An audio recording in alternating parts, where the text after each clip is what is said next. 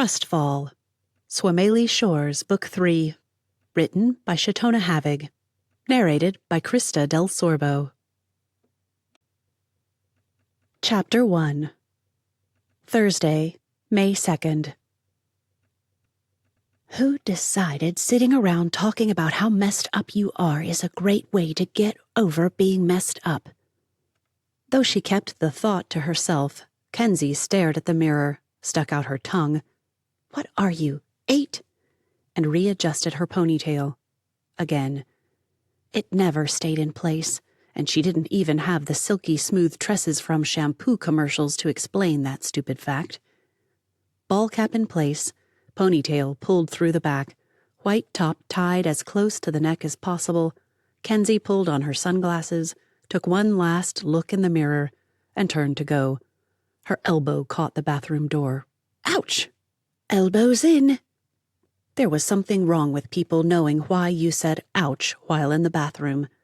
Then again, the bathroom on the tidal wave rivaled some airplane lavatories, sort of.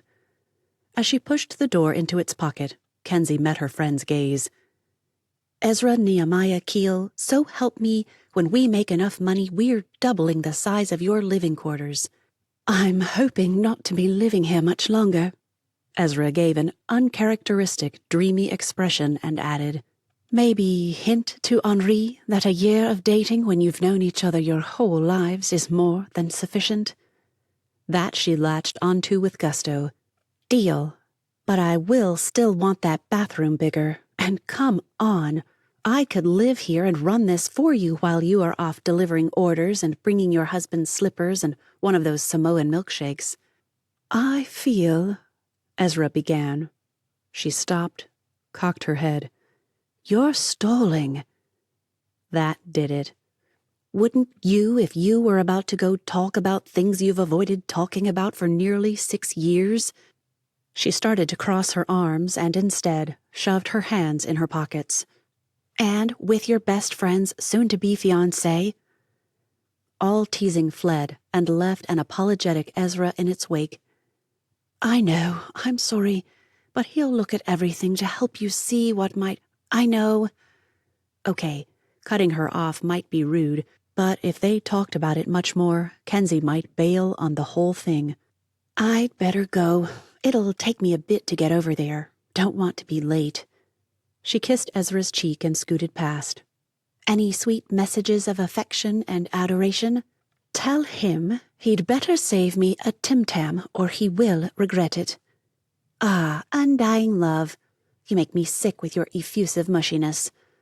The lightness she forced into her tone made it to the last syllable and hid her choked-back emotion.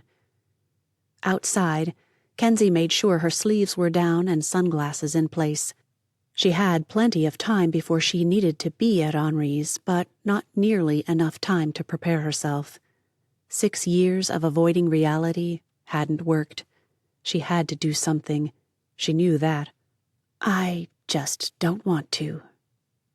Scott Keel's voice jerked her out of her thoughts. "Hey, Kens, here?" He grasped her hand as she climbed down the steps and held it for a moment. "Headed off to your session?" She nodded. "Nervous?" "Terrified." She'd never have admitted that to Ezra, but Brother Scott was the kind of minister who inspired that sort of honesty, even with yourself.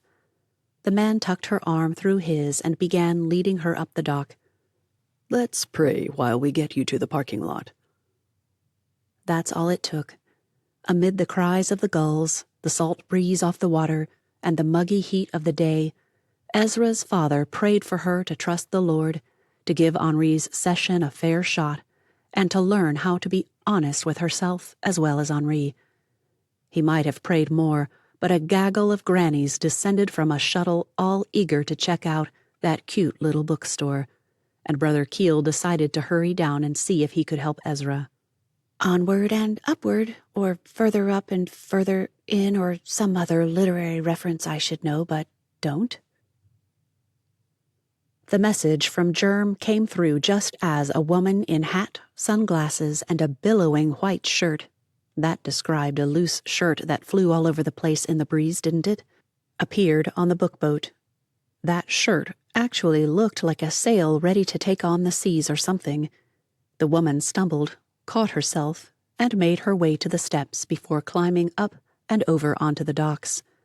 A man had just arrived and took her arm as they talked. When he turned around, Simon Garver recognized him. Scott Keel, missionary and minister of the church on St. Alyn. Daughter Ezra Keel owns the Tidal Wave bookshop and is almost married to Henri Tupuola, Eve Kensington's therapist. Eve, or rather Kensi, was his target. Protective custody was the West Coast Agency's preferred method of protection, but Germ had been adamant that her going to the Swameli Islands changed everything. They couldn't get away with an involuntary extraction, and Kensi would never agree to it voluntarily. Then there was her mental fragility. So here he sat, on the bench by the marina, spying on a woman who was in more danger than she could ever imagine. Kensi stumbled again, but Scott Keel held her up, and something about it made them laugh. Then again, with those sunglasses, it was possible this wasn't Kensi. She was just supposed to have an appointment with Tupuola in 20 minutes, and it only made sense that it would be her. A shuttle pulled up, blocking his view of the docks, but at the sight of the 8 women chattering as they stepped down, Simon relaxed and tried to take in the ocean breezes and the lapping of water nearby. He could hear waves somewhere. Was it because they were close, or because everything here was so quiet? When the shuttle drove off, he stared as the ladies hurried down to the tidal wave, Scott Keel on their heels. Kensington. Gone. An expletive he'd repent of later whistled out between his teeth before he could stop it. If anyone had told him this sanctification thing would be such a lengthy process, he might have abandoned Christ before he'd embraced him. Sprinting for his rented Land Cruiser, Simon passed the stopped shuttle and stopped. Wait, what? The door opened. You missed the shuttle? Only after he'd waved it on and climbed into his own vehicle did it occur to him that he should have gotten onto it. Kensi would be safer with him on board. And things just got worse. He'd made it a quarter mile down the road before he realized the shuttle wasn't ahead of him. Did it make another stop, or did one of them have a shortcut? The question plagued him all the way to Tupuola's condo complex. That had been a disappointment. Compared to the traditional falas of the islands and the thatched roofs of the places he'd stayed in Bora Bora, these modern condos didn't excite him. He pulled into a far parking space, retrieved his hedge trimmers, and pulled on his hat. His green shirt, complete with Felipe's landscaping insignia, and khaki shorts should put him squarely in the "I am here on legitimate business" camp. By the time he got to the palm hedges that surrounded the back gardens of each condo, he could see Tupuola leading Miss Kensington through the back doors and onto the patio. Let's put you over here. He led her to a well-shaded chair and took the one beside her. Can I get you anything? A work release for the tidal wave? Tell Ezra I'm all better and she can spend more time with her boyfriend now. Simon peered between the fronds of the yellow palms, and despite the heat, his blood chilled. They sent me to do silent surveillance on a blind woman? He dashed to a few houses down, cut a few fronds, and brought them back to scatter around his feet. Looking more like he was truly working now, he pulled out his phone and sent Germ a message. Kensington is blind? Are you nuts? Let's get her out of here. While Simon waited for a reply, he listened. His hedge trimmers opened as if he were considering the part to trim next. A strange bird with red, webbed feet. Wait, did it walk through paint? And a blue beak. Or was it a bill? No, definitely a beak, right? Waddled up to within a few yards of him and cocked a head as if listening. That is one freaky-looking bird. After a third look, he decided that no, those feet were not covered in paint, and the long thing around its mouth had to be a bill. Deceptively thin, but definitely a bill. Since when are you an or something philologist, bird lover, whatever? But after the accident. The one where you lost your sight? So, are you saying you haven't slept well for 6 years? The long pause before she spoke answered for her. I suppose. Nearly, anyway. Dr. Tupuola focused on that lack of sleep for a while. Had it been the trauma, the loss of her fiancé, the pain of her burns, some combination of any or all of those? Even without knowing her, Simon knew the answer, but it took several long, excruciating seconds before she said, Probably a combination.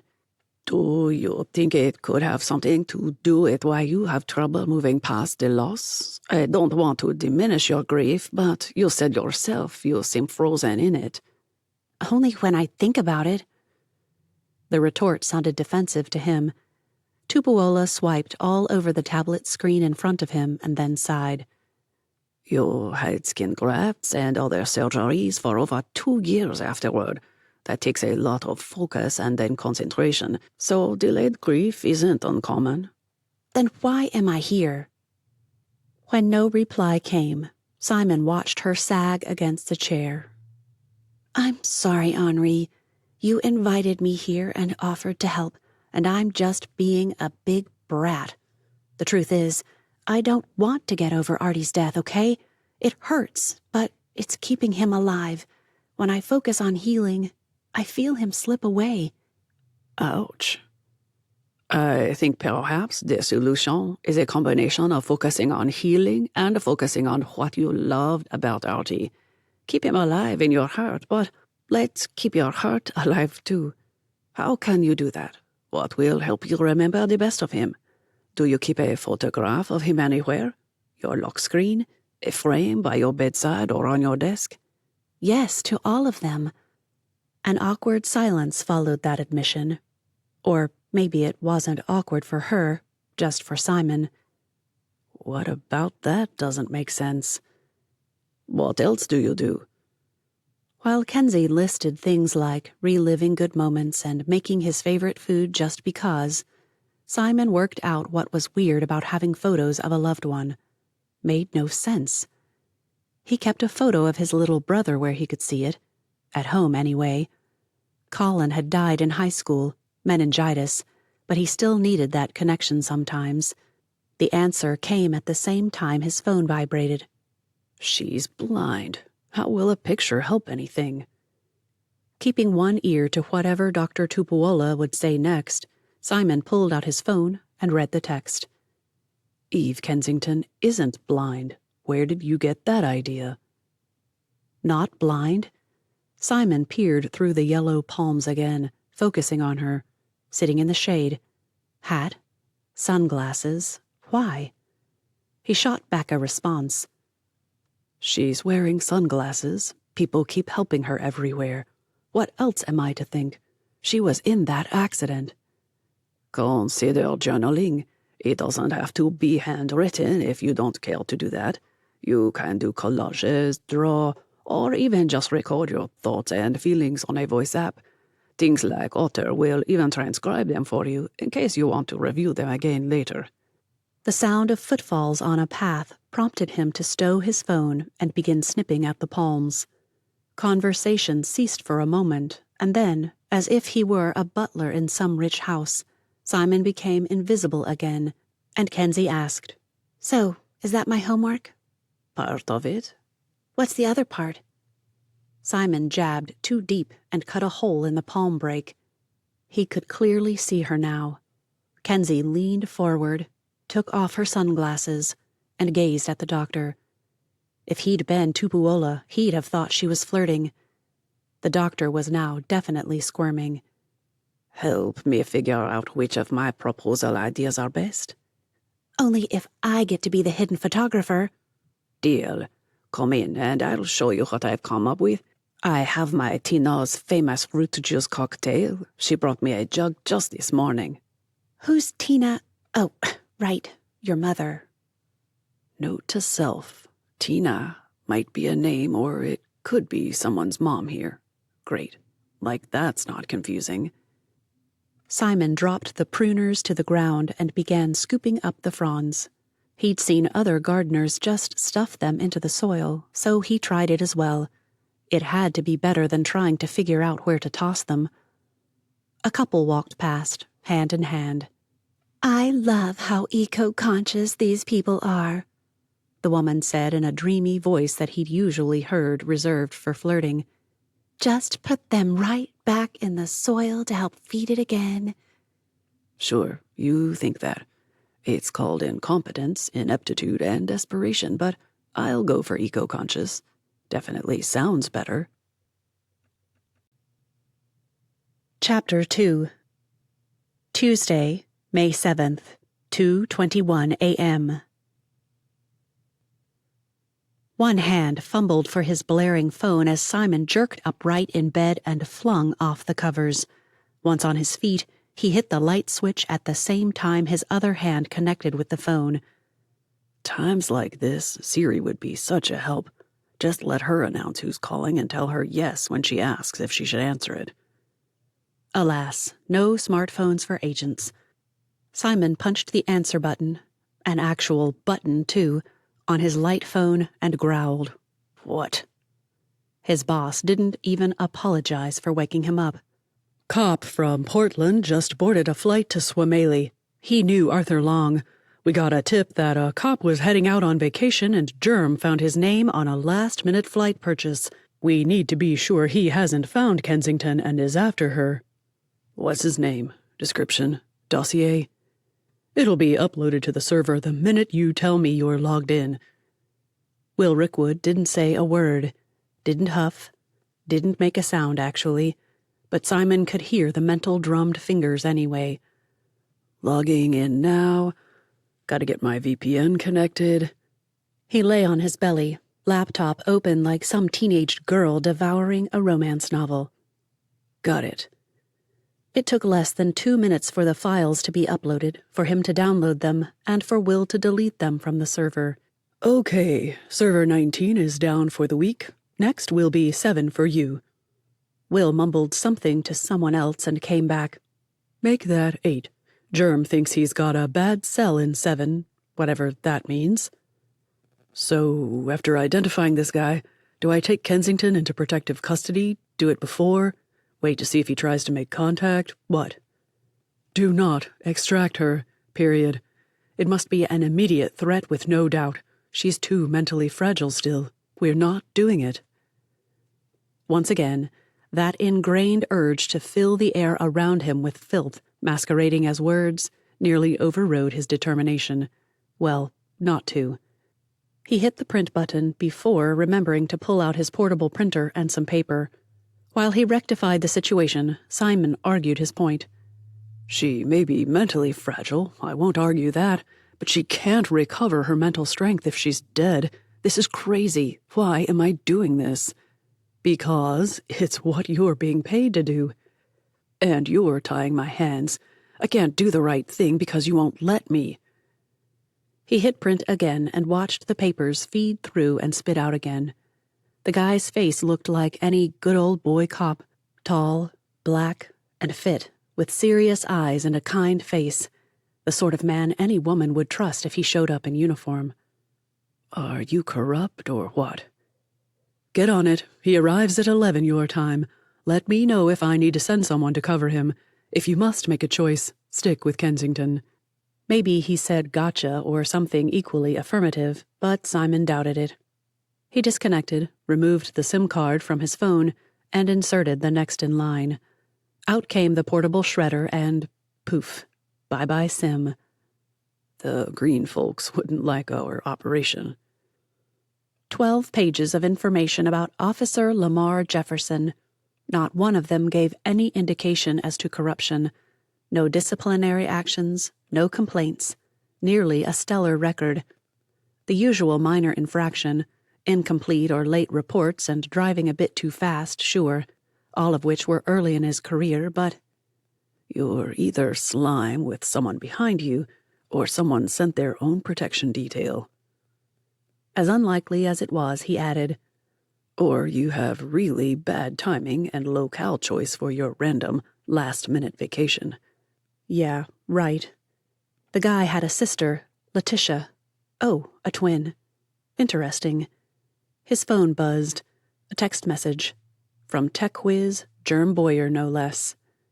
No way would I go by Germ if my name was Jeremiah. I'd be Jerry.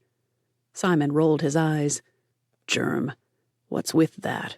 Really need to ask someday. The text read, Sisters, Facebook. Well, at least that meant he didn't have to toss the SIM. With one eye still skimming the documents, he opened his laptop and got his VPN going. Facebook. Letitia Jefferson of Portland. If someone claimed his jaw had dropped, he'd believe it. In all of Portland, there was just one Letitia Jefferson. A social media influencer. A boss babe sort who promoted everything from investment firms to cash stuffing, whatever that was, and productivity.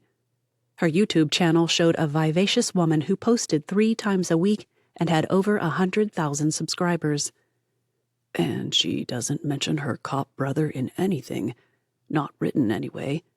Estranged or keeping his privacy. Video after video he clicked, read, and moved along. Facebook posts, not that many. Instagram posts, a lot more. And TikTok, daily, several times a day sometimes. He read every caption he could find, but found nothing on Lamar Jefferson. Simon set that aside and went back to the papers. That's when he realized he hadn't deleted and erased the downloaded files. Careless. It only took a few seconds to delete and run an eraser program to ensure it was overwritten multiple times in as many seconds so no one could retrieve it. But then he closed the laptop and went back to memorizing all he could about Officer Jefferson. It could just be a vacation. He might meet a girlfriend here or something. As much as it all made sense, he'd been sent to the islands because his boss had gotten word of a threat against Arthur Long's ex-fiancée, and from Paris Furman, no less. The woman kept up an on-again, off-again flirtation with one of Malakov's guys. It had finally paid off. You didn't mess with Russian organized crime, but Paris's guts had guts, as some in the agency put it. And so, Simon Garver, agent with the West Coast Agency, sat in an Airbnb on Lofoina Island, reading dossiers on people who might want to kill Kensi while she slept, hopefully safely, in her own bed just a few doors down from him instead of in a safe house where no one could get to her. Because why again? At 11:11, wasn't that some lucky number or something? And why did people believe in that stuff anyway? The first passengers entered the baggage claim area from Flight 1212. Seriously, what was with the numbers? Simon stood with other drivers with a tablet that read, Baskerville. It had taken Germ far too long to ensure no Baskerville was registered at any island hotel or Airbnb, but it should ensure he didn't end up irritating a family of Baskervilles who wouldn't get their ride. Then again, if they'd ordered one, someone would show up, so they could deal. You really gotta get a grip on your attitude. Just deal yourself. One woman stopped short as she pulled her suitcase toward the doors. After cocking her head, she moved toward him, and Simon could have thrown something. Or someone. Seriously? A Baskerville? No way. In an accent he couldn't identify, the woman asked, Did Gary send you? But why? He thought fast and said, Hello, are you George Baskerville? That stopped her. No, I'm Annika. Another Baskerville. How strange. I should wait to meet him, but I have no time. Simon made moves as if he saw someone coming toward him, and the woman hurried forward to catch a taxi. He relaxed and waited. Finally, Lamar Jefferson grabbed a suitcase off the carousel and headed toward him. The hard shell spun awkwardly and then settled into a consistent roll. Simon watched it, trying to make out what had been plastered across the side before someone tried to remove it. Now it looked like a snoozing apostrophe preceded OCR with a choppy no That R was an N. Or... A grin formed. The suitcase had once read groom, and Lamar had done his best to hide it. Did we know he'd gotten married? Or didn't? On his honeymoon, but alone? Watching Lamar through the window, Simon stood there with his tablet asking for Baskerville and thumbed out a one-handed text to Germ. Before he could hit send, a text came through. Lamar's sister broke up with her fiancé a week before the wedding. It just hit social media. Looks like Lamar is on her honeymoon. That read weird, but he got it. Making a show of reading the text and huffing, he took off. That text couldn't have come at a better time. He punched the call button and got the rest of the info. Tiga. The guy was headed to the Elysian on the Isle of Tiga. Great. Can you get him a couple of free packages on Lafuina? I can't keep an eye on him and Kensington at the same time. Kensi? Germ's correction rankled. Simon hadn't even met the girl yet. He couldn't think of her with that kind of familiarity. It was undercover suicide, knowing more about the client than he should. And since when was undercover work in his job description anyway? Until I meet her, she's Kensington. Meanwhile, I need reasons for him to be on Lafuina or her on Tiga ASAP. Otherwise, send someone to watch him. I can't do both. It was the first time he'd ever given orders like that, and Simon hoped Germ would relay his irritation to Will. It would save him the trouble, and the potential bawling out. Whatever. I found out that Kensi has another appointment with Tupuola this afternoon. She'll be on the boat until then, so make sure you know where to find Jefferson's room, and I'll send his sister some free things for her trip. Paddleboarding, hike up to Atenasel Cascade. Looks like there's a feast on the beach this weekend. Stuff cooked in an umu, whatever that. Oh, an oven made from volcanic stones. Cool. Simon started to ask why they'd send it to Letitia Jefferson, but then it hit him. Influencer. Got it. Okay. He saw Lamar Jefferson climb aboard the shuttle to the ferry and took off for his Land Cruiser at a run. Take the vehicle onto the ferry or... Yes, definitely. While the shuttle waited for the rest of the passengers to escape baggage claim, Simon zipped past and down the road toward the ferry. Then to figure out where a guy like Lamar might sit. Half an hour later, he found Lamar leaning against the railing, taking in the islands as the ferry made the circuit through the Swahili's. From Luamua, they stopped at Alexandra and St. Alyn before heading to the Isle of Tiga. Lamar hardly moved from his perch along the railing, but he did do a few stretches and took a dozen pictures. One of those pictures was a selfie that was probably guilted out of him by his sister. His expression said it all. From his outdoor bench, Simon reclined with a hat pulled way down, hands jammed in his pockets, and ankles crossed, creating a hazard for passers-by. One kid racing down the deck nearly face-planted trying to avoid him. Simon pretended not to notice. The kid shouldn't be running on deck anyway. As they neared Tiga, he rose, stretched, and ambled toward the gate leading to the car deck. They'd be calling passengers soon. A man behind him complained about the wait, and his wife shushed him. His accent suggested French. So much for loud Americans. Once the announcement called for auto owners to return to their vehicles, Simon hurried to his Land Cruiser. While he waited for his turn to pull forward, he removed his white Oxford shirt and pulled on an orange tee that read, "Yes, I am a tourist, so what?" Obnoxious, but after his dress shirt, no one would confuse him with an airport driver. Windows down, he drove up the winding road, inhaling the sweet sea breeze. After a lifetime in Crescent City and then in Portland, Simon couldn't help but feel like he had a lot of vitamin D to make up for. And if the theme song to Death in Paradise played in his mind as he zipped up the road and into the resort parking lot, well, who could blame him? Of course, he'd deny knowing that song if anyone even hinted that he watched such a ridiculous show. A trombone played in his mind as he strolled up the steps and into the Elysian. Do-do-do-do-do. The wait began. He started in the restroom, moved to the local pottery display, took a stroll through the small botanical garden, and finally inched back up to the concierge desk to listen in on the check-in process. His turn came before Jefferson made it to the desk, so he feigned a call and gestured for the, obviously honeymooning he hoped, couple behind him to go ahead. "I have to take this," he mouthed. At Jefferson's turn, Simon began a childish badgering for his way with the Lord. "Just anything below the 5th floor, please, Lord." Have you in room 1313? What else the perky woman said, Simon never heard. He took off to catch the next ferry to La Foina.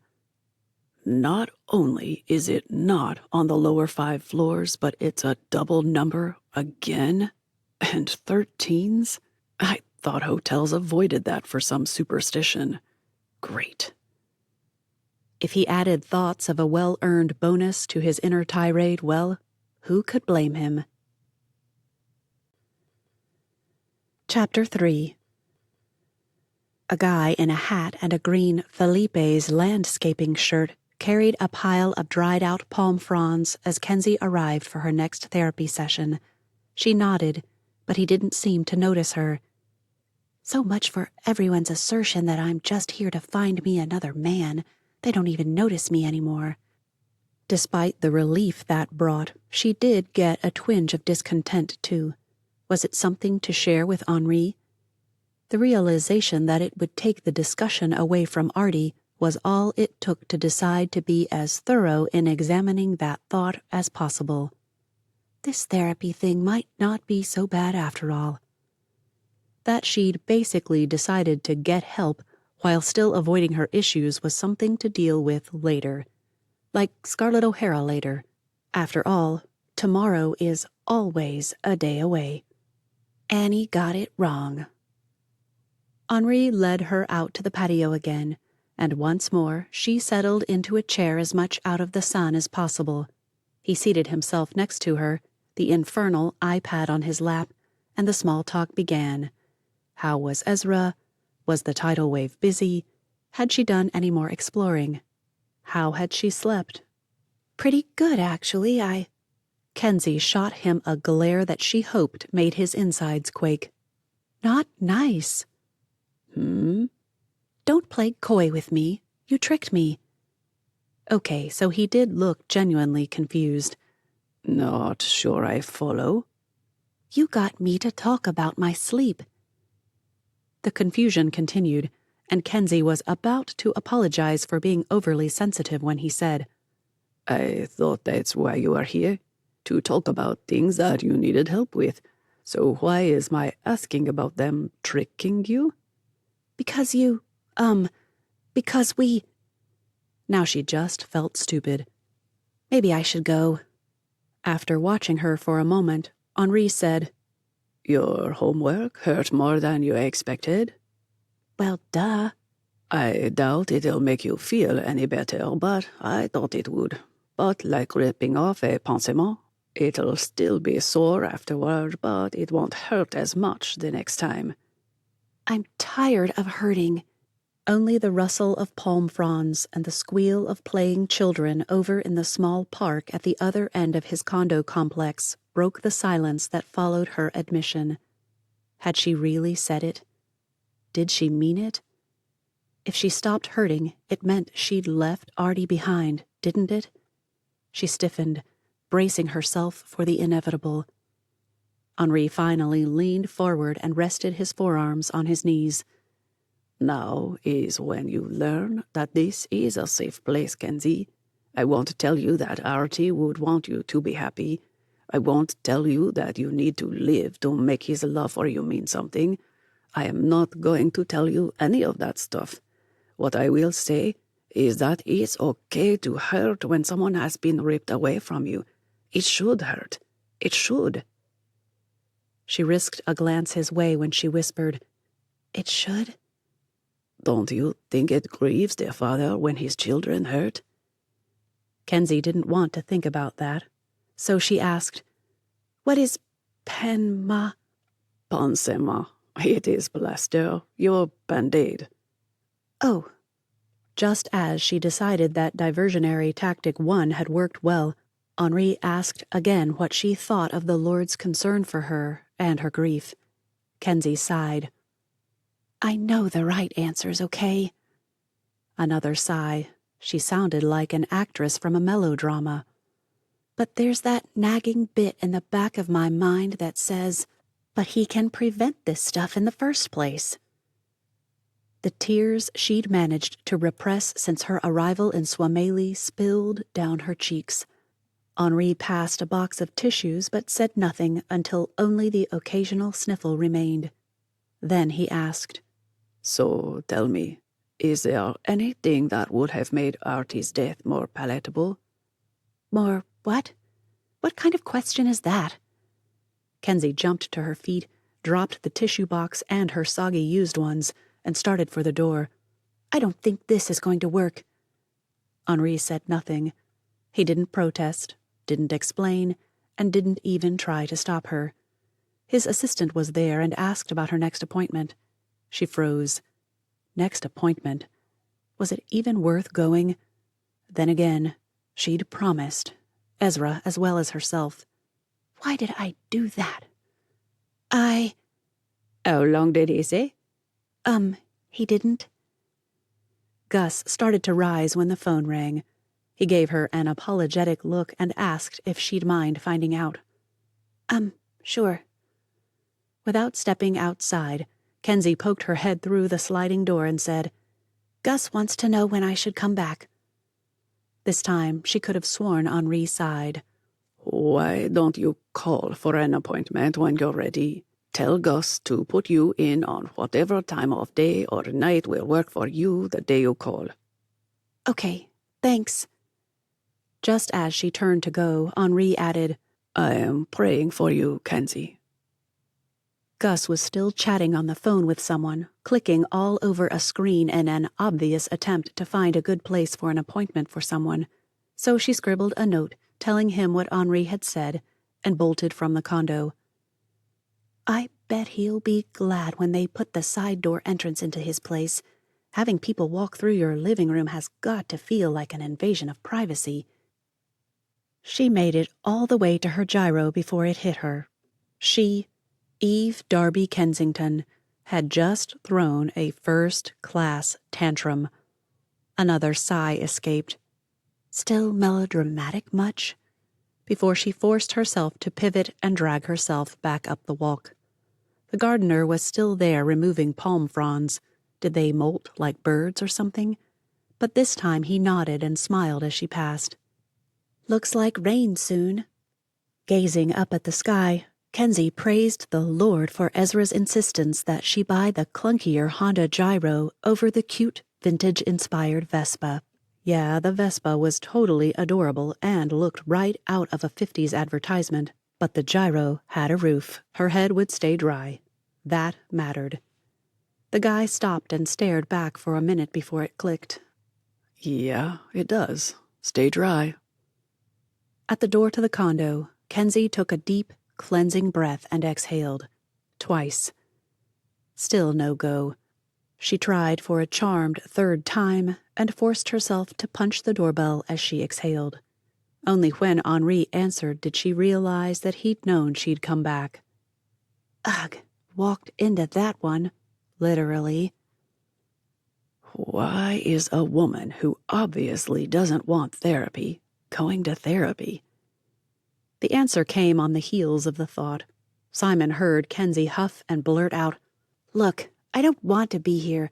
I'm going to admit that to myself and to you, out loud. I think you just did. Silence followed before combined chuckles turned into relieved laughter. Kensi shifted in the chair, which produced a creak. Here's the thing. I also know I need it. It's why I came. When Ezra said I'd have to go to therapy or she wouldn't hire me, I nearly said no. But I know I need it. I'm not stupid. No one could accuse Eve Kensington of being stupid. But I'm acting like it. Here I have this great opportunity to get help, to move through my grief instead of being held hostage by it.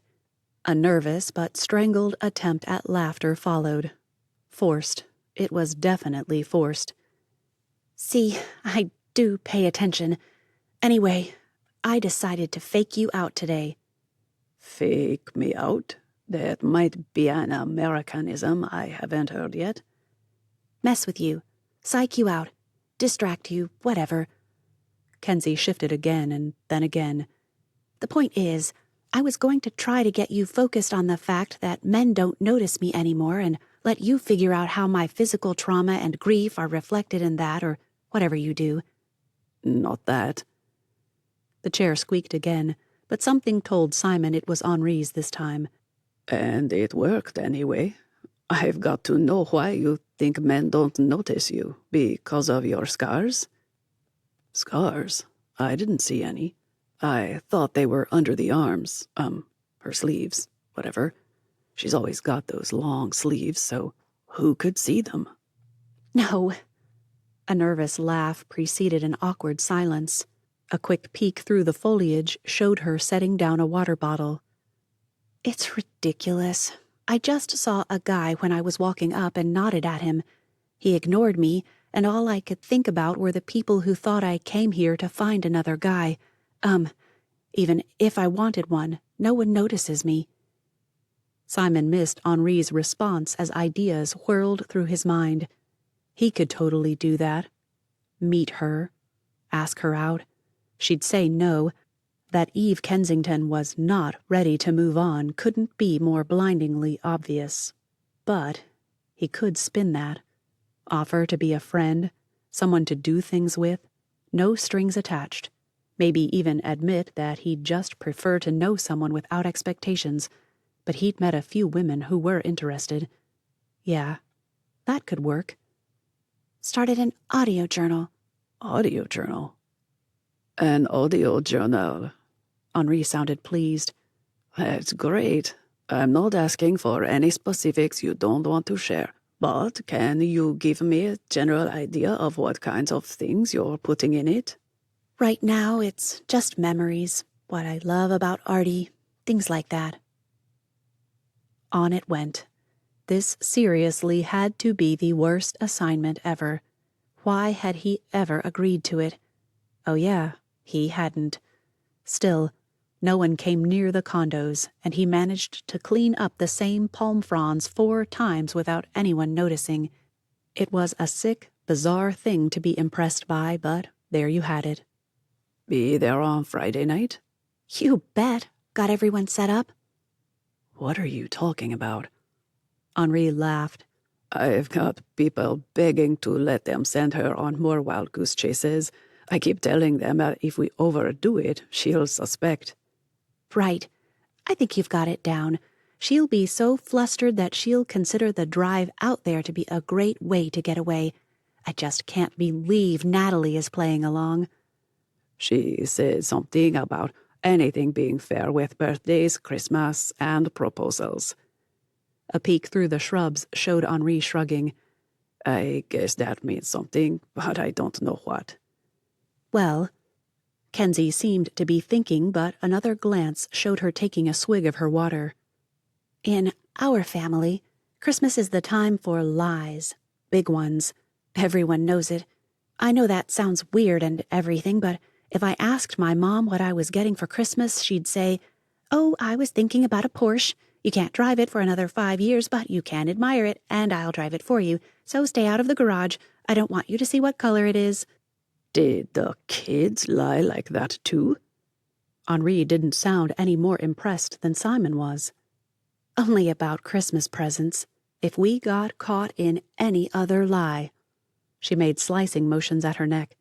Seriously, Kensingtons don't dare lie if they want to survive childhood, but it is understood that surprises to bless someone are exempt because they are part of the wrapping paper, there to make the surprise more fun.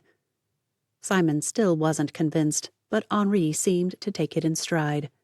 Well, my wrapping paper for this proposal includes eating at La Truffle Noire tonight. She's not happy that I asked her to come over from Luamua today, but It was their first attempt at a romantic date, so I am hoping she'll think this is it.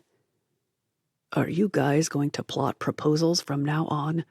I could just leave and then... Simon cut that thought off. No, he needed to stay. Be distracted again. Plow into her. Apologize. Start a friendship. Yeah. I'll show up for dessert. A woman appeared around a corner and eyed him. Simon pretended to stumble and dropped the fronds to check his shoelaces. That's all it took to reassure her, and to ensure he had no idea what they said next. Only Kensi's, "See you around 7," told him he'd better get out front. One of those weird red-footed birds waddled up to him just as he rounded the corner. Whoa! The front door opened, and Kensi stepped out. He glanced over, grinned, and asked, "Do you know what that bird is?" Inching her way closer, Kensi's gaze remained fixed on the bird. "Red feet?" "Yeah." "A booby." "What?" When he didn't respond, she rolled her eyes and repeated herself. "It's a red-footed booby. My friend showed me one a couple of weeks ago. Weird, aren't they?" She eyed him now. "You can't be from around here with that accent." A breeze sent the bird waddling away from them as if chasing an invisible prize. Simon watched it before turning back to her, making sure he looked appreciative of what he saw. "No, NorCal. Crescent City, if you are familiar with the state." "Near the Oregon border. Funny." Kensington moved closer and cocked her head. "I'm from Portland. Weird that we're both on the other side of the globe, isn't it?" "What brings you here?" It should have been her question, but by asking first, he put her on the defensive and got himself a moment to consider how he could respond to more questions. Though her gaze darted sideways as if she could see the condo behind her, the woman didn't turn. "Came to work with a friend on her boat. Book boat." "The tidal wave?" "Tidal wave. Yes, know it?" "I've heard about it. Thought about checking to see if she carries Brandon Sanderson. Got a friend who swears by him, and I hear his books are thick." That prompted a snort. "So you like big books?" He didn't like books, period, but if he had to read one, he wanted it to last as long as possible, so he didn't have to go looking for another one any time soon. That might be rude to say to a bookseller, so he just shrugged. "She's got the Skyward series. Well, the first 3, I think." "Great, a series. How many in the series?" "Not sure." Kensington pulled out her phone and began swiping. "Looks like 4. "Thanks, maybe I'll come in. When are you working next?" When she shot him a look, he tried the whole shrug thing again. "Might as well come in when you are there. You'll remember which book it is. I never will. And knowing someone from back home would be nice." The condo door opened, and Tupuola stepped out. Kensington blushed bright red and waved. "Turns out your lawn guy is from back home." Simon forced out a cough and scooped up the fronds. "And I'm gonna get fired if I don't get these things cleaned up. See you around. Maybe you and I and your friend could get lunch sometime." He strode off toward the truck before calling back. "I'm Simon, by the way. You?" "Kensi." "Good to meet you, Kensi. And thanks for telling me all about the booby." Now his face was red. That just didn't come out right. Chapter 4. Would a guy who worked for Felipe's landscaping eat at a restaurant like La Truffle Noire? No way. But since it was at a resort with a cinema, Simon decided to pretend he was lost. That'd do it. The moment he saw Kensi's head pop up out of the boat, he took off, hoping to stay just ahead of her on the way to the resort. Yes, whipping around and going back if something goes off took time, but the last thing he needed to do was spook a client. Island time played to his advantage. He sat, ready to pull out of the parking lot with 2 cars behind him before he saw her rolling toward the road. No one beeped at him. Tourists would have, of course, but the age of the vehicles proclaimed them to be locals. No rental agency would be able to convince a tourist to rent something that well-loved. With one eye on the rearview mirror, Simon wove around the curvy island roads, ready to backtrack if necessary. The woman's Honda Gyro stayed just in sight most of the time, and only a battered pickup he couldn't identify stayed between them. The truck slowed, and Simon's senses went on high alert. He slowed, watching the rear-view mirror even more than the windshield. But the truck turned, and Kensi zipped forward, closing the gap. Simon accelerated and then nearly slammed into a shuttle.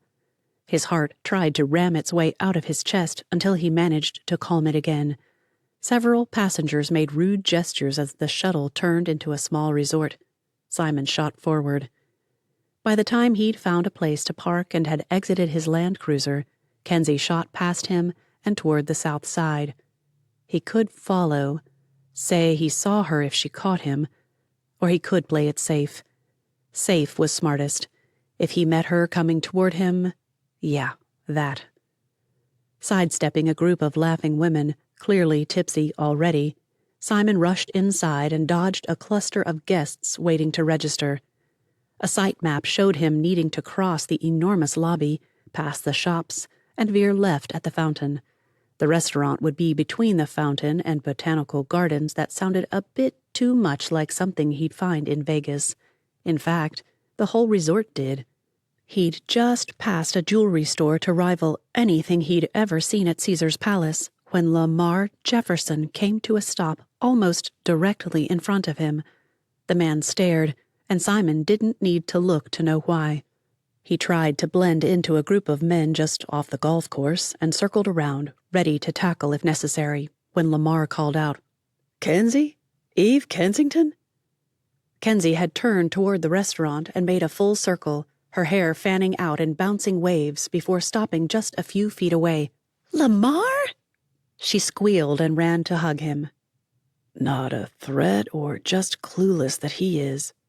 Kensi, wow, you look great. Vacationing? It didn't sound genuine at all. In fact, it sounded strained, forced. Not a good actor or not a Kensi fan. Simon couldn't tell. As they caught up on life stories, Simon pretended to read yet another sight map while he watched them in its reflection. It's like I'm in an old mall or something. Better let you go, but let's have lunch or something. I've hardly seen you since everything. For one blissful moment, Simon felt confident she'd agree and permanently brush him off. He could see her shutting down even from this far away. To be certain, he looked over his shoulder. Yep. Good. If Lamar pushed it or was seen close to her one too many times... Yeah, sure. No, wait. Come with me. I'll introduce you to my friends. Ezra's why I came. Ezra, huh? Boyfriend? The grin wouldn't earn him any brownie points. Good. But Kensi just shook her head and laughed. No, girlfriend. I've known her since college. She's not getting proposed to tonight, but she doesn't know it. Come help me put her out of her anticipatory misery. I don't get you. I don't either. Come on, you'll see. Henri is working up to something, but he's going to make her think it's all in her head first. Great. She'd take him into the restaurant, and he'd be stuck outside unless he tried to get a table. And if she saw him, she'd wonder how a gardener for Felipe's landscaping could afford a... Wait. He got it. Following them into the restaurant, he waited until they joined the therapist and a laughing woman with large eyes and curly dark hair. Almost Kensi's antithesis. Ezra Keel. Once Kensi's back was to him, he gave the hostess a sheepish smile and said, "Hey, I have a weird question, and a hopeful one." We have a table for 1 or 2 coming up in a few minutes, but otherwise, we're booked until after 9 o'clock. That's great. I'll take it. If... He leaned forward. Can I buy a gift card of some kind? You want a gift card? Her forehead furrowed. Oh, added to your check? Sure. No. This would get awkward fast. Now. I want to buy it right here and now and use it when I leave. He winced and went for the most romantic lie he could come up with. Look, there's a woman I'm interested in, but she thinks I don't have much money. I want it kept that way until I know if she's who I think she is. The flush that came over his face might have been genuine, but if the hostess thought it was because he was uncomfortable admitting how rich he was, well, so be it. Kensi's life could be at stake. I get a lot of women interested in my bank account rather than me, you know? Got ya. Sure. Birthday gift? I'm thinking a thanks from a happy client. I do landscaping. Okay, he had to give the woman credit. She managed to stifle a snicker. Barely. If she'd have thought of it beforehand, Kensi never would have invited Lamar in with her. This would raise all kinds of questions, and if someone brought up Artie... But all the worries she'd packed into those 30 seconds dissipated when Lamar greeted everyone, answered questions about his visit, and then excused himself almost before she knew what had happened. As he walked away, Kensi shook her head. Weird. 2 people in one day from back home. Lamar from Portland, and that gardener from down in Crescent City. What are the odds?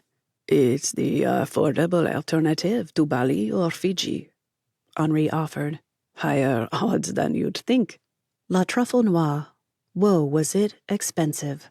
She'd expected to have a nice dessert to top off the sop suey she'd had for her supper.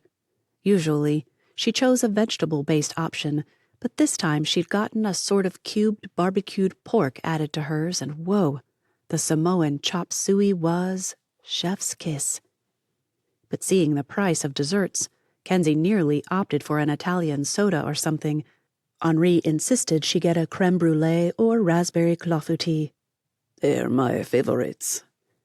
The confusion that had been hovering around the periphery of Ezra's forced smile cleared. Kensi almost felt guilty when she pulled out her phone and checked. Nothing. But her friend's wiggle told her it had worked. Ezra thought she was there to record the moment for posterity. You're going to kill me when you figure out all we did to fool you. She might, too, but then she'd hug her and begin planning the non-wedding she wanted. Kensi had almost convinced her to do a pretty dress and a nice cake and a bouquet. Photographer, that's it.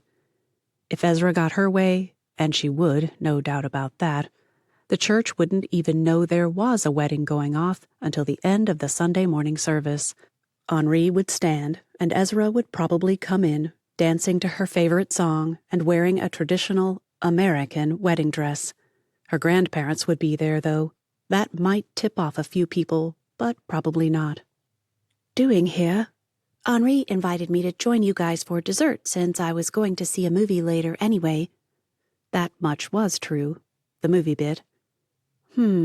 Sounds fun. What are you seeing? You don't believe me. Well, take this. That new Luca Youngblood Western thriller. I mean, who ever thought you'd have a kind of spy thriller thing in the Old West, and that you'd get it here just a couple of months after it released in the U.S.? She might have said more, but 3 things happened at once. The server arrived to offer a dessert menu. Kensi chose the clafoutis, not wanting anything too sweet. After all, she'd bought panipopo from the street vendor, too. At almost the same moment, she noticed that gardener guy. What had he said his name was? Or had he? He had. Something about him reminded her of a crabby, arrogant Simon, like that guy from America's Got Talent. Just about the time she figured out his name, he looked up and met her gaze. Kensi felt her cheeks grow hot and flipped her hair behind her as if that would do anything. The motion hit the server, who stepped back to avoid it, obviously failing there, and into a guy carrying a drinks tray. If her cheeks got any hotter, they'd burst into flame. I'm so sorry, The server cut her off, assuring her it was his fault, and all was well. It was a lie, but a kind one. The moment he left, and her cheeks cooled a bit, Kensi leaned forward and whispered, The gardener guy from Crescent City, he's here. How does a gardener afford a place like this? Snobby much? Maybe he owns the company and has just been working lately since someone quit or he fired, said someone. Maybe. But Kensi hopped up. I'll be right back. I'm going to say hi and see if I can find out. Kens? Call her crazy, but something about the whole thing didn't sit right with her, and Kensi wanted answers. This guy, Simon, did not own Felipe's landscaping, and for a single guy, Gardner, to be sitting at a restaurant like this on a weeknight didn't add up. If he was following her, she'd have him roasting on some spit somewhere inside 10 minutes, so to speak. I have felt watched lately. Simon rose as she approached his table. The jerk. Those kinds of manners only existed down where Mallory lived. These days, anyway. But here was Mr. Crescent City standing and offering her his other chair. Ever eaten here? Know what's good? The guy turned a bit pinkish and whispered, I got this gift card and, well, I'm more of a sapi sui or a pork pie or whatever they're called kind of guy. I could ask Henri. He seems to come here. But I know Ezra said once that she got beef because there's so little of it on the islands, so maybe a steak or something. Behind her, a voice said, If you want a steak, the chef has a delicious steak au poivre tonight. I would highly recommend it. The guy couldn't pounce fast enough. He agreed to that with asparagus, supposedly grown in the resort gardens, and new potatoes. He declined the suggested red wine in favor of water. Once the server left, he said, The guy looked put out at me, but I don't drink. He gave her a failed attempt at a wink, or maybe he just had grass clippings in his eye, before adding, Besides, maybe I'll have enough for dessert if I'm careful. Then he invited her to join him. Kensi didn't quite know what to do with that. I'm here with friends, but... They look able to occupy themselves, he said. A glance back at Ezra and Henri leaning so close that they practically kissed as they talked about something. I'll ask if they mind if I come sit with you. I doubt they will, but... She glanced at her watch. I'm going to see a movie in 30 minutes, so I'll have to duck out on you, too. She grinned. Ember Range is playing. 30 minutes? I thought it started at 9. I wanted to see that. 9 is the next showing. I was going for the 6:30. She hesitated. Inviting him to join her would mean waiting for him, and that would turn a casual invitation into almost a date, sort of. Before she could decide, Simon relaxed. Oh, good. I heard it's going out after tonight. I didn't want to miss it, but since I was coming to see it, I thought I'd use my gift card at the same time. Smart move. The food here is amazing, and... Should she? Oh, why not? Simon preempted her. Could I talk you into holding off? Go with me? Movies are always more fun with someone, and I don't have a lot of friends here yet. Her common sense told her to ask how long he'd been here, what brought him here, how long he planned to stay. She told common sense to take a hike and nodded. Be right back. I'll see what Ezra and Henri say, unless you want to meet them? When he rose, Kensi took that as a yes and promptly regretted that suggestion. And here it starts. What was I not thinking? Chapter 5. Friday, May 10th. A wail sent Simon's heart pounding and his feet running until he thought he heard Kensi call out, "What?" He slowed. I have another delivery. I just got back. If he'd had anything in hand, he'd have thrown it at Kensi's. I could take it for you. Don't you dare. He'd spent Wednesday and Thursday doing his best to keep Lamar occupied far away from Kensi, a better idea than bringing the guy into close proximity. So far, it worked. A boat tour of the islands, snorkeling off the coast of Oli, a beach fest with umu roasted pig. See how Natalie's doing. Has she told you about the baby yet? Why he craned his ear to hear the answer, Simon didn't know. Why would he care? He didn't know Natalie. Was that Keel, Scott Keel's wife and Ezra's stepmother? Yeah, had to be. I don't think she's aware yet. Either willful ignorance or those pregnancy hormones kicking in early. Yeah, I'll take it. A burst of laughter behind him told him customers were coming and would notice if he didn't move. Simon hopped over the steps and landed with a thump. Kensi squealed. Ezra poked her head out and asked what he thought he was doing. Sorry, avoiding those dinky steps. Tough on long legs. Told you, Ezra. Just because you're an Amazon. Maybe laughing at that wasn't exactly the smartest move, but no one could call Kensi large by any stretch. The woman was probably only 5'5", but compared to shrimpy little Ezra, he'd better not think of her that way, or it would come out in conversation, and he'd make an enemy of someone he might need. See? Am not. I'm nice and average in every way. So, you get your orders together and I'll show Simon where he can find Sanderson. He wants to read skyward. The women flooded the steps outside the boat and then came in one by one, exclaiming over how large the store was.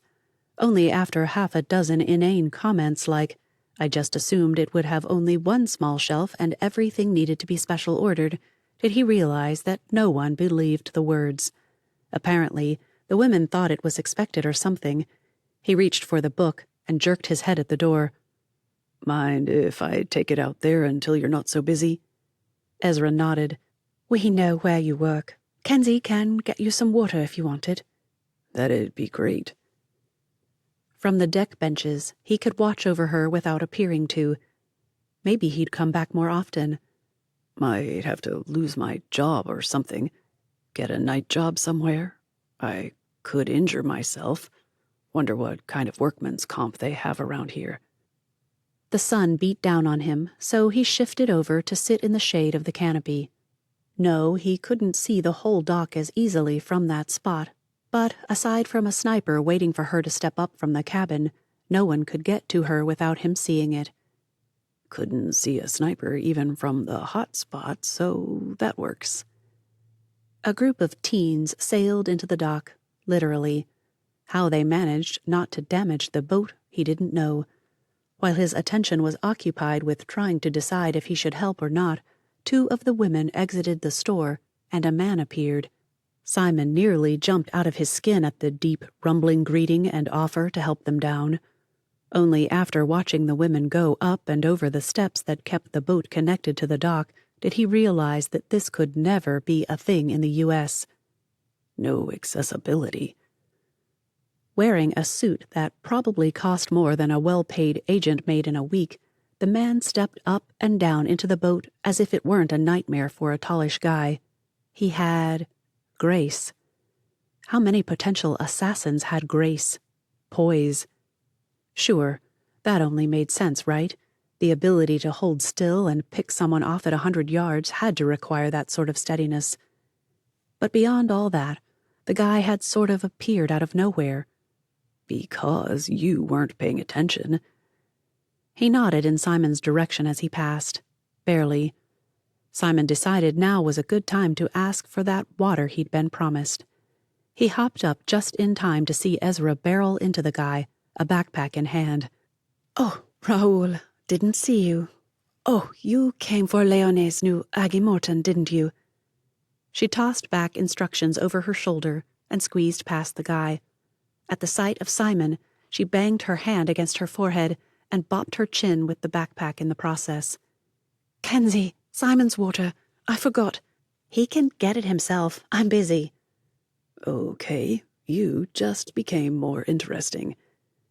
Ezra huffed, pushed back into the back of the store, retrieved a bottle, and hurried over to Simon. Here, and tell her she's fired when you get a chance, will you? I have a delivery. Simon waited for the guy to head out with what looked like a kid's book before he tried to quirk an eyebrow. He suspected it failed. It nearly always did. I think I'm supposed to tell you that Ezra has a delivery and you're fired. He took a swig of the water. Thanks for this, by the way. You're welcome. The words fired at him, but Kensi didn't look his way. She buried herself in a stack of boxes that must be new stock or something. Found it. A tome thrust itself, okay, it had help from Kensi, into his personal space. Just got this in from one of the resorts. They call us to pick up their left-behind books, and when I saw this, I thought of you. Jonathan Strange and Mr. Norrell.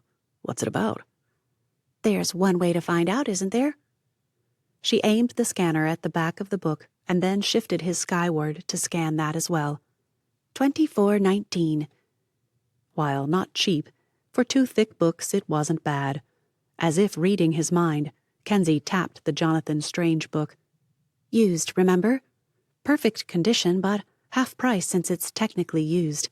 If they were hardbacks, they'd be more. But if you want to donate to the milkshake fund, go for it. Simon passed her his card, and after she handed it back, asked, Where's the tip jar again? Huh? His wallet only held the equivalent of a couple of bucks, so he dropped them on the counter. I'm off to do a little more reading. Off work today? Her hair caught on the hinges of a cupboard, and she growled as she worked it free. Yep. Instinct suggested he offer to help, but only when he heard her hair rip. Who knew that was a thing? Did he finally do it? Got it. Sometimes.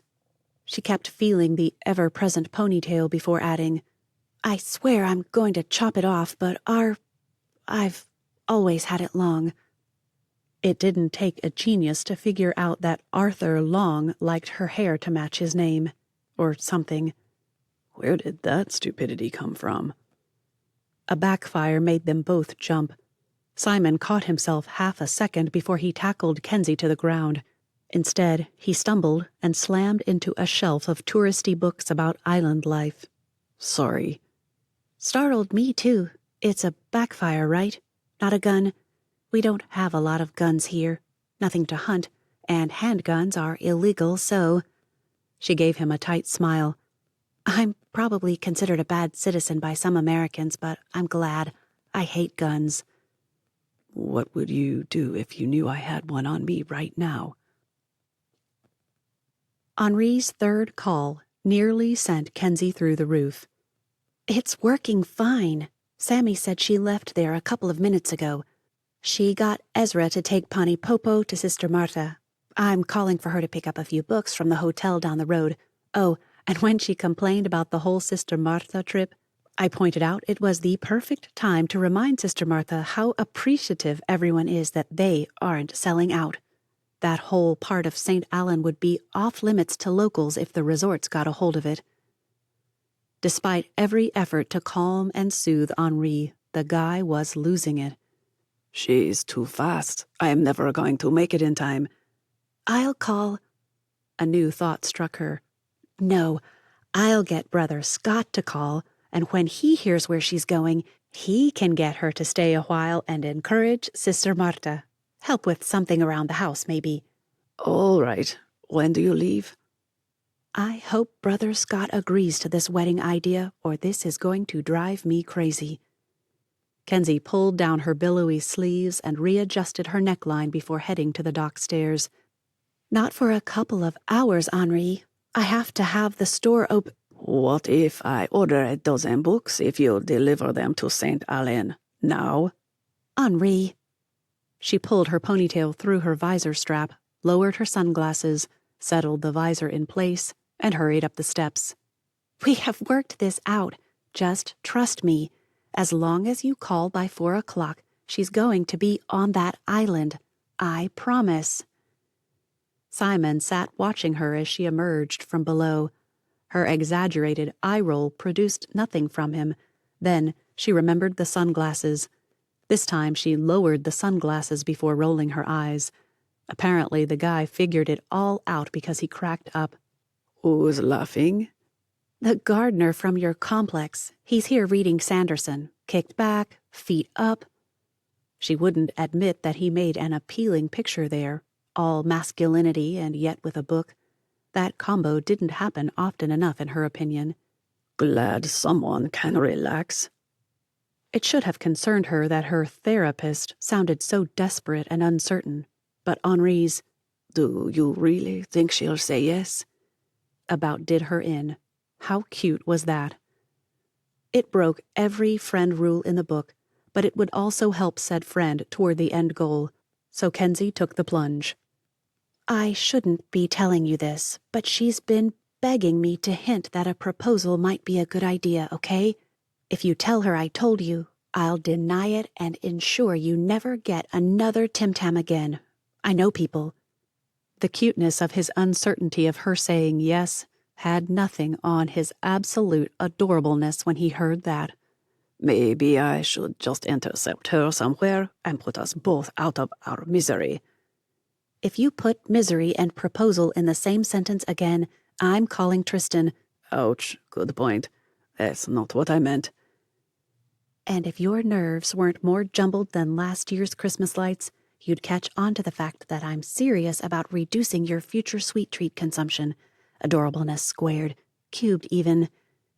Simon had leaned in, trying to hear the conversation, his book abandoned in favor of real-life rom-com. The guy snickered. To cover, Kensi sneezed. Yikes. If I develop allergies here, I'm going to scream. Call Brother Scott. I'm off to check over the picnic basket. Silence. Kensi sighed. That's one thing less satisfying about cell phones over old-school phones. What's that? Leaning against the railing, Kensi noted a shuttle arriving.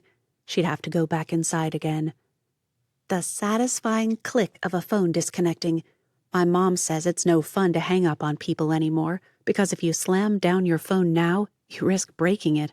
That's one way to learn self-control, I guess. A swarm of tourists headed their way. Yikes! Need to go make sure everything's ready for the next wave. Need help? That seemed odd. Why would... Kensi blinked, steadied herself, and blinked again. No, Lord. I was just joking. I don't want a guy. I had the best guy ever. He is enough. No, make Simon go away. Well? Simon reseated himself and picked up the book. Just give me a yell if you need me to do something. Not sure what I could, but you're about to get whatever happens when a bunch of something overwhelms something else. After finding his place, he gave her one last look. That's why Sanderson writes and I read. I don't know how to word stuff. Okay, so maybe she'd overreacted. A huff escaped as she hurried back inside.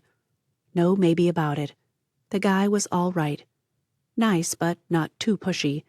She could use more friends, especially once Ezra was busy being a wife. Ez thought her life wouldn't change that much, but Kensi knew better. Ezra would find a way to help out as much as possible with Henri's, clinic? Practice? Clients? Whatever you called it, she'd want to be involved. Poor Gus might be out of a job. A deep, scratchy voice reached her ears and cast aside her personal thoughts. For the first time in her life, Kensi couldn't decide if a man or a woman was speaking. Interesting. When a guy the size of that guy in Moana squeezed his way into the cabin, her throat went dry. He wasn't obese, he just... Oh, no, won't work for me. The guy gave her a sheepish smile. I was hoping for a few books. I need a clean rom-com, a cozy mystery, and 2 thrillers, preferably Christian fiction. Oh, and if you happen to have something with espionage, we just don't want anything that would have to be pushed into PG-13 or R. I'll go wait out there so the others can come in. Oh, and a picture book, something that feels local if you have it. Right there, Kensi realized how Simon could help. Sure, I'll gather what you need. Can you send Simon, the guy on the deck, down here? He'll bring it out. An hour later, with the boat trashed and having the nearly uncontrollable urge to blurt out, "That'll be 1631, please." Every few seconds, Kensi remembered that she was supposed to call Brother Scott. Oh, Lord, please let him be there. I'm right here. What do I do? This time, Kensi remembered to push her sunglasses up on her head and face him before she rolled her eyes. Chapter 6. The moment Ezra Keel dismounted the Vespa and hung the helmet over the handlebars, her phone buzzed. A glance around showed the ferry nowhere in sight, so she leaned against the railing and tapped the screen. "Hey, Dad." Hi, what's my girl doing today?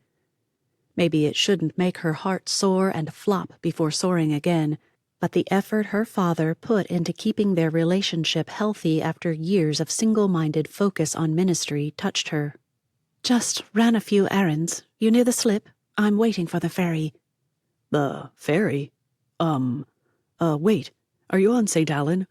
Yep, had some deliveries. She laughed. Seriously, people are turning me into their own personal DoorDash, like Kensi was talking about. Can you drop this off here? Oh, I need to take this there. Would you do it? Dad's silence lasted just a bit too long. Probably distracted. Wow, I'd have to start charging for petrol or something. Right? I did get paid in pani popo for the last one. Sammy sent me to Sister Martha's with some and gave me one. She eyed the lone sweet roll in her bag. I'm holding out for a fresh bottle of water before I devour that sucker. Martha? You went to see Martha? Yeah? Had he been out in the sun? The guy sounded weird. Dad, you okay? A few murmurs under his breath about Martha made no sense, but eventually he said, Yeah, sure. How is she? I didn't see her on Wednesday. I did. She was fine then and even better with a half-dozen rolls to tempt her to eat. Eat. Okay, this was weird. Ezra pushed off the railing and reached for the helmet. Yes, people do that, you know. They open their mouths, put food in, and chomp down.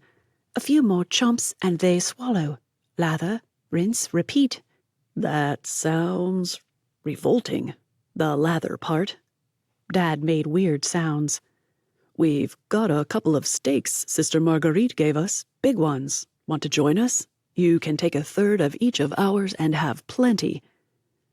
Only one thing in the world would tempt her to hang around on the island when she could go back to La Fouina and see Henri. Beef.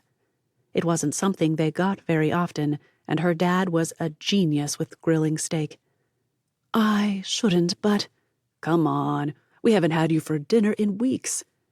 Do you realize you made that sound like I was the main dish? Ezra?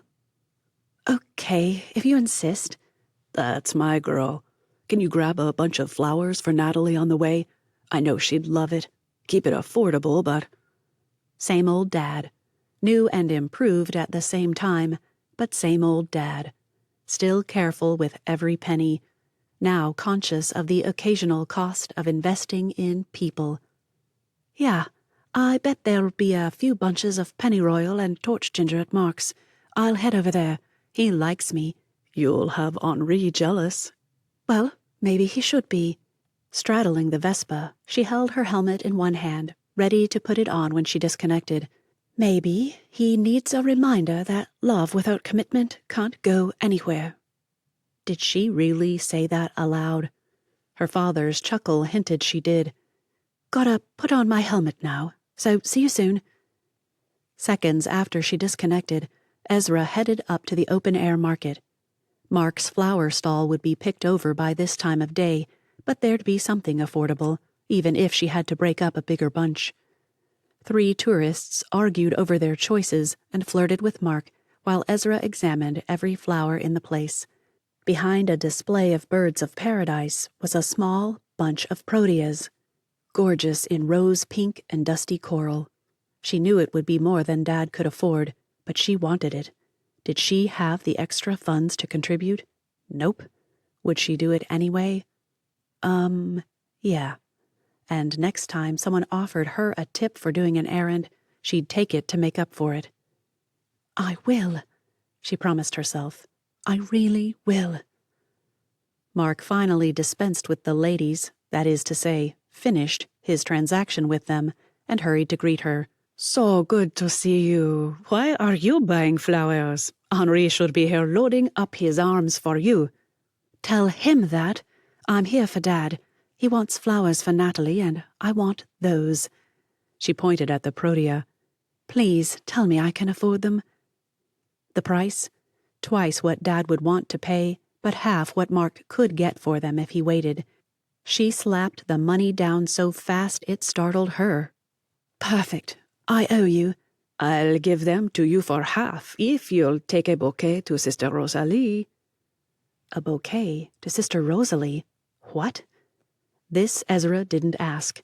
She snatched back half the money and held out her hand for the bouquet. Deal. You've just ensured that I didn't have to choose between rice or noodles this week. I can have both. Mark dug into a bucket behind him and produced a large bouquet. Gorgeous one. I thought she might come today. She does some Fridays to get flowers for the weekend, but she didn't. Do you have a card for them? A card? His confusion vanished at her pointed look, and he blushed. The guy actually... Whoa. These were from him to Sister Rosalie? Would God's magnificent wonders never cease to amaze her? I don't have anything to write on, just receipts. Even as he spoke, his eyes darted around as if a floral card would just be lying somewhere waiting for him to snatch it up. Ezra couldn't take it. Be right back. She thrust the protea into his hands. Don't sell Dad's flowers. In less than 10 minutes, she had both bouquets. They looked like Mama and Baby by comparison, and a small note card for Sister Rosalie, and was on her way back up the coast toward Sister Rosalie's house. Ezra wouldn't miss this moment for anything. Not anything.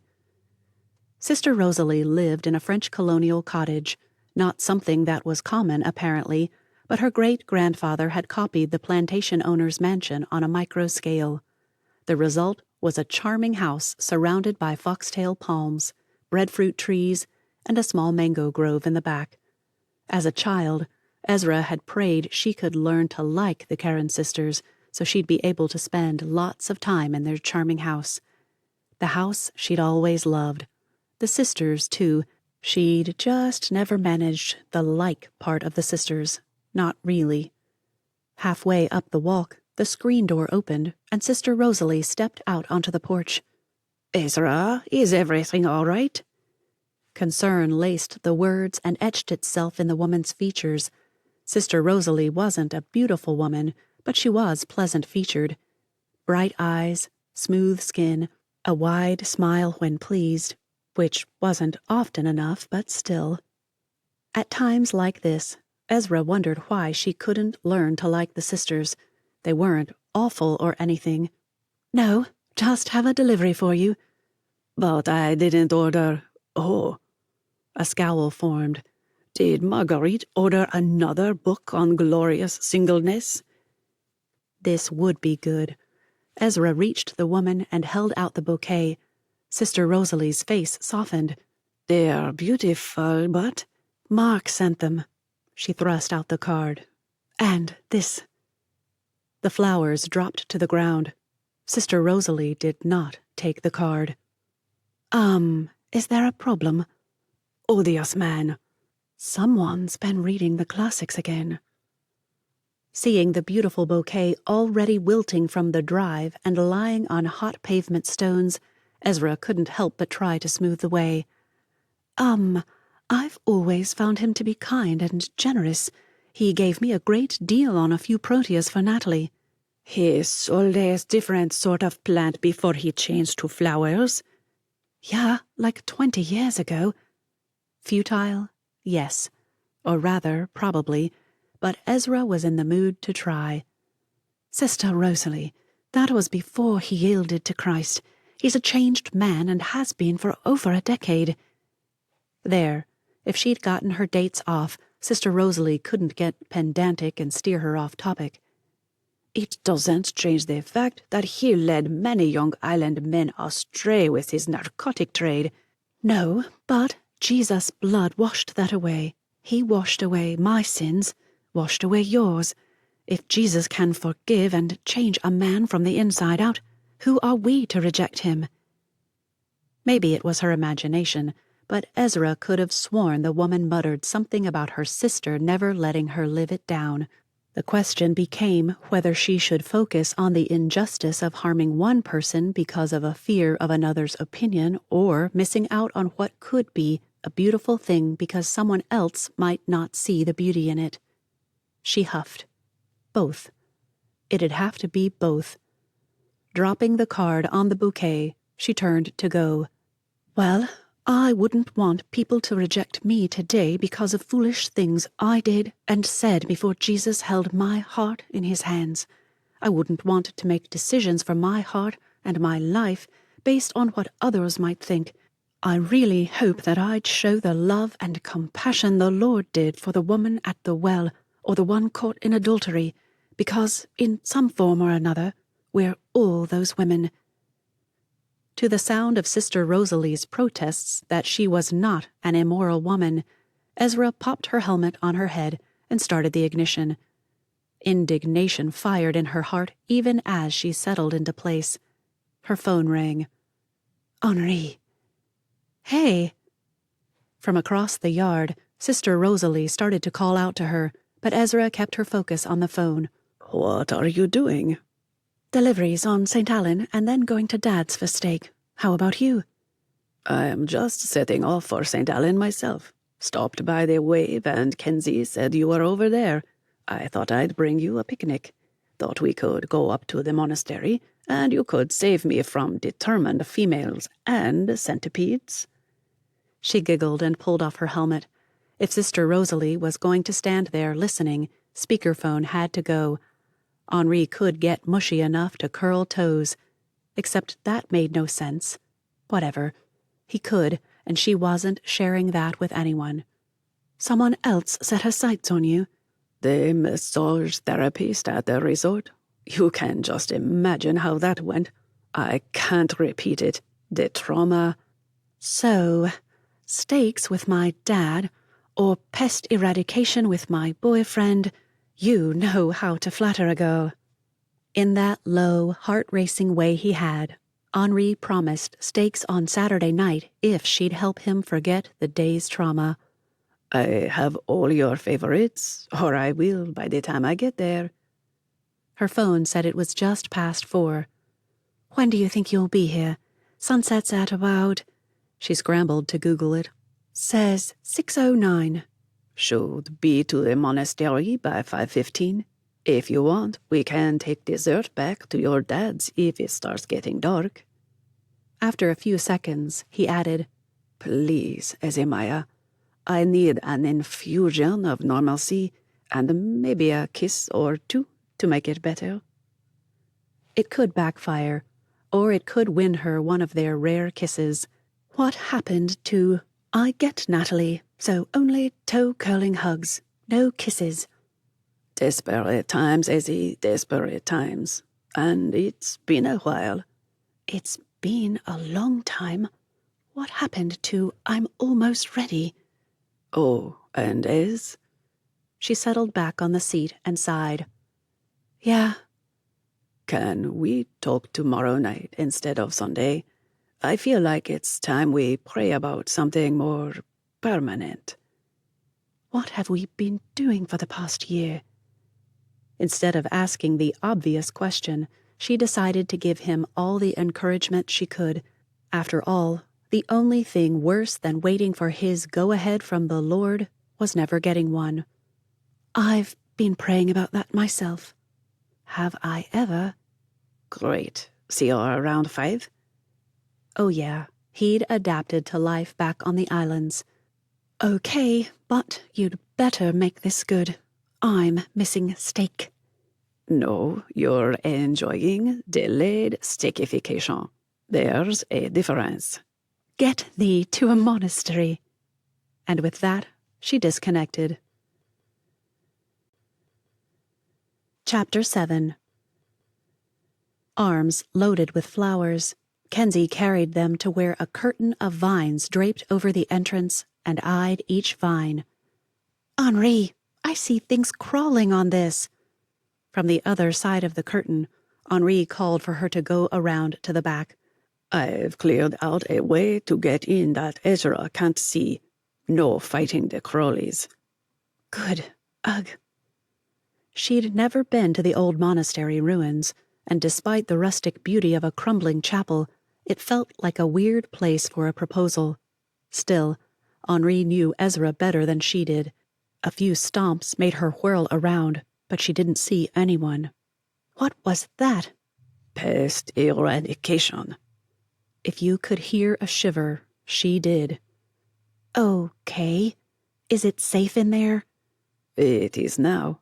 Ezra's the expert on avoiding dead things.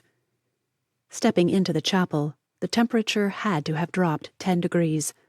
The floor had been cleared of growing and dead things and swept.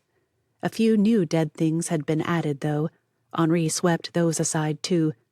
Where's your car? I heard you, but I didn't see you. Parked down the road a bit.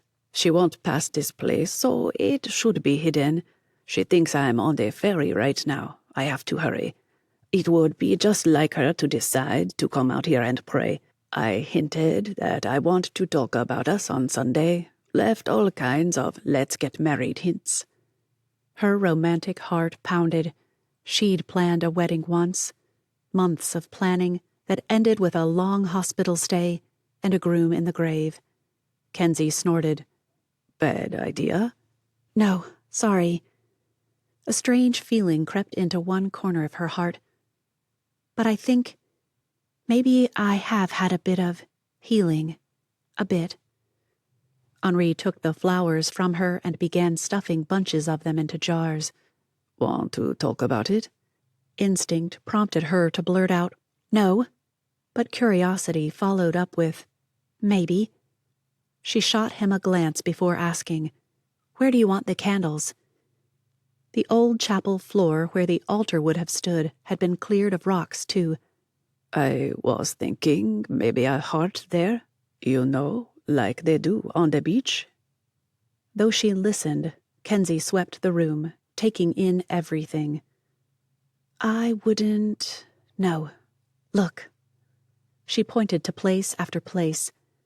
If you put your jars in those nooks there, down by those old pews, in that alcove, and then put candles near them, the light will reflect off the jars, too. It'll be gorgeous. I can hide behind that pillar to get pictures. Let's do it. You put the flowers up. I'll follow with the candles. Henri froze. Did I hear a tire crunch? Kensi ran, literally ran for the first jars. She'd never been so fast in her life. Alcove, nooks, corners of pews, on the steps to the altar, on the one level place of the broken font. Behind her, Henri put one votive after another, lit it, and all while keeping an eye on the vines. I think it's my imagination, he whispered. Then why are we whispering? She hissed back. Their laughter echoed among the stones. Kensi surprised herself when she decided to share a bit. Earlier, I was thinking about how I'd planned my wedding and ended up with months of surgery and therapies, and then my brain went all melodramatic and thought, and a groom in the grave.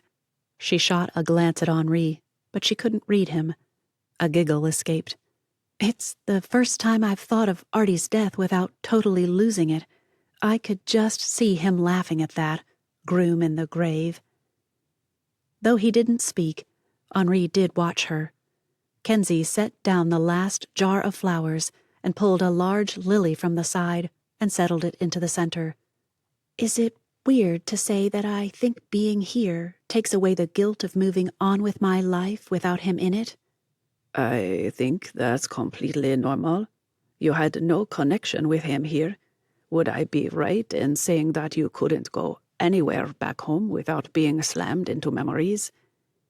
Kensi only nodded. She didn't trust herself to speak. If she started crying now... Think about it this way. Let's say you always hike the same trail.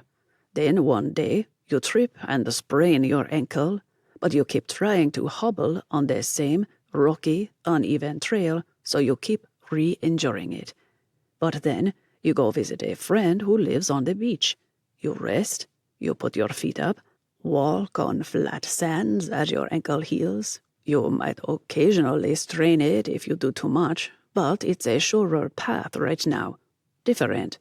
And then maybe, just maybe, if you hike those old trails again, you'll make it without injury. It made sense. Maybe she just clung to anything that might mean the pain wouldn't consume her anymore, but she hoped he was right. I'd better lay out the food.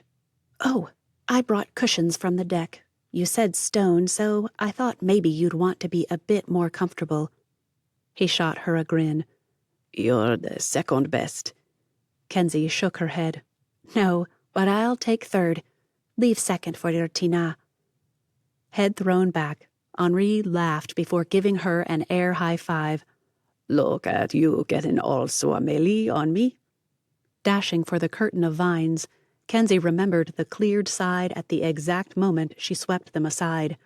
Since fainting, why wasn't that a thing anymore, didn't take her out of the moment, Kensi screamed and ran. After following Kensi up a part of the island where potholes were connected by narrow strips of road, at best, Simon hid his land cruiser, not easy, and ducked behind a breadfruit. He thought that's what it was. Tree. The scream and the sight of Kensi running from the crumbling building set his pulse pounding. Gun first, or... But he'd already sprinted away from his hiding place and toward her. A man appeared out of nowhere, just as Kensi had. He sprinted after Kensi, who, if he were honest with himself, looked half-crazed.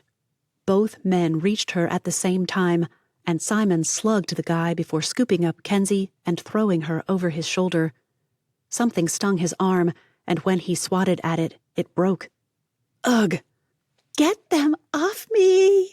I'm going down! Put me down! It went down my shirt! Ack! What? The sounds of footfalls behind him grew closer until Simon knew they'd be tackled. A clump of low, large-leafed bushes to one side were his only option.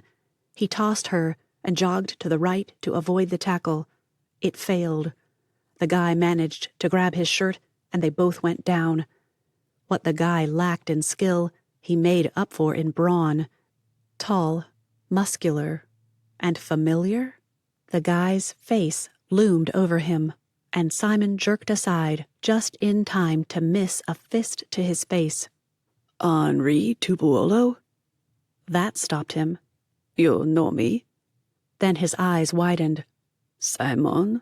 Kensi Simon? From the restaurant?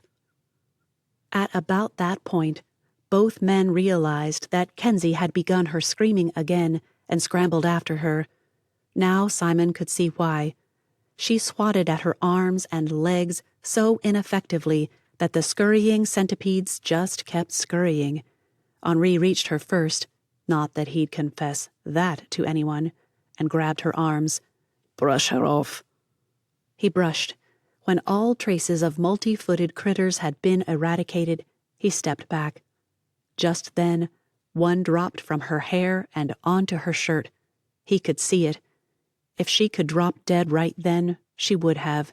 He flicked it off and turned her around to be sure there weren't any in her ever-present ponytail. He found one. Kensi whimpered.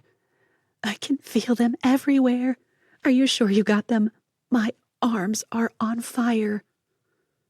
Maybe it was overkill, but Simon pulled the tie from her hair and sifted through it. No way. There was another one, and he didn't know how to get it out. Kensi, do you have tweezers? Well, maybe she couldn't drop dead, but that question was all it took. She'd have dropped if Henri hadn't caught her. Simon took over, slung her back over his shoulder, and began trudging back to the ruins. Henri followed. What are you doing here? He'd better play offended. I could ask you the same thing. I thought you and Ezra were practically engaged. That prompted the guy to pull out his phone. Oh no, we don't have much time. For what? Me, to get engaged. That's what we are doing here, setting up my proposal, and Ezra will be here any minute. A muffled moan told him Kensi was already coming around. We'll get that thing out of her hair and then move her bike. If you don't want Ezra wondering what's going on with you and Kensi, it shouldn't be there. She's supposed to take pictures, but... Kensi's purse was in a basket on the gyro. Henri dug through it until he found a makeup bag. Let's see... He sighed. No tweezers. The contents of a woman's makeup bag couldn't have been more foreign to him. Scissors, right there. Maybe we can use them. No, that little foamy brush thing. Give me that. Kensi whimpered. Just cut it out. Cut it off me. Is too high up, Kens, Henri said. It'll show. I don't care. The wail could have sent drivers to the side of the road. Just cut it out, please. That was it. They needed to get her settled and all of them hidden, and fast. He grabbed the scissors, lifted the strand of hair that the bug struggled to get out of, and snipped. When Kensi saw it on the ground, she promptly puked. Nothing would convince Kensi to enter that chapel again. Nothing. Especially after seeing Henri shudder at the sight of a centipede dropping to the ground. He stomped it, sure, but then he shuddered again. Gulping down the bottled water Henri brought her, she squared her shoulders and looked at him dead in the eye. No pictures. Sorry. I can't do it. We'll go in the other. No, not going back. Ever. No. Henri might have argued, but Simon held out his hand. Give me your phone. I'll record it on yours and take pictures on mine. You go sit in my Land Cruiser. I parked up the road a bit. Kensi handed him the requested phone, but his words reminded her. As she dribbled water over the red streaks on her arms, she eyed him, suspicion growing with each drop of water. What are you doing here, anyway? One of the guys told me about this place. Said it was a neat thing to see, very peaceful. He shot her a look that sent her emotions roiling. I can't wait to tell him there's nothing peaceful about it at all. Fury bubbled over with the force of lava from a volcano. You get rained on by centipedes and see how casual you are about it. Deep breath, long swig of water, and go sit. He handed over his keys. In case you want to roll up the windows. And if you think there's enough privacy, pull off your shirt and shake it out, just in case. That's all it took. Kensi snatched those keys from Simon, her purse from Henri, gripped the gyro's handlebars, and ran. Guilt would pummel her later. Even in her panicked state, she knew that. Here was Ezra's big night, probably bigger than her wedding itself, and she refused to go there. Why did you have to be so attached to a stupid pile of rock and concrete? Wait, how is something that old built with concrete? Was it invented then? At the Land Cruiser, Ezra glanced around, took a deep breath, leaned her gyro against the back, and pulled her shirt over her head. A few shakes showed nothing, and then her skin crawled. What if it came off in her hair? Desire to shake out her hair warred with the desire not to touch those things again. She tried the rearview mirror, the visor mirror, her compact mirror, and every combination she could. Nothing. Scissors taunted her. They'd already cut out a chunk. She could cut off the rest just to be sure, couldn't she? Artie had loved her hair. Back before the accident, it had hung to her waist. Now it hung almost to her shoulder blades. If she cut it off, she might never let it grow again. Though probably all in her head, Kensi felt something crawling on her scalp, and that's all it took. She took up the nail scissors and snip by snip, cut one chunk of hair at a time. Not one skittered away as it dropped to the ground. She kept cutting, refusing to end up with the equivalent of a mullet. The side mirror served to keep her from having odd straggles, but it took forever. Each time she got impatient and grabbed a larger hunk of hair, the scissors buckled and folded instead of cutting through. How had Simon managed to cut such a big piece? One slightly larger chunk fell as she pondered. And was it creepy that the guy just happened to be sent to a remote place that she just happened to be at? Had he eavesdropped on her plans? He could have. Maybe. Some of it. But had she repeated where she was going? The phone hadn't been on speaker, right? The hair lower on her head had plastered itself to her scalp. Kensi pulled it away and began hacking at it, and this time the scissors cut through it. That's it. He pulled it away from my head. After that, the job went faster. She'd have to get an appointment first thing tomorrow, maybe at the Elysium, treat herself, get a cute cut. Not quite Meg Ryan messy cut, but a slightly more tamed version. Yeah, perfect. Her hair cut and certain she was centipede-free, Kensi crawled into the Land Cruiser, shut the door, and waited. If it felt like something crawled over her skin every few seconds, she figured that only made sense. If it felt like someone was watching her, well, that was probably her mind trying to work out how Simon got there, right? Chapter 8. Sweat trickled down her neck and between her shoulder blades as Ezra bounced over the rutted, miserable excuse for a road.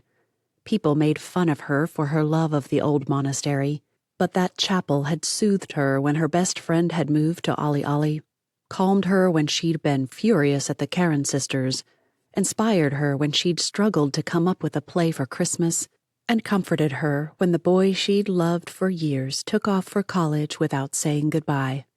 Now I'm having a picnic with him here. How cool is that? You're good to me, Lord, even if not especially when I forget it. The vine-covered chapel came into view, and Ezra allowed herself a happy sigh. She'd beaten him. Just a few minutes alone with her Lord in her favorite place. What could be better? Tire tracks hinted that people still visited the old place, but that just meant the road might not fall into complete impassability, right? Still, if she'd been thinking, she'd have borrowed her father's Land Cruiser. Natalie's old Vespa was a huge gift, but it was still just a Vespa, and her teeth still tried to break with every jar. I'll look like one of those old cartoons where all the pieces fall out. Ezra had been 20 before she'd seen those old Looney Tunes cartoons, and she'd howled for hours while Kensi, Mallory, and a couple of the others had giggled at her. Good times. She pulled through the entrance and up to the chapel.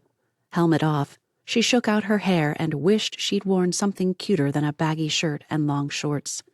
With not much time to spare before he arrived, Ezra braided a couple of small sections of her hair on each side of her head and used them to keep her hair out of her face as she tied them back with a hair tie. Dad teased her about hiding them in her pocket, but this was why. You never knew when you'd need one. Too bad deodorant didn't fit in there. A quick sniff told her she wasn't too stinky, so Ezra snatched up a stick and made her way to the vine-covered entrance to the chapel. She closed her eyes, allowing them to adjust to darkness before parting the vines and stepping through. Light, soft, warm, and oh, so romantic, flickered everywhere. Candles, flowers. Ezra sucked in air. Henri, right there in the middle of a picnic blanket, food out and ready, down on one knee and all. Henri, You got me. The words came out in a whisper, but he either read her mind or heard them just fine. Ezra's hands covered her cheeks, trying to cool them. It failed. The guy switched knees. The floor is hard. Mind coming a bit closer? A tear fell. Stupid. Since when did she do the happy tears thing? When she didn't move, he rose and joined her. Bad idea? The best. So... He brushed a non-existent curl away from her face. He'd done it before. Just a silly habit that he did regardless of whether she needed it or not. What are you doing on Sunday? Ezra gazed into his eyes, working hard to read what she hoped was there. Not seeking the Lord's direction for our future? I thought that was a great idea. I think every wedding should have a prayer like that, don't you? If hearts could stop without killing you, hers did. Wedding? I know how much you don't want a big, hassle-filled wedding, so how about marrying me on Sunday? He pulled her a bit closer before cupping her face in his hands. I love you. Marry me? Sunday? It was a crazy idea, and she loved it. Henri shrugged. Any day, tomorrow, Sunday, even Monday if I have to wait, but... Somewhere around there, she kissed him.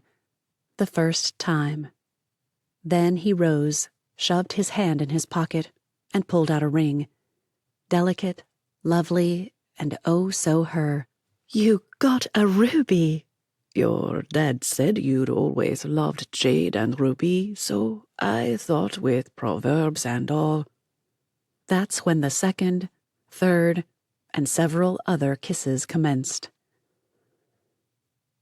The scene looked ripped from one of those sappy romances on cable. If his mind hadn't been so muddled by the moment, and the realization that he'd left Kensi alone and unprotected, he'd have been able to remember who made them. Twice he'd decided to forget the stupid photos. They could get stills from the video, right? But the idea of Kensi losing all trust in him kept him rooted to his spot, trying to capture expressions, moments. Oh, and trying not to intrude on kisses that Hollywood could take lessons from. Had he heard Henri right? They were getting married in 2 days? At first he assumed Henri was talking about some random Sunday, probably after church. It made sense, Ezra's dad being a preacher and all. And at that moment, Ezra changed everything. We can't get married on Sunday. Why not? My grandparents. She sighed and dropped her head to his chest.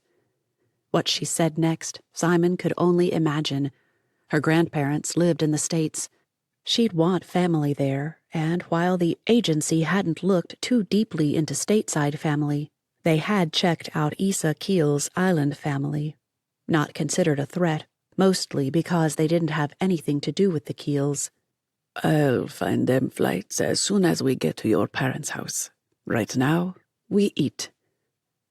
That did it. Simon stopped the video and pocketed Kensi's phone. Then he stepped out from his hiding place and called out, Do you want a few posed pictures? Ezra squealed and spun to face him. He'd never seen any woman go into fierce fighting mode so fast. Then she hesitated. Wait, Simon? She looked back at Henri. You invited Simon. Why not Kensi? And the story unfolded. Simon would have to keep it to the barest of bones, but not Henri. He began with all the errands and things to distract her, Kensi setting up the beautiful flowers and the candles, not to mention padded seating, and then her forgetting about not walking through the vines. If there wasn't already a dance called the jitterbug, she'd have invented it. By this point, Ezra couldn't stop laughing. Despite a deep desire to let loose himself, Simon managed to rein himself in. If she heard he was laughing at her... And once again, this is why we extract. We don't hide out and hope we can protect. Might need some consoling once the panic wears off. She insisted we cut one out of her hair. Oh no! Hair is so important to her. Artie loved her hair. 3 seconds after that, she begged Henri to do another imitation of Kensi's total freakout. I mean, it's not like I wouldn't have been unnerved by one stuck in my hair. That's just gross, but still. That sounded like his cue to leave, but Ezra called him back. Thanks for stepping in for her. My dad will love having pictures. Would you mind trying to take one more? Sure, what do you want? Remember, back about 10 years or so ago, when everyone was doing that light painting thing with their phones, can you try to get us in the middle of a heart? Call me cheesy, but I wanted one of us so bad back then. It took a couple of minutes to look up how to do it, and then a couple of failed attempts, but he finally got a cute one that sent Ezra swooning and prompted yet another kiss. Yep, time to get out of there. After a quick bye, he jogged out of the monastery compound and up the road to where he'd hidden his Land Cruiser. The thing was filthy now. He'd have to get it washed. 10 feet from the bumper, something on the passenger side stopped him. What was? Oh no. He raced for the door and jerked it open. Kensi whipped around, staring at him. What is it? Did she say yes? What? Looking like a kindergartner had played beauty shop in art class, she stared at him, lips moving. He heard nothing. What happened? Was there another one? I'm sorry, I looked. Your hair. It's just hair, and no, there wasn't another one. Tears belied her "it's just hair" argument. After a scan of the area and hoisting that gyro into the back of the Land Cruiser, Simon moved to the driver's side and pulled their phones from his pocket before climbing in. If you want to see it, it's in there. I have pictures in mine. That's when it hit him. Cool air blasted from the AC at the time he went cold. She'd want to send herself the photos. He'd then have to explain why the phone didn't work anymore, because that phone number had to go. ASAP. I'm going to send me these photos. They're good. You have an eye for this stuff. I deleted 10 times more than I took. I just kept taking, found one I liked, deleted the rest, then repeat. My mom calls it accidental photography. She's a film girl, not impressed with my style. Before Kensi could debate the issue, he added, That's a great hideout back there. If you ever needed to disappear where no one would likely find you, that would be where to go. She laughed. Not hardly. I'd go to Aidensell Cascade. Gorgeous waterfall, and there's this hidden cave in there that the locals don't share with tourists. You'd have to explore for hours before you found the entrance. Behind the falls? Shaking her head, Kensi hesitated over the heart photo. This is cute. Kind of retro already. I mean, people still do it, but not like when we were in college. And yeah, people think it's behind the falls, but it's not. You go behind them to get to the other side, and then down. All the vegetation hides you. Ezra says if she'd lived on Lafawina, it would have been her special place, but fewer people still come here, and it was close to her house. They drove through jungle-like vegetation. Well, bounced and rocked through it would be more accurate. Somewhere amid those potholes, a road tried to surface, but it rarely succeeded. Simon tried to keep her talking in hopes she wouldn't push too much for more about how he just happened to be sent where he might have overheard her say where she was going. Did she realize that yet? He hadn't really heard, not about the monastery anyway, but he'd known where to find Ezra if somehow Kensi gave him the slip. When's the next ferry? On the half hour, so looks like we'll miss it. It's a 10-minute drive on a good road, and you've got 15 minutes, no way. That no way disappeared as he gunned it, zipping around the biggest of potholes and trying to go fast enough to skim over the tops of as many as possible. After a few jarring ones, he gunned it a bit faster. This earned him a loud protest. Slow down! You'll destroy your suspension. Not true. Saw a video comparison of how the rate of speed affects potholes. The faster you're going, the less likely your tire gets down into it. Hang on. Maybe it was his imagination, but he could have sworn she said, He clearly wants to get rid of me. Her hand moved to, what, flick her hair out of the way? Probably because it stopped when it didn't find hair and reached up to pat around on her head. Be honest. Great. Nothing good ever came from a sentence beginning with be honest. Simon made a non-committal sound and sped up even more as he reached a smoother stretch of road.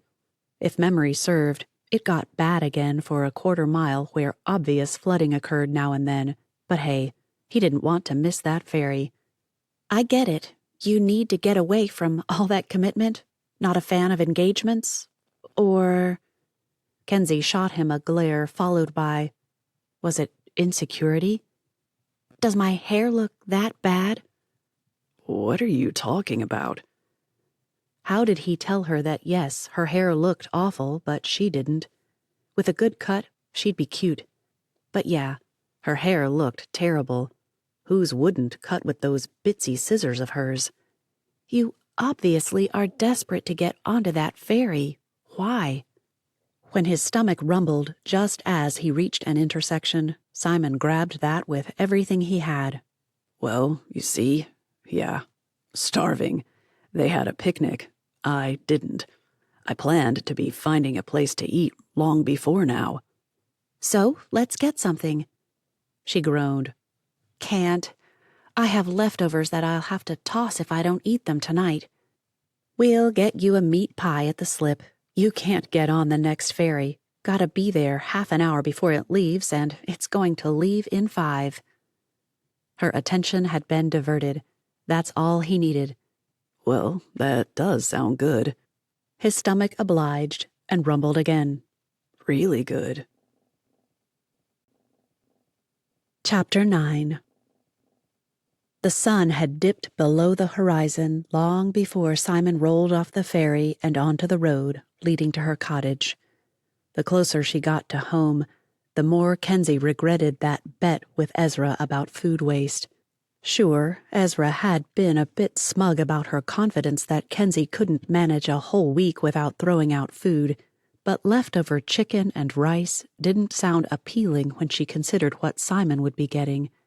Those meat pies and noodles were amazing, and if she could justify it, Kensi would buy all her food at the different market stalls, eat it one night, and have leftovers the next. People could say what they wanted about American portion sizes, but Swameli, at least La Foina anyway, had 'em beat. Simon teased her about her little round cottage before admitting he'd been disappointed his place was more modern than the traditional falas. If I stay on La Foina, I'm definitely looking for something more like this. Hopefully down closer to the beach, though. After opening the door and stepping out, Kensi paused and leaned back in. Planning a move already? Simon climbed out after her and pulled out the gyro from the back. He walked it up near the front door and jogged back to the cruiser, explaining as he went. Boss is considering expanding to another island or two. I may have to go there if he does. Until then, sometimes I have to go over for our occasional customers. He hesitated at his door and gazed over the top of the vehicle before adding, I've been told St. Alyn has more traditional places at better prices, so I'm hoping I get sent there. He gave her a quick glance before pulling out his phone. I think. Sorry, gotta get this. See you around? Without waiting for an answer, he tapped the screen. Hey, Germ, what's up? Yes, she wondered who he was calling a germ and why, but Kensi strolled up the walk to her cottage. It might be a fala, but she called it a cottage, thank you very much, as if she didn't dread going inside to a lackluster dinner. She would not let him think she dreaded leaving his company. Her keys jangled, dropped, and finally one fed into the lock and let her into the house. Despite her previous dread, the sight of her chaise longue that served as her couch drew her. She kicked off her shoes next to the door, left the door open to let in air, and latched the screen so the wind wouldn't flip it back and forth until she wanted to scream. Not that this had happened before or anything. Just as she lowered herself to the chaise, she saw it. A bullet lying on a piece of paper on the little round coffee table. 3 words had been scrawled on the paper. Where is it? Someone screamed. It took until she'd made it halfway down her walkway to realize it was her, and she hadn't stopped. Simon's brake lights flashed just 100 feet or so down the road and then zipped toward her at scary speeds. About that time, she remembered to stop screaming. I just became one of those ridiculous people in British movies, the ones who scream forever when someone gets killed, and there's no body. Remembering the bullet, she shivered and wrapped her arms around herself. Yet, the Land Cruiser had barely stopped when Simon jumped from the car and nearly vaulted the hood. What? Unwilling to go back inside, she just pointed and leaned against the still-running car. Was it a car or a truck? And why did it matter? Did it actually matter? Somehow she didn't think so. Simon took 3 steps forward, returned to her side, and then went forward again. Get in the cruiser, driver's side. If anything seems off, drive away and find police. Just do it. By the time she got behind the wheel, Kensi didn't know if she were angrier with Simon for ordering her around or herself for obeying. She pulled out her phone to call Ezra and stopped herself just in time. The girl was basking in post-proposal rosy hues. It may have been over 7 years since her own proposal, but she remembered it as if it were yesterday. Wouldn't do that to Ezra for anything. The darkness slowly encroached as clouds covered the half-moon that had lit the way home. A silhouette moved in her living room, her bedroom, and presumably toward the kitchen. From the back, she'd have been able to see the bathroom and the kitchen, but why does it matter? I really don't care. Simon bolted out the door. Okay, it's safe. Come in and talk to me. Kensi just sat there, hands on the steering wheel, gulping in air and pushing it back out again, jumping at every shadow. A tap on the window sent her into overdrive, or rather, into drive. She started the engine, jerked it into gear, and tore down the road, only allowing herself to scan the rearview mirror once she'd gone 100 yards or so. Meters, her mind corrected. They use meters here. I don't care! She screamed the words at the top of her voice as she saw Simon standing back there. Slamming on the brakes, not her smartest move. If she didn't end up with self-inflicted whiplash, it would be a gift directly from God. A second glance in the mirror showed him jogging up to her. Kensi put the vehicle in park and lowered the window. His face appeared seconds later. You okay? Didn't mean to startle you. Her hands began to shake. Her body followed. Simon opened the door and eased her out of the seat, but Kensi's knees buckled. Before she knew what hit her, she'd been thrown over his shoulder, and he moved around the car to the passenger door. Only once he had her buckled in did he really look at her. Okay, I'm hungry and you act like you're going into shock, so I'm going back, going to lock up your place again and drive us to get food. We'll eat, figure this out, and then I'll take you home, okay? Only once she found herself sitting in a little bistro in the resort did Kensi realize she must have nodded or something. She stared at the club sandwich on her plate and back up at Simon. What is it? And why does someone want it? Swallowing hard, she added, That was a bullet, right? Please say it was a techno-styled Pez dispenser and laugh at me for my lunacy. Chapter 10. Adrenaline pumped, ignoring his demands that it calm itself down. The other agents had teased him about his cushy assignment. All you have to do is go sit around some tropical island staring at a pretty woman and make sure no one kills her. Easy peasy, Paris had said. Simon, on the other hand, saw problem after problem after problem that, upon reflection, he realized they hadn't been oblivious to. Probably just wanted to distract me. Meanwhile, now on islands with palm trees swaying as if not a care in the world, guess what? He'd have to play detective. That just stinks. His chat with Will back in Portland did no good. He'd wandered all over the house looking for anything, a clue of any kind that would show how someone had gotten in, when they had gotten in, and why they had left the bullet and the note. Was the coffee table pertinent? The kind of paper? The bullet? In seconds, Germ had identified it as from a Glock 26, exactly what Portland detectives carried. Another point against Lamar Jefferson for sure. Again, he'd rallied against the situation, reminding his boss that he was not a detective. Will had just laughed and informed him that he'd better get used to it because it could happen again. That would never do. While he loved protection detail, he didn't love hours upon hours upon hours of stakeouts. That's what this had become. And now, he'd be forced to figure out what some stalker dude meant by a stupid message. It's Lamar, isn't it? The question had been hounding him since the moment he saw the bullet on the paper. Germ's confirmation that it matched the type of bullets used by Portland PD, well, Simon, it was a bullet, right? Yeah.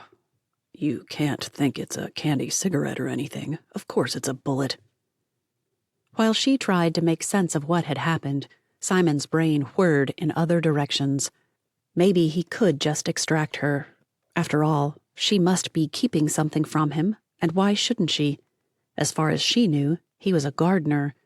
If he just confessed what his assignment was, and if he were able to do his job in the best way possible, this would not be a problem. Instead, he stared at her across a table full of food that she only picked at. Simon considered disregarding Will's orders. I'm pulling her in.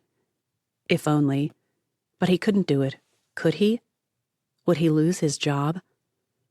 Simon managed not to slam his fist on the table. If she died on his watch because of these orders, Will would have 2 black eyes and at least 1 loose tooth by the time Simon got done with him. Maybe a couple of broken ribs. And he might not even apologize because this was ridiculous. "You look fierce." After a few seconds of staring, she frowned. "What's wrong?"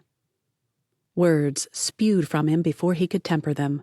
Somebody broke into your house, left a warning bullet on a note, a warning that you insist means nothing to you, and you wonder what's wrong with me? Don't you realize this is serious? Once he started, he couldn't seem to stop. This isn't a prank, you know. She shuddered. "I know, but I don't know who could have done it or why they would. I don't know what it is, much less where it is." She twirled noodles onto her fork in an endless loop. Now and then, she took her bite as if some synapse in her brain said, "Bite now," and then went off to play again for a while. Kensi's next bite wouldn't come until the noodles had cooled several more degrees. A sigh escaped. He'd done that a lot around her, and since when did he sigh anyway? Simon, as a guy, liked action. He liked accomplishing things. Sighing was a sign of resignation, and the only resignation he'd considered was from the agency. I could stay here, keep working for Felipe's, or I guess what I really mean is I could start Felipe's landscaping. Whatever. I could do it, and it could be great. Perfect weather, nice people, plenty of work, and nobody getting killed on his watch. That thought solidified it for him. If Kensi got injured, he would quit. The point of doing his job was to prevent death, and if he was going to be handcuffed and unable to do his job properly, it wasn't one he wanted. I've got enough saved to stay, start a business here. Wonder how hard it is to get approval. As it was, he'd always pictured himself as an expat someday anyway, so why not now? The more he thought about it, the better it sounded. It would be a great solution. As Kensi stared back at him, Simon realized it might be more than a daydream. If he extracted her, it might, just might, get him fired. And if he got fired, he'd have to do something. "Simon, you're scaring me." That jerked him out of those thoughts. "What?" "Maybe you can't feel it, but like I said before, your face, it's fierce. What do you think is going on?" He shrugged. "I don't know. I'm not a cop." He delivered those words as flippantly as he could manage. A server passed, and Simon tried to follow the guy with his gaze, hoping she'd assume he couldn't see her, but he watched every flicker of her emotions. Well, and tried to tamp down his own. He could use a visit from that waiter, get a refill. Refills. Those words would be a drawback to staying on the islands, that was for sure. No free refills would significantly impact his budget. Kensi shifted, and Simon allowed himself to meet her gaze. She gave him a hopeful expression. "I know a cop back home. He's actually here right now. I wonder what he would say about it." "You know a cop from the States who just happens to be here right now?" She didn't get the inference. "Yeah, it's not actually his trip. His sister's wedding got called off, so he came on the honeymoon. But he's a cop, Simon. He might know what kind of bullet it is, or if that bullet means something, or what I should do. I could call."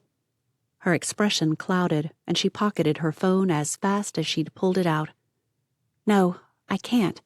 Don't have his number anymore, Just as Simon started to tell her that he knew why she didn't have the number, Kensi began explaining about her accident, the fire, her burns and weeks and months in hospitals and therapies, how she hadn't been able to pay her bills, which resulted in her phone being disconnected and eventually given to someone else.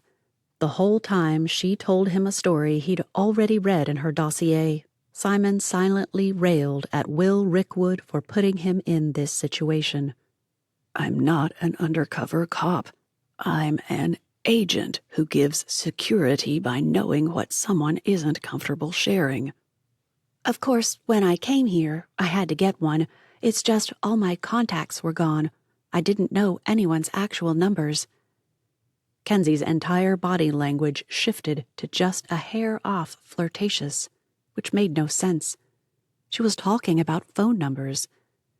My mom can remember all her friends' phone numbers from when they were kids. I barely remember my old one. Squirming under the feeling he should know why things just went lighter, Simon crooked an eyebrow and prayed only one rose. Lamar's number was one of those contacts, I think, but now... She brightened. Actually, I think he's staying at the Elysium. I could call there. They could forward me to his room and I could ask about the bullet.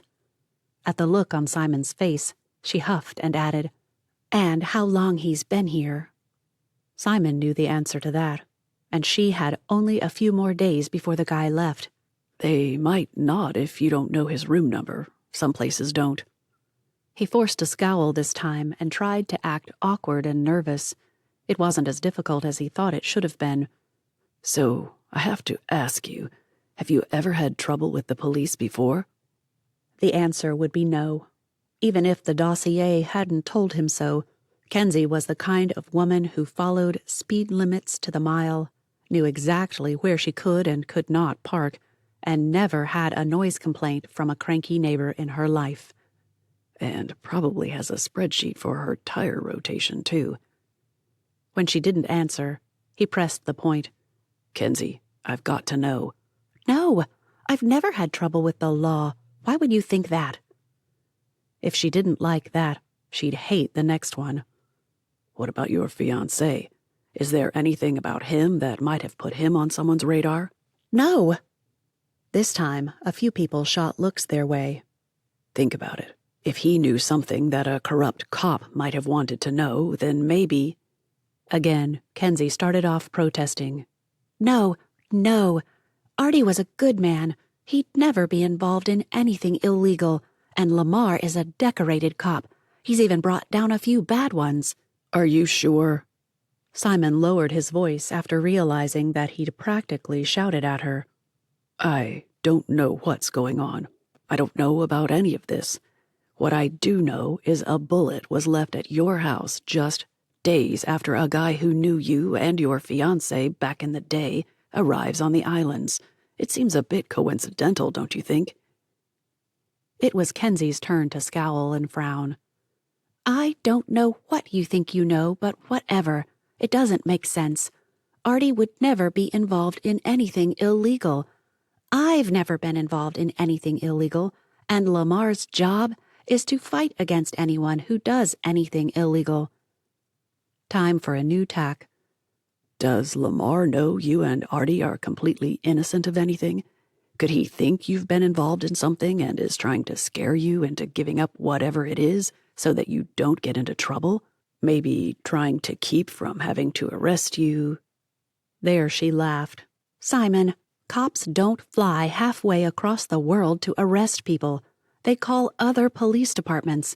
They call Homeland Security or some other agency to take care of it for them. Municipal police departments don't have travel budgets. It doesn't work that way. She was right, of course, but the average American didn't know that, not with the way TV shows portray things. Yeah, good point. It just feels too convenient somehow. The server asked again if he could get them anything, and Simon took the hint. Just boxes, please, and then we'll be out of your hair. While the guy didn't say it, Simon heard the thought as if spoken through a PA system. American customer asked for takeout containers again.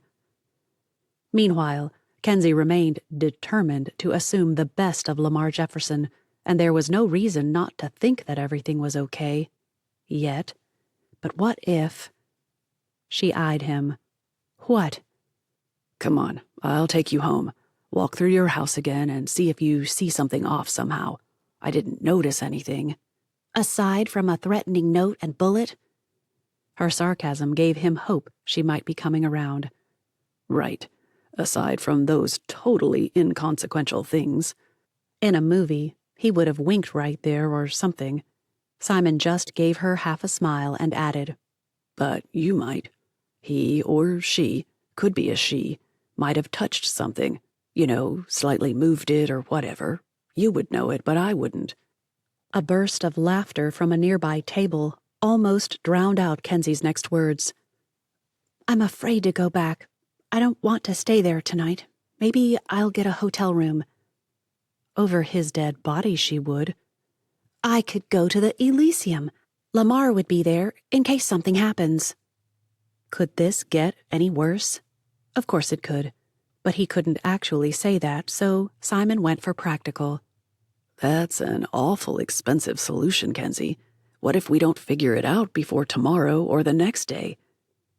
Could he do it? He had to. Hey, do you have an air mattress? Yeah. Kensi sounded as uncertain as he felt. Bought one while waiting for my bed to arrive. Here goes nothing. Everything? Both? Simon didn't have time to decide. Okay, why don't you bring it to my place? You can have my room. It has a lock and everything. Won't cost you anything. I'll take the air mattress in the spare room. And while you think I'm being a gentleman, I'm protecting secure information. Win-win. With every word, suspicion darkened her eyes. Holding up his hands, he leaned back. Look, this isn't me trying to hit on you or anything like that. I just want to keep you safe until we figure out what's going on. I don't know how to do that, but no one here knows you know me. Everyone else you know is obvious to people, right? As long as this guy didn't hang around watching to see what you did, he can't know I exist. Even if he did, though, he still doesn't know my name. But shouldn't the hotel be safer? They have security and... Lots of places for people to hide. He broke in, and I just remembered the security system. I don't use it. That was a total lie, but she didn't need to know that. But there's a notebook that tells me how. Tomorrow, we can go talk to your cop friend. The server arrived with boxes, and as they packed up the load of leftovers they'd be eating for the next 2 days, Kensi thought aloud. I could go stay on the boat or even with Henri. No, because people know he's my therapist, right? Right. But if you're not comfortable with me being there, you take the keys to my place and I'll stay at yours. In a moment of inexplicable genius, Simon added, Hey, we could even trade vehicles. I'll take your little scooter. She pounced on that. It's not a scooter. It's a 3-wheeled motorcycle. It's a scooter, Simon insisted.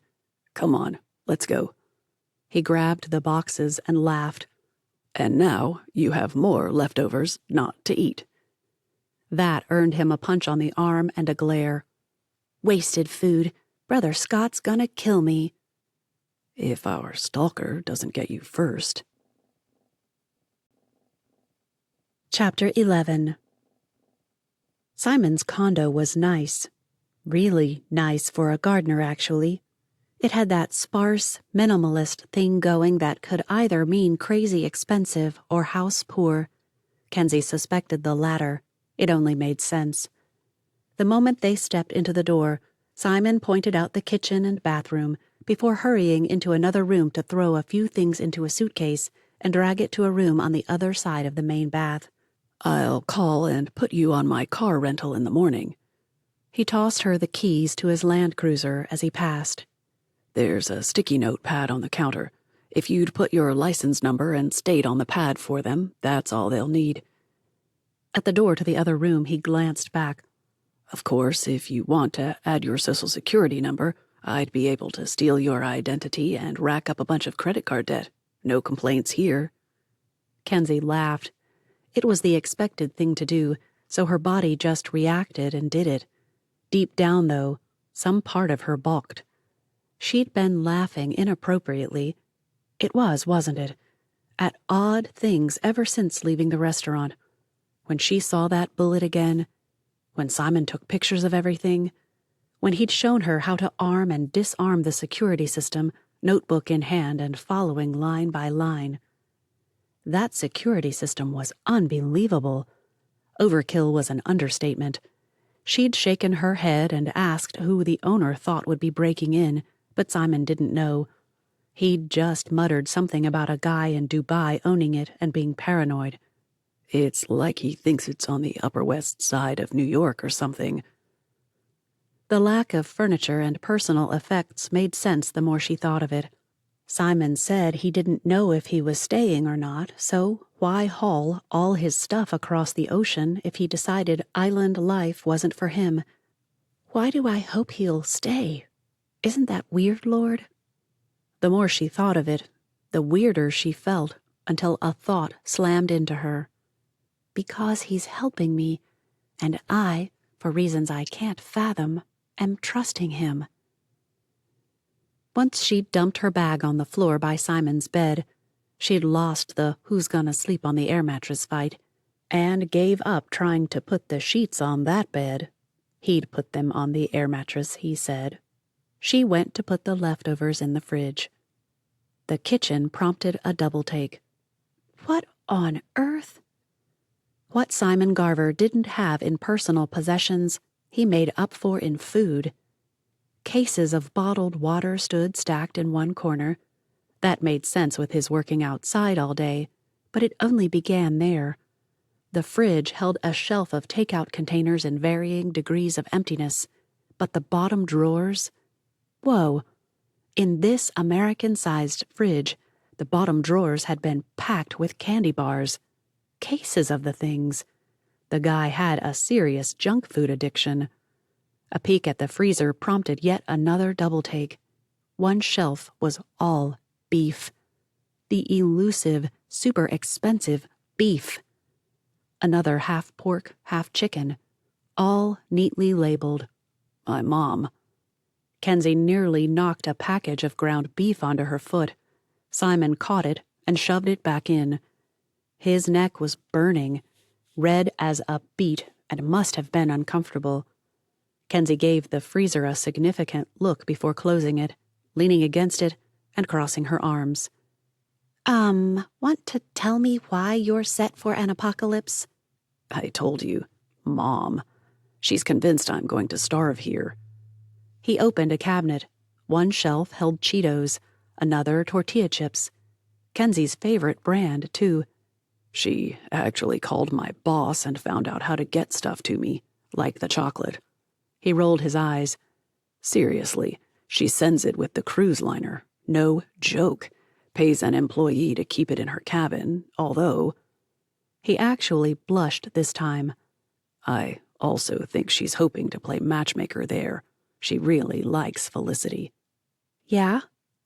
Kensi backed away and pulled a bottle of water from the aqua tower. Yeah, I mean, look at that drawer. He pulled open the fridge. I haven't eaten chocolate like that since I was 12 and discovered that it made my acne worse. She forgets I'm not 12 anymore. So if you like Reese's or Twix or any of those things, eat up. Send it all to some youth group. Do something, please. I bet the church would love to have treats like that for special occasions, but seriously, why all the takeout containers when you have all that beautiful beef in there? Do you know how expensive beef is? In a show of dramatics worthy of any teen who just found out she's grounded until she's 27, Simon walked over to the breakfast bar and dropped his head on it. You have no idea. I try, I do. But after working all day, I don't want to come here and cook beef on the grill night after night. I don't have baking things and chopping things and all the things. I didn't bring it, at her suggestion, but she keeps sending more. The butcher down in the market, he has more beef and chicken in his locker for me." That prompted a giggle. Kensi wasn't much of a giggler, but at least it wasn't that awkward laugh. Simon moved back to face her, gripped her shoulders, and stared. Not gazed, but stared into her eyes. Maybe pierced. Kensi decided it was probably a piercing gaze. That'd work. "Please, if you know anyone you can give it to, do it. I beg you." Ezra's dad would love it. She slid away from him and went to sit in the single chair by the window. From there, she could peer out and see if anyone watched his place. They can't afford beef. Eat mostly fish since it's so cheap. At least Mom didn't try to do that. She told me I needed to buy my fish at the market, twice a week, no more. It's not healthy with all the mercury in the water these days. Too bad. Fish is good for you otherwise. Simon plopped down on the couch and stretched out, hands behind his head. Wow, I didn't realize how this was getting to me. She's a good mom. She loves and misses you, so she tries to spoil you rotten from afar. Oh, Kensi grinned at him. And she's not just filling your dietary needs. She's even trying to ensure companionship, too. That got him. Simon jumped up. Don't remind me. The Marina returns this week. She'll probably have Snickers in this batch. He took a step toward the hallway. You good? I think I'll turn in before I get to thinking too much about it. Last time Felicity came, Mom got on to me for not taking her out to dinner as a thank you. I don't want to thank her. I'm fine. If I need anything or see anything, I'll knock. Don't forget to arm your room's security. Your thumb or mine, that's it. Anyone else touches anything and they'll regret it. Got it. He'd almost made it out of sight before she called back. Hey, Simon. He popped his head back around the corner. Yeah? I know I'm being weird about this and everything, but thanks. Not everyone would do this and not be offended when I lock the door and push the dresser in front of it. Kensi gave him a weak smile. I'd volunteer to help with that dresser, but then I'd be stuck in there with you. Just be safe until we can figure out what's going on. Simon leaned against the door jamb. I feel like I've made my first real friend here. Can't afford to lose her now. With that, he waved and called goodnight as he shuffled away again. Kensi shivered in the low light of a weird floor lamp. It looked like a giant's lightsaber, sort of. A glance out the window prompted her to punch the button that lowered the shades. Too many shadows. Too many uncertainties. She pulled out her phone, curling up into herself as tightly as possible, and began a text message to Ezra. Kensi. Hey, girl. I'll explain more tomorrow, but I'm not home. It's not safe for me to be home, and I don't know why yet. Simon was there when everything happened, so now I'm at his place. This is kind of weird. I don't know this guy. He seems okay, but still weird. All that to say, I wondered if your dad would let me stay at his house for a little while. Weird? The moment she sent the text, Kensi panicked. Her thumbs zipped over the keys again. Kensi. No, wait. That won't work. People might look there, so thanks anyway. 3 seconds after she hit send, her phone rang, and Ezra pounced the moment she answered it. What's going on, Kensi? I don't know. And I'm sorry. I know I'm not making sense. Probably just scaring you. Yeah, you're scaring me. What are you doing at some guy's house? Who are they, and why would they know to look for you at my dad's house? What are you talking about? A rustle outside the window nearly sent Kensi racing for her room, but the yowl of a cat stopped her. While she peered out to verify the feline's existence, she shared everything from the moment she'd gotten bugs in her hair until the bullet and finally arriving at Simon's place. I don't know what's going on, but I'm scared. Sorry for bugging you. After I thought about it, I realized that Simon's right. I can't risk your dad and Natalie or anyone else in the church. But why would it be a risk? Oh, Ezra spoke the words for her. No one would expect you to be at this guy's place. That's true. Who do you think this creep is? Without waiting for her to answer, Ezra kept thinking out loud. Well, maybe he could stay at Dad's, or I could stay at Dad's and he could stay on the boat. Then you could have his place to yourself, if he'd be okay with that, I mean. Kensi shivered and pulled into herself again. Ezra, she whispered, do you think it's wrong that I like knowing he's there in case something happens? Is it wrong for me to be here? I mean, technically I'm alone in a guy's apartment. It's not gonna look good even if we're not dating or anything. I mean, he's not even interested in me that way. We can ask Dad about that tomorrow. Right now, safety is more important than what some nasty, suspicious minds might think. That helped, more than she'd imagined. If he hadn't been the one that dropped me off at home, I don't know what I would have done, so maybe it's okay. Maybe God knew I'd need help, and that's why he prompted someone to send Simon out to the monastery. Silence hovered in the airwaves for several long seconds before Ezra began praying, asking the Lord for wisdom, safety, and understanding. She prayed that they'd figure out what was going on in the morning. As usual, Kensi marveled at how specific Ezra's prayers always were. She tended to keep her own prayers as vague as possible. As if by keeping them vague, whatever happens can be translated as an answer to that prayer. You have no faith. The moment Ezra ended the prayer with a soft amen, she went into action mode. Okay, this is what I think. And I'll talk to Dad and see what he says, of course, but I think you need to think of Simon as some kind of a bodyguard. It's not wrong to have someone protect you. I mean, even if this were Artie, it would be okay. You wouldn't be there for inappropriate reasons. True. So, just keep that in mind, Ezra continued. Remind yourself that he's there to protect you, and it was really nice of him to do it. I can do that, can't I? The calm that had begun to creep in fled faster than Kensi in the wake of dangling centipedes. But I have one question first. You really need to think about this, okay? Yeah? Is there any chance at all that Simon put that bullet on your coffee table? A knee-jerk response burst from her before Kensi had time to think. How? He was at the monastery with me and was at the boat before that. I mean, he didn't even know where I lived. Can you prove that? Trust me, I want you to say yes, but we must think about everything. But she couldn't prove it, right? Still, the more she thought about it, the more convinced she was that Simon couldn't have done it. He'd been with her most of the day. I mean, I really don't think so. You saw when he got to the boat, and I went home to get a few things before I went to St. Alyn. That bullet wasn't there at that point.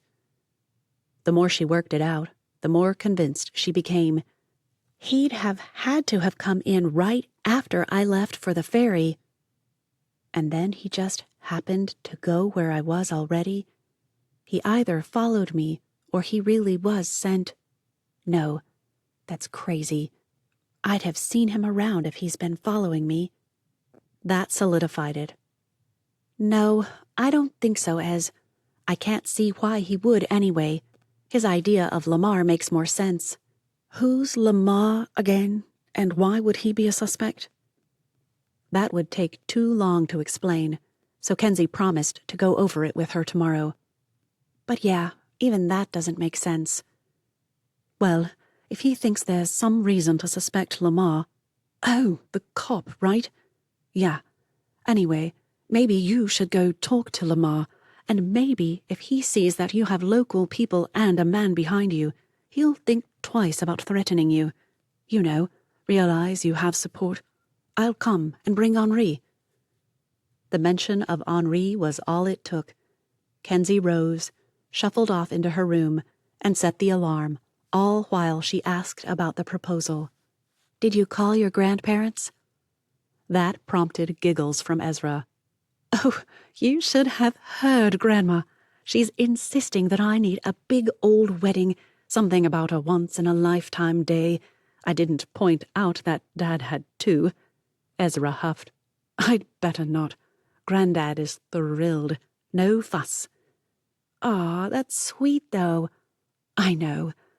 Ezra yawned before adding, "I told her I'd send measurements, and if she wants to bring some fancy dress with her, I'll wear whatever she chooses, but otherwise, it's a sundress and flip-flops for me with frangipani in my hair." "Sounds so you." "Right? Grandma didn't know what frangipani was until I said plumeria, and then she was all for it. So authentically tropical, not cliché at all."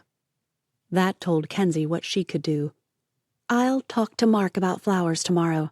You'll need lots of frangipani by the time I get done destroying, that is, creating, a great hairstyle with it. My gift to you." "Aw, thanks." "Oh!" The mention of hair prompted her to really look in the mirror. "And I'm going to need a hair appointment. First thing. Tomorrow." Silence told her Ezra didn't get it. "Did they tell you how they cut the centipede out of my hair?" "Yeah, just a small—" Kensi took a selfie and showed the utter devastation that was now her head and zipped it over. "Oh, Kensi, your beautiful hair." "I know." It suddenly occurred to her that Ezra might blame herself for it, if she hadn't been there helping with the proposal. "I know, but you know what? I kind of like the feel of it. Not the look, but—" Ezra laughed at that one. "Yeah, it looks like a 5-year-old played beauty parlor." That was kind of my thought, and I think Simon may have said something too. A playful tone entered Ezra's voice as she said, "Hey, Kensi, do you think Simon's interested in you? I mean, he watched you at the restaurant, and it sounds like he was really good with you tonight when all that happened, and then he invites you to stay at his place." Once started, Ezra seemed incapable of ceasing the inquisition. "Is he a Christian?" "I don't know, but when he moved stuff out of his room into the spare room so that I could have the bed, he had a Bible. But I don't think he's looking for a girlfriend. He doesn't act like it. I think he saw me freak out one too many times tonight and decided I wasn't safe to leave alone." Another yawn from Ezra signaled the end of the conversation. "Okay, Kens, I'm going to sleep now, but I'll leave my phone on. Text me his address. If you need me, just text 911. I'll be there ASAP." After a promise to call for any reason at all, Kensi stared at her dead phone before slipping between the sheets of the bed. Total American guy. Top and bottom sheet. Yeah. With the phone beside her, Kensi killed the light, curled up in bed, and tried to sleep. Tried and failed. One thought refused to leave her mind. It became larger with each second that passed, more insistent. It pressed on her until she didn't know if she could breathe. Could Simon have placed that bullet on the table? Chapter 12. Saturday, May 11th. Air mattresses should feel like sleeping on a cloud rather than a concrete slab. Who thought the no-carpet trend was a good idea anyway? Simon rose, stretched, and crept from his temporary room, careful to keep quiet. He had to go away from the house long enough to check in with Will and set up somewhere else to stay. If he didn't, Kensi would bolt, and that wouldn't work. And I also have to make sure she doesn't know I can hear everything she says. Not many people bugged their own homes, but Simon needed to know if anyone got into his place, and if so, what they did. The bugs were sensitive enough to hear the opening of his fridge. Overkill? Probably. He needed to know how thorough someone might be, though, and he definitely wanted in on any calls that might be made while someone searched through his stuff. I just didn't expect to be listening in on half a conversation between Kensi and her friend. He'd never imagined a client being concerned about the appropriateness of their cohabitation, but then most clients knew they were clients. He'd also never imagined that a client would be curious about his spiritual condition. Then again, he'd never had a Christian client before. I'll go to church with her tomorrow. See what kind of church this place is. That's the problem with dossiers created by people who don't know the Bible. They only look at someone's general reputation rather than adherence to doctrinal integrity. First up, however, Lamar Jefferson. A confrontation might not be what he'd planned for, but it might just work. He dressed, wearing a leg holster under long cargo shorts with the pocket cut out for an easy draw. Yes, a back waist holster might be easier, but he didn't want any chance of someone catching sight of it. Never a good idea. That done, it was time to see what he could do for breakfast. When Kensi didn't appear after a few minutes of moving around in the kitchen and living areas, Simon retrieved the sticky note pad, pulled off her driving info, and began writing. Running out to get breakfast. I'm in the mood for supo esi and panikeke. I'll get enough for you. Call me if you need anything while I'm out. Stay safe. Call him. On that same number that needed to go. Simon shook that off. I'll deal with that problem later. It's just a precaution. Just a precaution. No reason to assume anyone but her even knows it exists. But for just a moment, he felt the unsettling twinge of fear his clients must endure at the idea of someone tracking him down. A storm threatened. Nothing new on the islands, but it would make the day wet. Again. Though he wanted to race down the road and check out her house before grabbing their breakfast, instead, Simon found himself crawling behind an overloaded pickup truck that looked like it had been through a few cyclones. It probably had. He tapped his fingers on the wheel, forced himself not to blare his horn, and used his brakes far too often for safety and sanity. Just in time, Simon remembered to drive past Kensi's place, park around a bend and behind a yellow palm before jogging back. He came up from behind, peered into windows, watched for movement, and then rushed back to the Land Cruiser. It all looked unremarkable from the outside anyway. Sure, he could have gotten in. The locks on the place wouldn't keep any self-respecting criminal out. However, he'd marked the doors to show if anyone entered, and either he'd been caught or no one had been there. He suspected the latter. Tina Aubert's market stand served the best breakfast on any of the islands Simon had visited. Her supo esi, papaya soup. Chef's kiss for sure. He always got a bag of panikeke to dip into the soup. Like tropical paradise in his mouth. Had Kensi tried all the local cuisine? Being from Portland, she might not enjoy all the pork offered, but the fish. If Mom finds out how often I eat fish here, I'll get some sort of chelation meds in the next shipment. That didn't sound right. While waiting in line, he pulled up Google on his phone and typed in chelation. IV. Oh wow. Yep. There are drugs for it. Of course there are. Bet she sends some dude with an IV bag, though. Tina Aubert started to fill his order without even asking. I'll need double today. Have a guest. The woman raised both eyebrows, waggled them a bit, a truly terrifying gesture, and dropped them again. Did you find a girlfriend? Nope. Sorry to disappoint. Just a friend. Oh, and maybe a couple of vaifalas. I'm starving. The pineapple drink was so refreshing that he'd have consumed it daily if it also wasn't so sugar-laden. Yes, he did still have an unholy horror of his teenage acne returning. No, he wouldn't bother trying to vanquish it. By the time he returned to his condo, Kensi was up and pacing the floor, chatting with someone, probably Ezra. Chatting might be generous. The woman sounded a bit frantic. But I can't wait until this afternoon. I need to be at the boat in—" She stared at her phone before continuing. "Less than 2 hours." A soothing sound reached him, hinting that whoever it was knew how to calm freaked-out females. "Ez, I need this fixed. It's awful." She whirled to face him. "Tell her, my hair is awful, right?" Call him crazy. Of course, he was, but at least he'd been right about Ezra. But he went for truthful. It's pretty bad. See, if a guy tells you your hair is bad, you can take it to the bank. She listened, a suspicious expression overtaking the prior panicked one. But is that even legal? Does she have a license? Do you have to have one here? I mean, I want it. Again, the slow, soothing murmur. Simon set down the drink and pushed it close. Take a drink, better than coffee.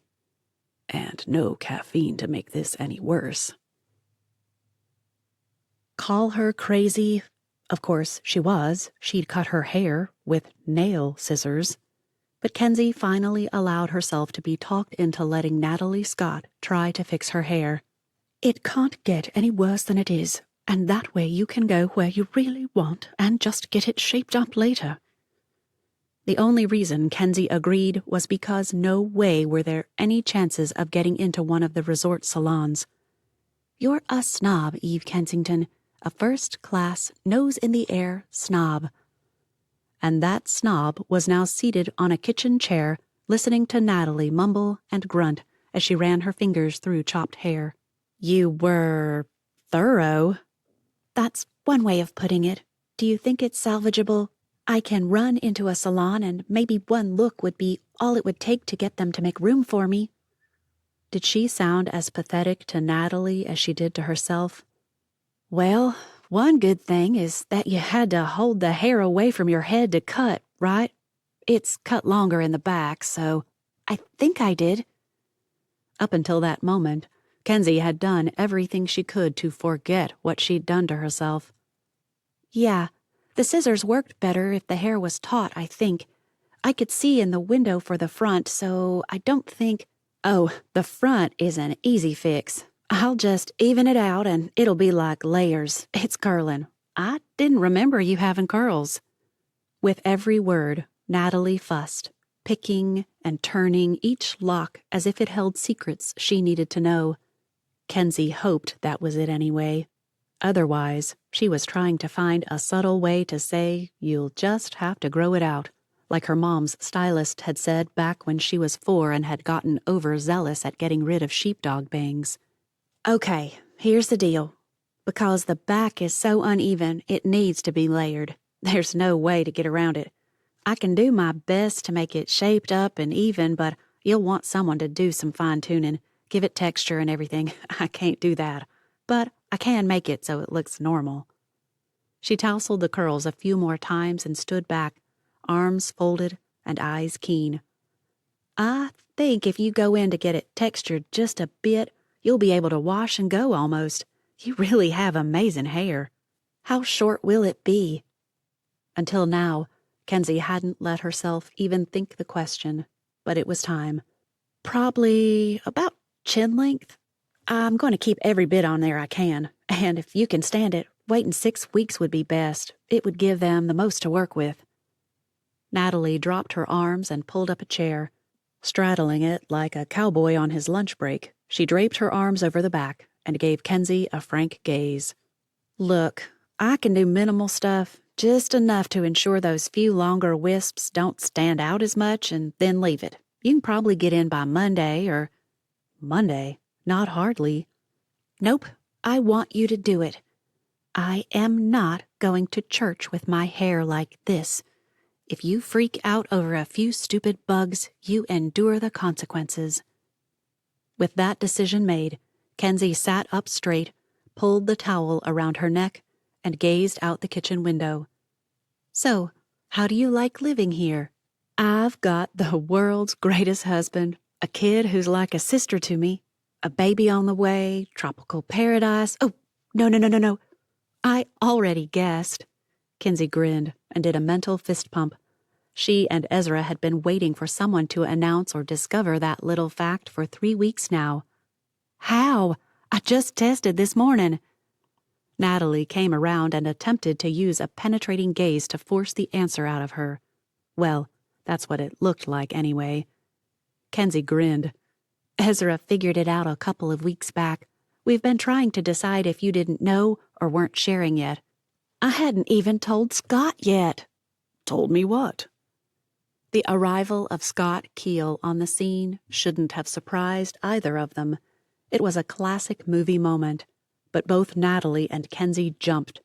Good thing Natalie hadn't been ready to take a snip of hair.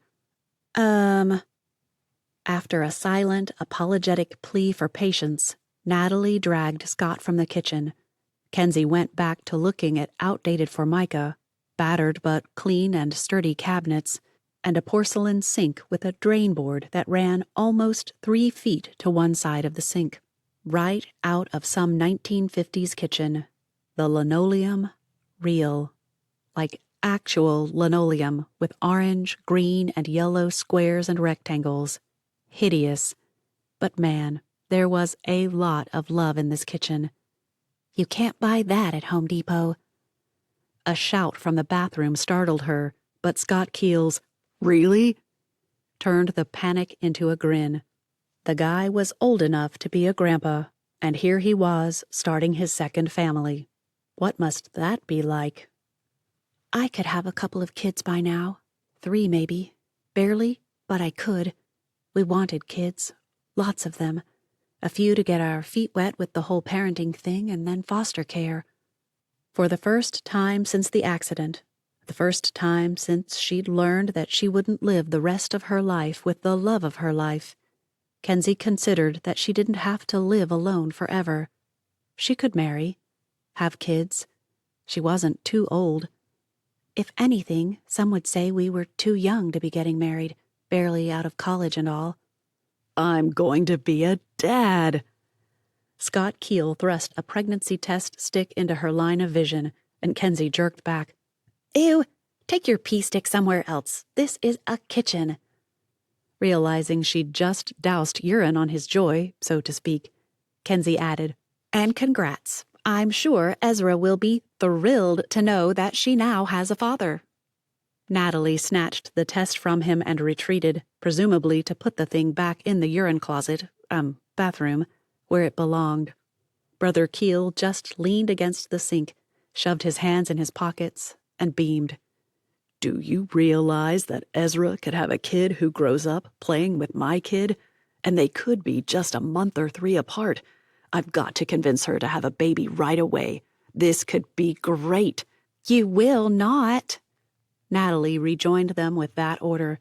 "She'll have children when she, her husband, and the Lord wants. We will stay out of it." For half a second, it looked like Brother Keel might argue, but then, silly grin still plastered in place, he nodded. "You're right, of course. So I'll just take it up with our father. He's good at giving his children good gifts. Nothing better than a kid, and I'll delight myself in him." "And your theology is getting wonkier by the second." If she hadn't been there to see it herself, she'd never have believed it. The guy leapt, like nearly jumped across the room in a Spidey move and wrapped his arms around his wife. "But he'll sort it out. It's what he does best." Natalie kissed him, grinned at him, did a super weird dance move, and pushed him, like bodily, out the door. "Go write that sermon or something. I've got hair to fix." "Send her out before she goes. We'll pray."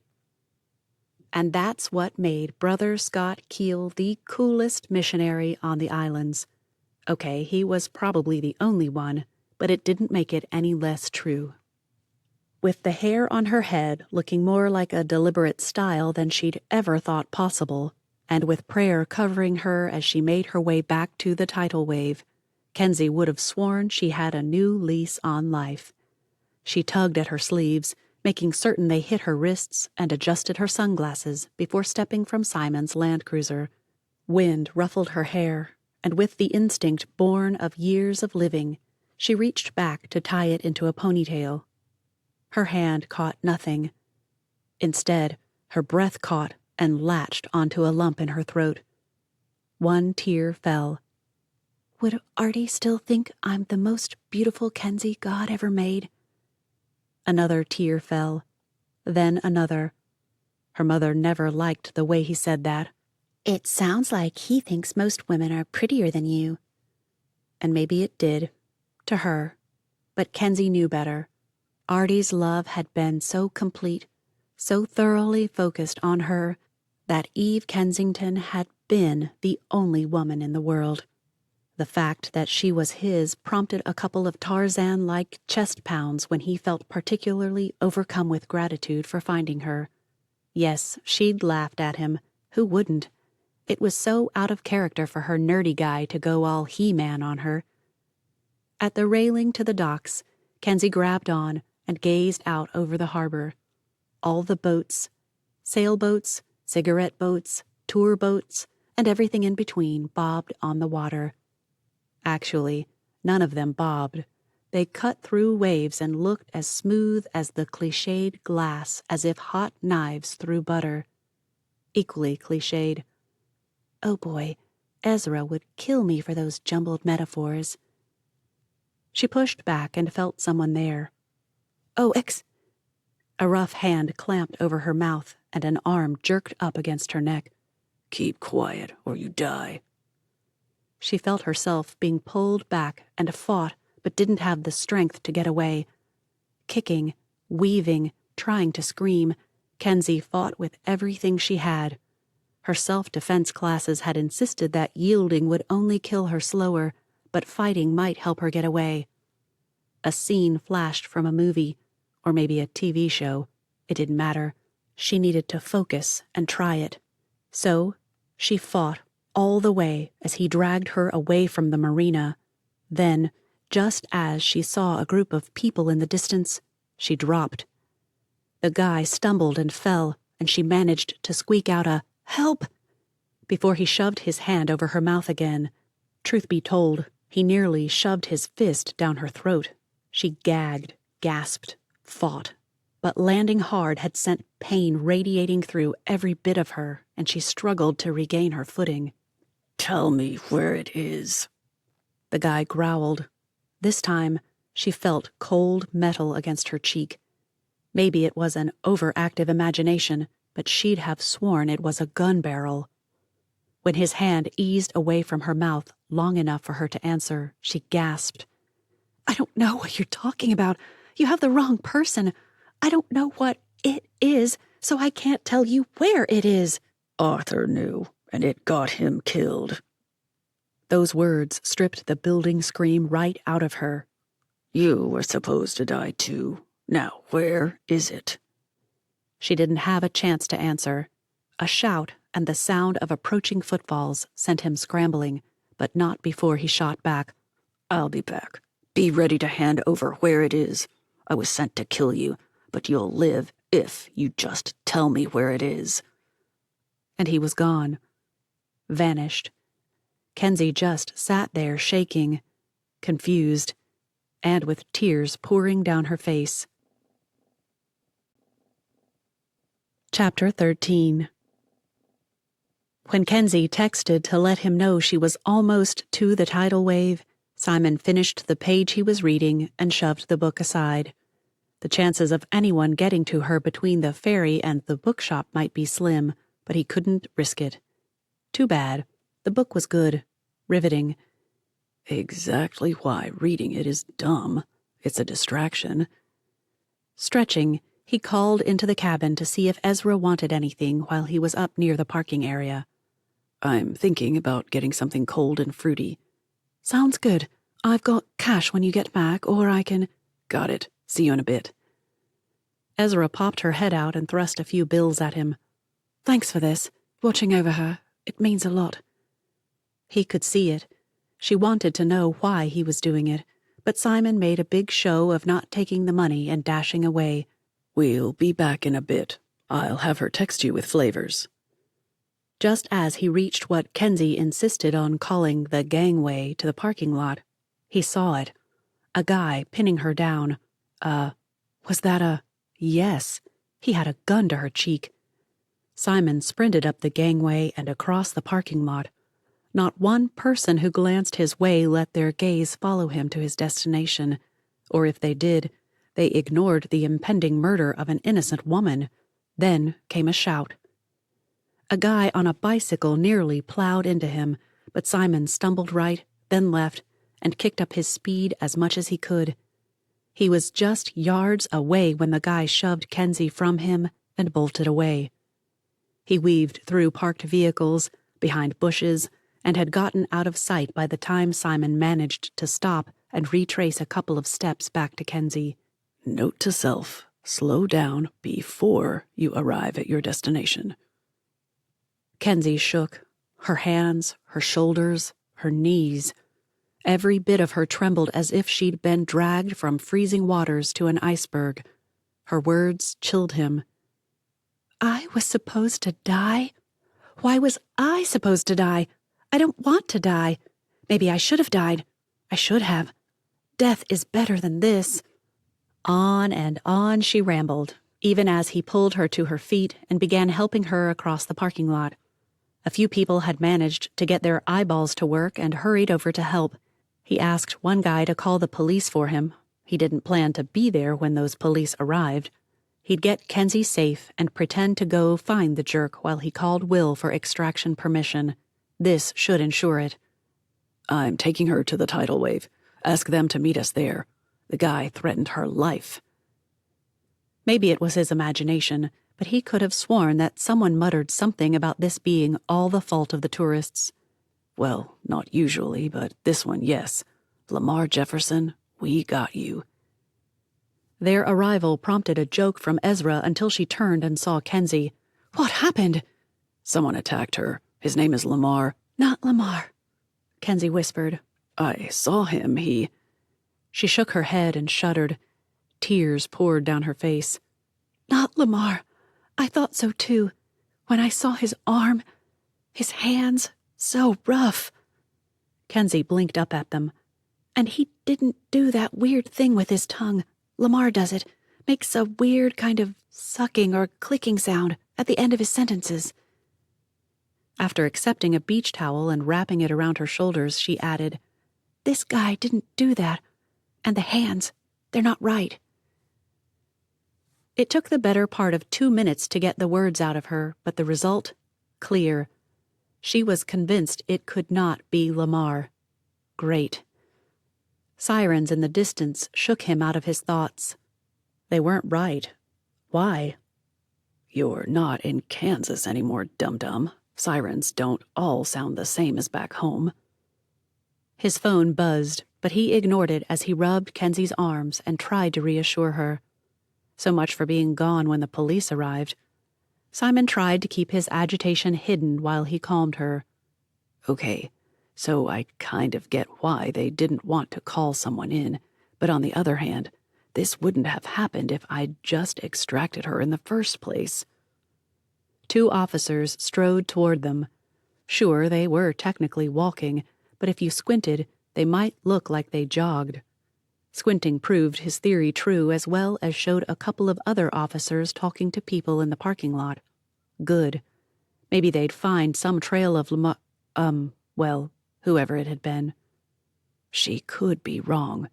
It was a tense, stressful situation. How could she be sure? Those thoughts were all he needed. He'd tell the cops what he suspected, and if Lamar were innocent, then it wouldn't be a big deal. But if not... A whimper from Kensi prompted him to slow the arm rubbing. He'd probably removed half her epidermis. Those ever-present long sleeves wouldn't let him know for sure, but still. Kensi, the police are here. They'll want to talk to both of us, probably separately, but you have the right to have Ezra stay with you. Even as he spoke, Simon realized it might not be true. This wasn't America, after all. A gull swooped in and landed on the railing as if expecting a treat. Maybe she was just a gossip who wanted a different sort of juicy tidbit to taunt her fellow biddies with. Could you call anything but chickens biddies? Well, he just did. Kensi clutched at his arm, and for a moment he thought the bird had startled her. But the surprise, and was that amusement, that lit Ezra's eyes told him it was more than that. She didn't want him to leave her. A surge of a different kind of protectiveness coursed through him. You can't fall for a client, especially one with trust issues. He's watching me. The words had been whispered so softly that Simon wasn't sure he heard them right. I can feel it. Scanning the docks, the boats, the parking lot. Useless. He saw nothing. I don't doubt it feels like it, but I don't see anything. He might be, but you're surrounded by friends, and now... The first officer climbed up and over the steps. The police are here. No one is going to try to hurt you with the police right here. That is right. The broad, muscled cop stared at Simon before shifting his gaze to Kensi.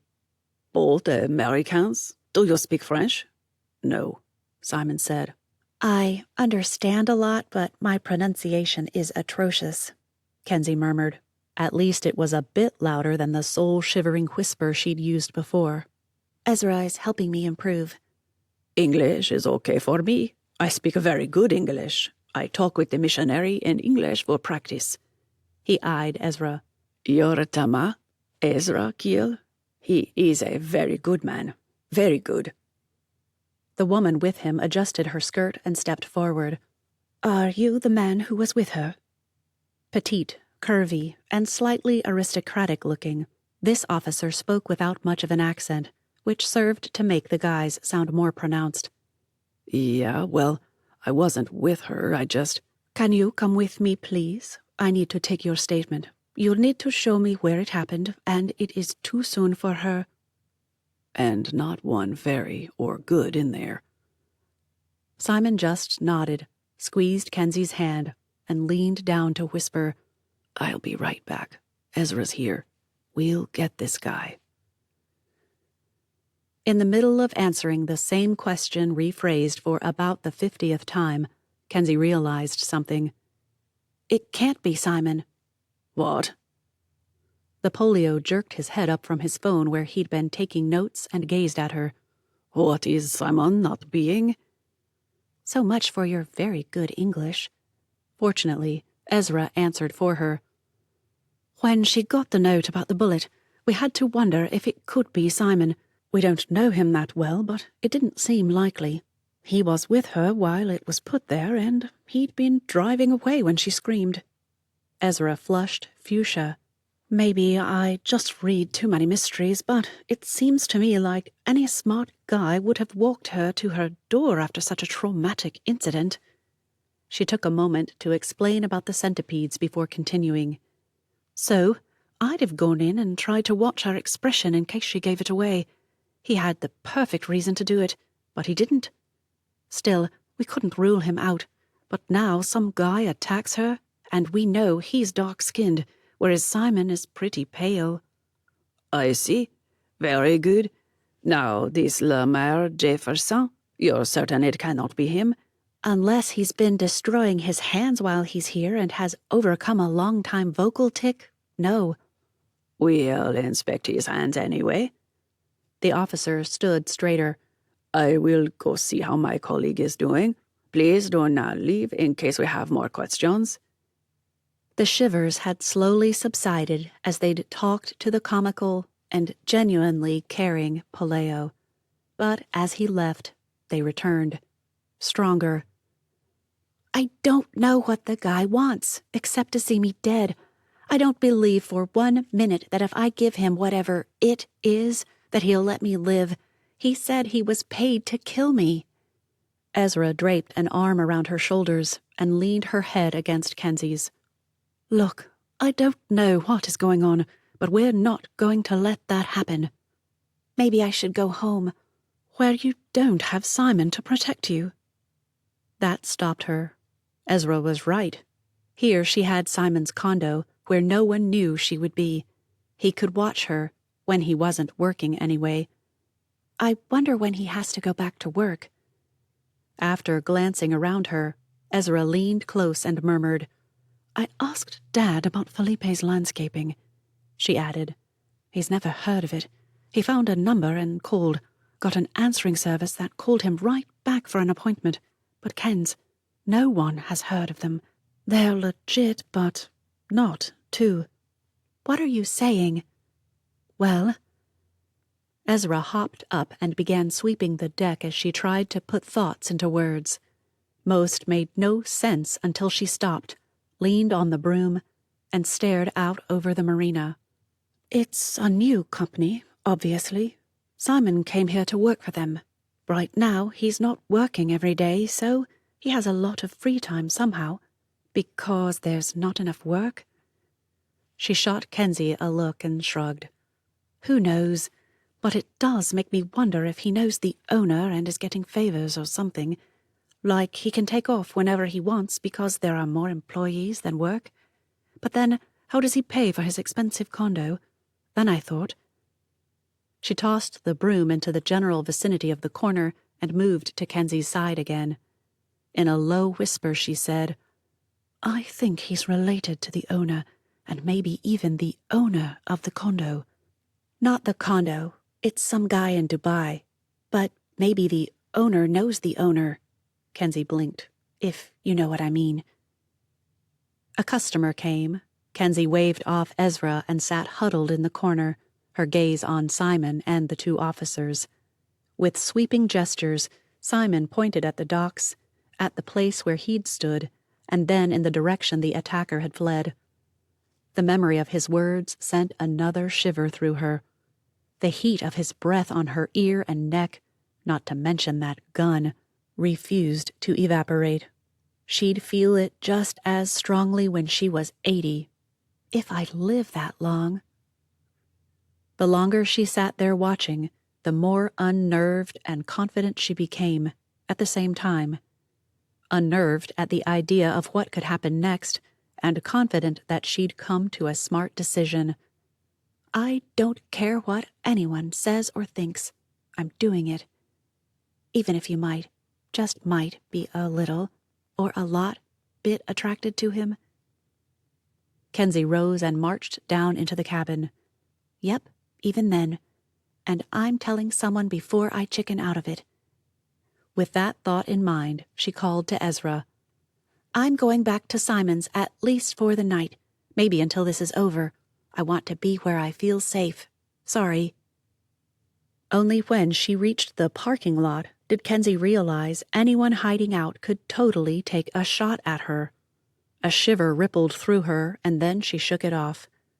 No, what idiot would do that with cops sitting, standing, right there?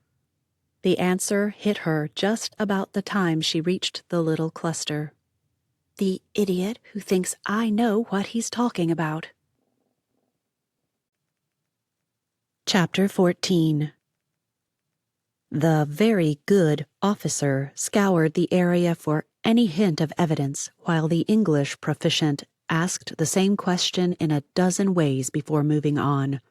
It unnerved some people, but after protection detail where clients asked the same questions more often than a kid in a long car journey asked if he'd arrived yet, the questions didn't faze him at all. He just repeated himself, smiled at her amusement, and kept one eye on the poleo processing what was essentially a crime scene. When his phone buzzed again, the woman pointed to his pocket. "Someone's trying to get a hold of you. You'd better answer it." "It's just my boss." "Keep your job. I'll go see how Sefai's doing." "You have no idea how much this is doing my job." Still, he pulled out his dumb phone and pressed the answer button. "Germ. We got it. Paris nearly got herself caught, but she went to a party at Malakov's. Henry went through the roof and sneaked away. Overheard a conversation with the guy who might be our guy. Just called in half an hour or so ago, but I couldn't get you." Half an hour? So the guy called in immediately? That could be good. Maybe. "Yeah. It's a shipment of weapons and ammunition. Big one. Remember all the stuff left behind when we pulled out of Afghanistan?" "Germ, that was after Arthur was killed." "I know. See, A bunch of that stuff that was left behind. Germ's air quotes came through loud and clear. Well, turns out some had been sold to the Russians while we were still there. We're speculating that it's why the rest was left, to cover it up. Anyway, some was coming to Malakoff when it went poof. Arthur Long was mistaken for someone on the street and told about a gun show. He got suspicious and went to the show to see if he could figure it out. He then had informed the ATF, but apparently someone figured him out and tried to kill him. They didn't know he'd already talked, and they think he stole the cash. Simon whistled low and gazed over his shoulder. Kensi was almost to him. What was she doing there? I'll see what I can find out, but I'm warning you, I'm one wrong twitch from an extraction. Will won't like it. He'll like her dead even less. Gotta go. Arms dealing. Great.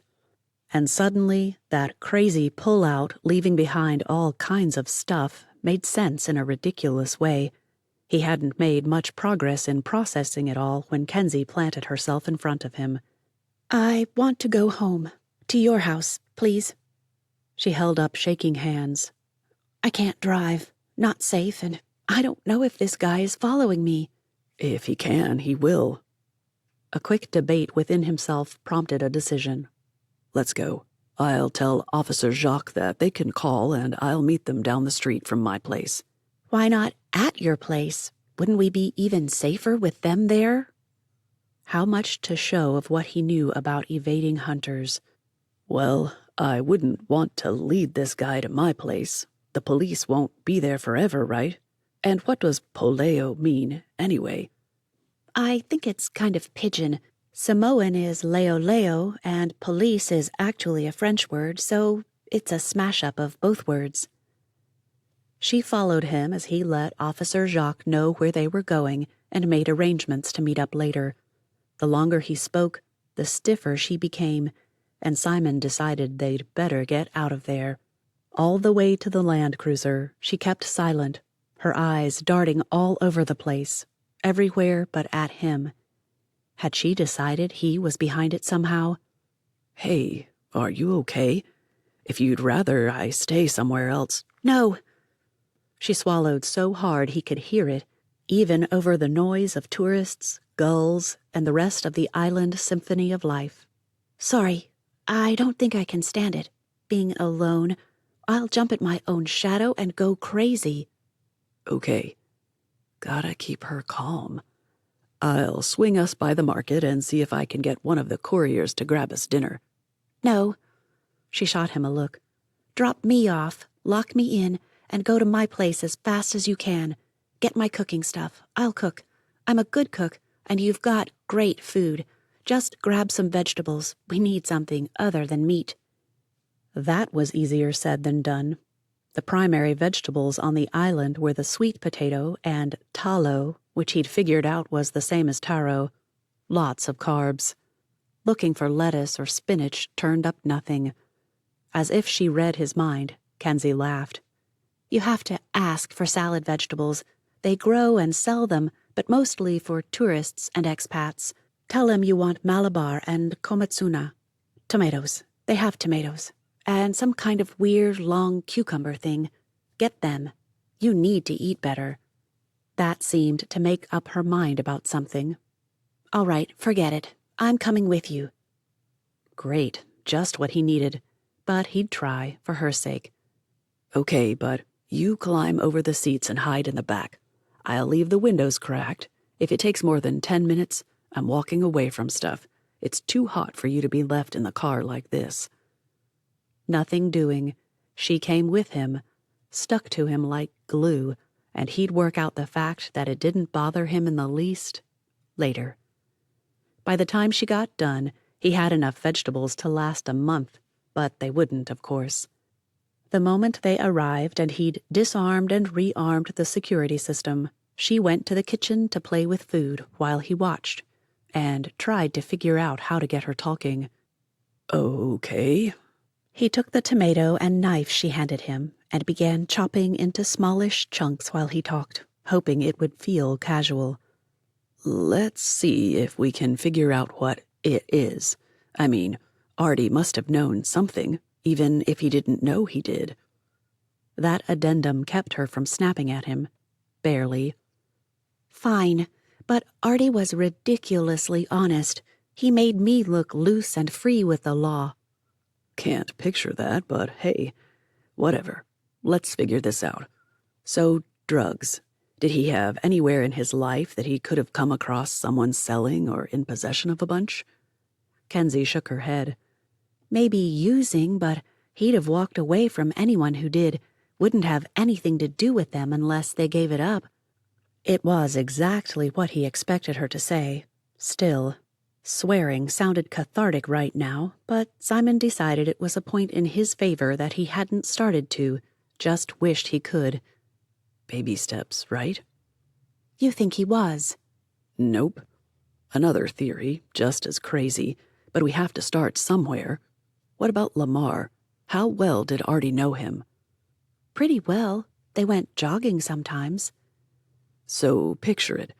Lamar has a big drug bust, some goes missing, and it's looking bad for Lamar. He mentions it to Artie, says which cop he thinks really did it. Sorry, it's close to truth, Kensi admitted. But Lamar brought down guys. He'd never talk about it with someone outside the force. She passed him a peeled cucumber and went to work on tearing up all the greens while steaks seared in a pan. Artie couldn't have known anything about the police. Okay, cryptocurrency. The idea was wild and by design. At Kensi's headshake, he fired off one idea after another. Stolen bearer bonds, chemical formulas, state secrets. That one got him a laugh. I know, I'm trying here. Did he know someone who might rob a bank? Some bad relative? He stuck out his fingers like guns and said, "This is a stick-up. Put everything in the bag and don't press the button." That earned him a giggle. Good. She'd relaxed. Simon watched closely as he fired his first real question. Okay, guns, ammunition. Kensi flinched. Interesting. Simon didn't pretend not to notice. What? What about that made you react like that? I hate guns. Yeah, you said that before. Please don't make me have to probe too deep. I can't afford for you to shut down. A heart-rending sigh escaped, and she gripped the counter, knife standing straight up. If he didn't do something, she'd shut down. Yeah, I overheard him talking to someone about a gun show. He agreed to go. I got so ticked off at him. I mean, a gun show. I hate guns. And yet I have one strapped to me right now, and a half-dozen hidden all over this place. Still, he played it cool. I get why. After finishing up the cucumber and saving their steaks from becoming charcoal, Simon watched as she dropped a pat of coconut butter on each, wrapped them in foil, and stuck them in the oven. He'd have to ask about that, but he needed to stick to the topic. When was this? About a month before the accident. He said he had to go because gun shows were full of people who knew guns well, and he could find good security people there. Something about how people who were good with weapons rarely needed to draw them. It was the barely proficient who went nuts, so I insisted that he not go, of course, and in the end, he didn't. Not true. Does she know that? Deluding herself, or did he hide it from her? With the back of the hand that held the knife, Kensi wiped away new tears. Simon nearly went through the roof. Taking the knife from her hand, he said, "Maybe use your other hand. You'll take out that eye." The look she shot him did queasy things, in all the best ways, to his stomach. Things his stomach had no business reacting to. Later. Focus. The despair oozing from her shoved aside his intelligent responses. Instead, he pulled her into a hug and assured her everything would be okay. "I've got a friend in Rockland who knows security. Maybe he knows what this gun show was and can find out if maybe Artie met with people who went. He could have found out about something he wasn't supposed to know, or, more likely, he added when she stiffened, was with someone who did, and those guys got the wrong guy. I suppose. She wiped her eyes again before looking up at him. His nearness must have unsettled her, because Kensi backed away and nearly into the still hot frying pan. Sorry, I didn't mean to fall apart on you. None of this makes sense, but it makes more sense than anything else. She'd just started preparing a sweet potato for baking when she froze and turned to him. It has to be, Simon. It has to be. It's the only out-of-the-ordinary moment in our lives at that point. Squeezing foil around the potato, she seemed lost in thought, but then she nodded. It's the only thing that makes sense. Guns? Has to be. A fierce expression nearly made him back away. I hate guns even more now. Chapter 15.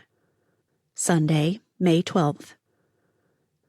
While the church on St. Alyn did the Sunday morning hustle without hustling at all, Simon stood beside the Land Cruiser and worked on Will Rickwood. We've got to get her out of there. Yes, she was freaked out by the attack, but Will, she was attacked. Doesn't that count for anything? I don't think you know how fragile her emotional state is. I'm living with her right now. I know. I hear the weeping when she thinks she's being quiet. I see her force her hands not to tremble. I get it. But do you get that she is waiting to be killed? She knows there's danger now, so let's give her the security of knowing someone is here to protect her. That I definitely know how to do that. Why he bothered, Simon couldn't say. Will wasn't having it for reasons he couldn't fathom. Well, actually, he did fathom. He suspected that whoever was paying for her protection had made it a stipulation and had made it a good enough argument that Will agreed. Maybe it had to do with the way Kensi stuck to the strict, letter-of-the-law approach of things. If they couldn't be assured she wouldn't blab about the agency, then, well... Look, just do the job. I sent the best man to handle this. Prove me right. A new thought slammed into him, physically pushing him against the side of the Land Cruiser. Will, look, I'll do it.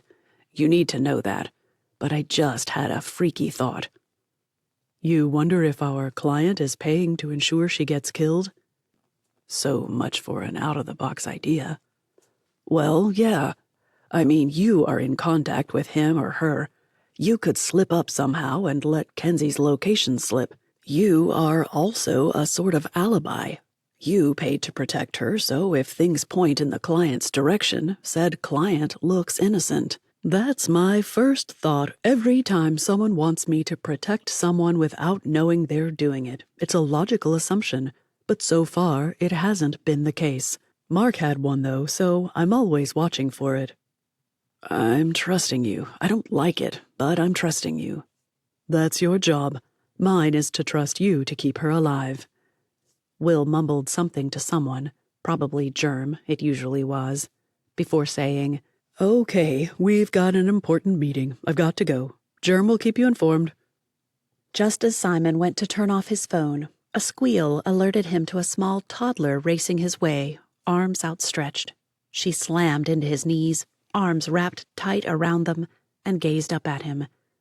Total adoration transformed into abject horror, and a scream that would scrape a couple of years off the kid's mother's life pierced the air.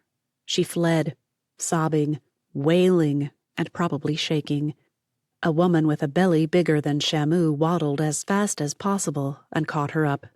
She scowled at Simon when the girl said something, and then she broke out into a laugh that relaxed the tension in the air Simon hadn't noticed until that moment.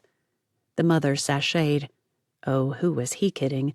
The woman waddled even worse with her child in her arms, across the churchyard, and smiled at him. This is Ezra's friend. Kensi's friend, actually. He helped her yesterday, saved her from a bad man. To Simon she added, Someone mentioned a bad man and you, and when she realized she'd hugged you instead of Brother Scott, she thought, Smart girl. Simon smiled into the child's enormous brown eyes. Only smart girls know to run far, far away from bad men and to let everyone know it. Very smart. I bet your Tina, is very proud of you. And now you sound like that cop. I speak very good English. You will be very proud of my English. It is very, very blech. The child just buried her face into her mother's neck and murmured something. Simon backed away, hands up. That's fine. She said she is sorry. Nothing to be sorry for, sweetie. It's all good. He tapped the girl's arm and pointed across the yard where Scott Keel stood next to his wife, one hand resting on the woman's very flat belly. There's Brother Scott. The girl wriggled down and raced off. She paused halfway across the yard, looked back, waved, and sped away again. Simon just grinned. She's a cutie. Bet you're proud of her. I am. Thank you for understanding. As the woman waddled away, one hand slung low under her belly as if to support it, the other on her lower back, Simon had a vision of what it might look like to see his wife weaving in and out of their friends at some function or another. He'd deal with the fact that this fictional wife wore long sleeves, a hat, and sunglasses later. Of all the things Kensi had imagined she'd love about living on tropical islands in the South Pacific, lazy, seemingly thrown together Sunday morning worship services wouldn't have made the list. In fact, after hearing Ezra talk about them back in college, comparing the differences between her islands and the Atlanta church they'd all gone to, Kensi had put off doing the paperwork necessary to get the moving ball rolling. She liked order, predictability. In fact, she'd often joked that it made no sense that she hadn't joined a liturgical church before now. Rosary beads or the Book of Common Prayer spoke to her routine-loving soul. Ezra had promptly said that's why she needed the islands. You'll learn to rely on the Lord alone rather than yourself. Yes, she'd wanted to protest that it wasn't about relying on self. But it was true. Her routines, her plans, the rules she made for herself, all ways to ensure that she didn't feel unbalanced. Ever. It might not be true for others, but it's true for me. The first week, torture.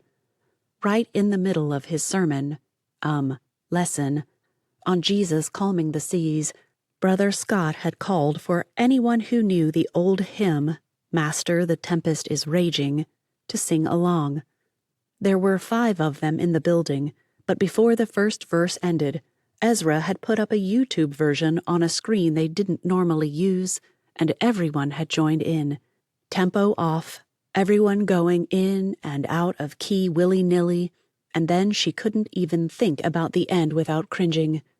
A little girl in the back had clapped and cried out, "Again!" So they'd done it again. Double torture. The next week, a woman tried to get up to use the restroom and had a back spasm. 3 other women surrounded her, right in the middle of the day's scripture reading, and prayed aloud for healing.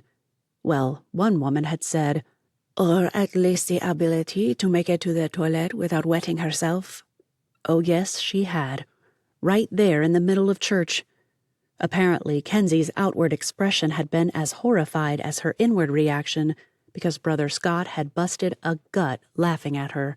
At least only he and she knew that's what he was laughing about. The church might be weird, but they were kind. Week 3 had treated her to the Karen sisters and their weekly critique of Brother Scott's sermon. She'd about lost it with them. Okay, that wasn't fair.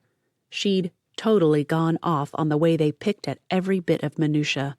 You said it was verse 21, dear brother, but it was actually 12. We've noticed these lapses into dyslexia before. Isn't that what it's called? Anyway, and let's not forget that you neglected to call us to repentance over arrogance and pride at the end. I mean, it is what the sermon was about. Kensi had choked, sputtered, and then, without thought to what it might do to him, she whirled on them. I'd say you have a log full of that arrogance and pride yourselves. Perhaps you should pull it out of your own eyes before you go beating him up trying to get out the speck of it in his. At least they'd forgiven her when she'd apologized for her own arrogance and pride in pointing out something she couldn't possibly know. She might be right, but she didn't have the right to speak that way to someone she didn't have a relationship with.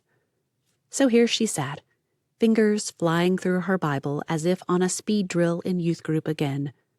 Did youth groups even do that anymore? A lot of them were giving up on it back when she was a teen.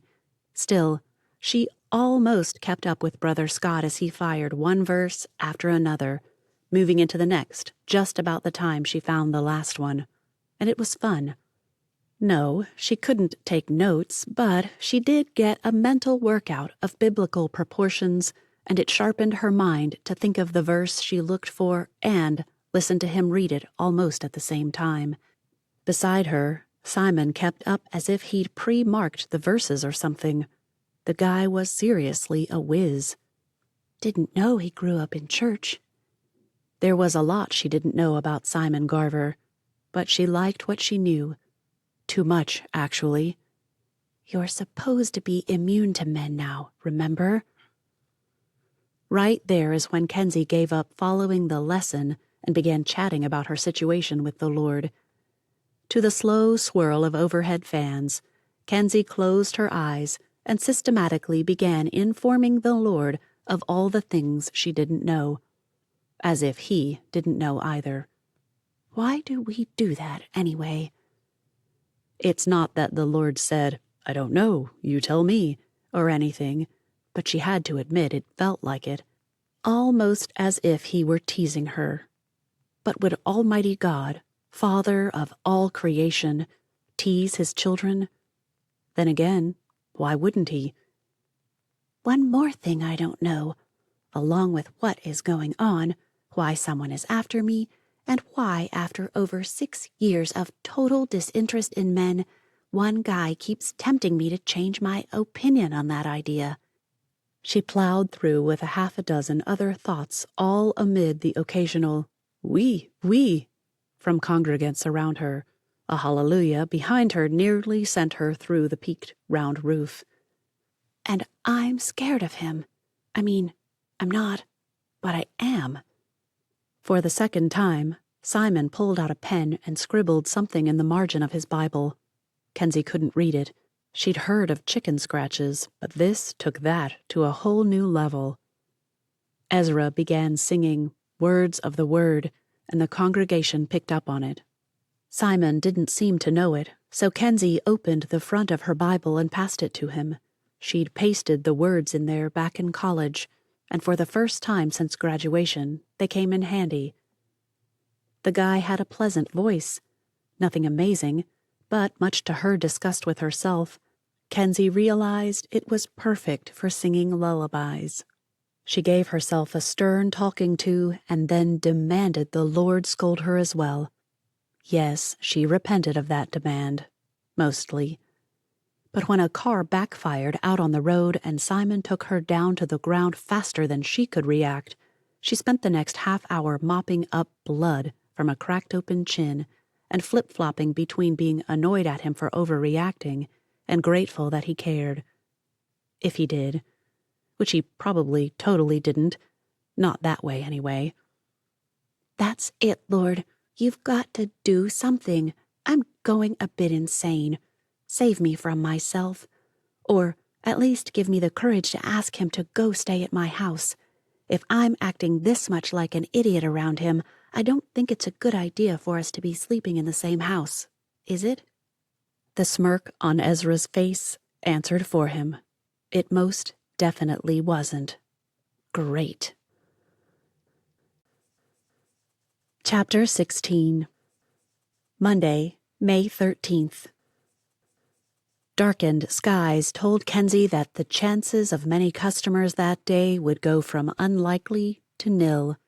They'd been promised a tropical storm, but it had been upgraded to a l'Afghan, a cyclone. Apparently, l'Afghan combined the Samoan word afa for cyclone with the French ouragan for hurricane into one of those quaint pidgin words she'd come to love. Usually, the blasting winds and the rocking of the boat even in its slip in the marina dulled the affection she might otherwise have for a cool word like that. Simon texted her, "All well there?" He was working just down the street from the marina, so on hand should anything go wrong. It had happened again. Every time she became suspicious of something he said or did, or in this case didn't do, something proved him trustworthy. All that time off work for a new employee hadn't made sense, but before she could ask him about it, he'd gotten a call. He'd risked his job to stay nearby, but Kensi wasn't having any of it.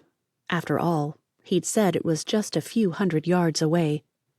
A few hundred too many in an emergency, he'd argued. But Ezra had agreed.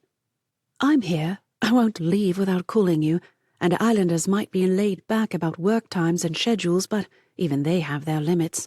No job, and the folks over at Alexandra might just decide you have to go home." That thought had sent a shot of panic right through her. Forget that she'd finally felt some sort of attraction to someone again.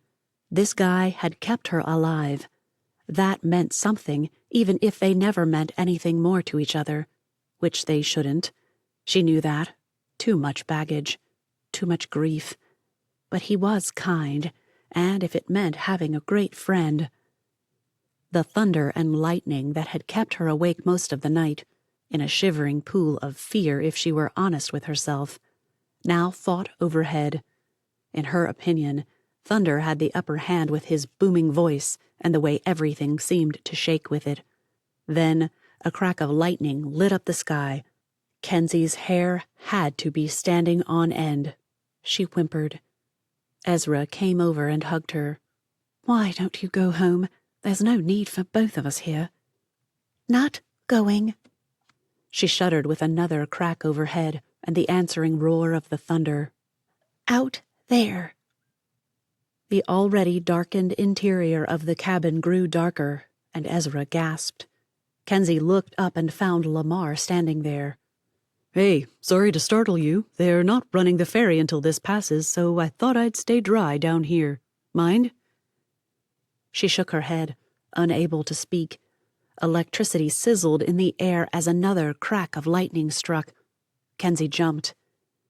A smile formed, huge and almost illuminating in its brightness. "Artie loved how much you hated storms. He always said, 'If I know one's coming, I'm there.' She's all mine in those moments. That total trust that I'll keep her safe, nothing like it." One tear after another slid down her face, but it worked. Kensi relaxed just a little. "He was going to put it into our vows. Just before that last line when the minister has you repeating them, he was going to throw in, 'and protect you through all the storms so you'll hold on to me forever,' or something like that." She sniffed. "I was going to throw in that I'd watch the Super Bowl with him, even if neither of our teams were playing." Electricity surged through the air again, but this time it took out the power. Kensi squealed. "Since when are you this pathetic? Let me get the lantern. It's good. It's all good." Almost by the time she'd finished speaking, Ezra had a battery-powered lantern lighting up the whole cabin. "Whoa." Lamar ran his fingers along a row of Agatha Christie spines. He followed those with Richard Osman, and then that series by Nev March that Ezra couldn't seem to get rid of. He slid a book of poetry off the shelf and flipped through it. Mary Oliver. Every time she saw the book, Kensi couldn't shake the feeling that Oliver would have loved the Swameleys. The tropical paradise might be in the middle of ocean surrounded by nothing, but it had beautiful flowers, stunning sunsets, amazing birds, and, well, all the nature-infused places that Oliver liked to ponder. The next rumble of thunder produced even more boat rocking, and the lightning cracked on top of it. Ezra led her to the front of the boat and pulled down the bed.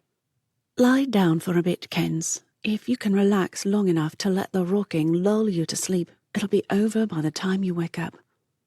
She'd have protested, but Ezra whispered, And I'll see what I can find out from this guy. Maybe he knows something he doesn't know he knows, like Simon said about you. He's a cop. The words screamed themselves at the top of her mental lungs, but she barely whispered them aloud.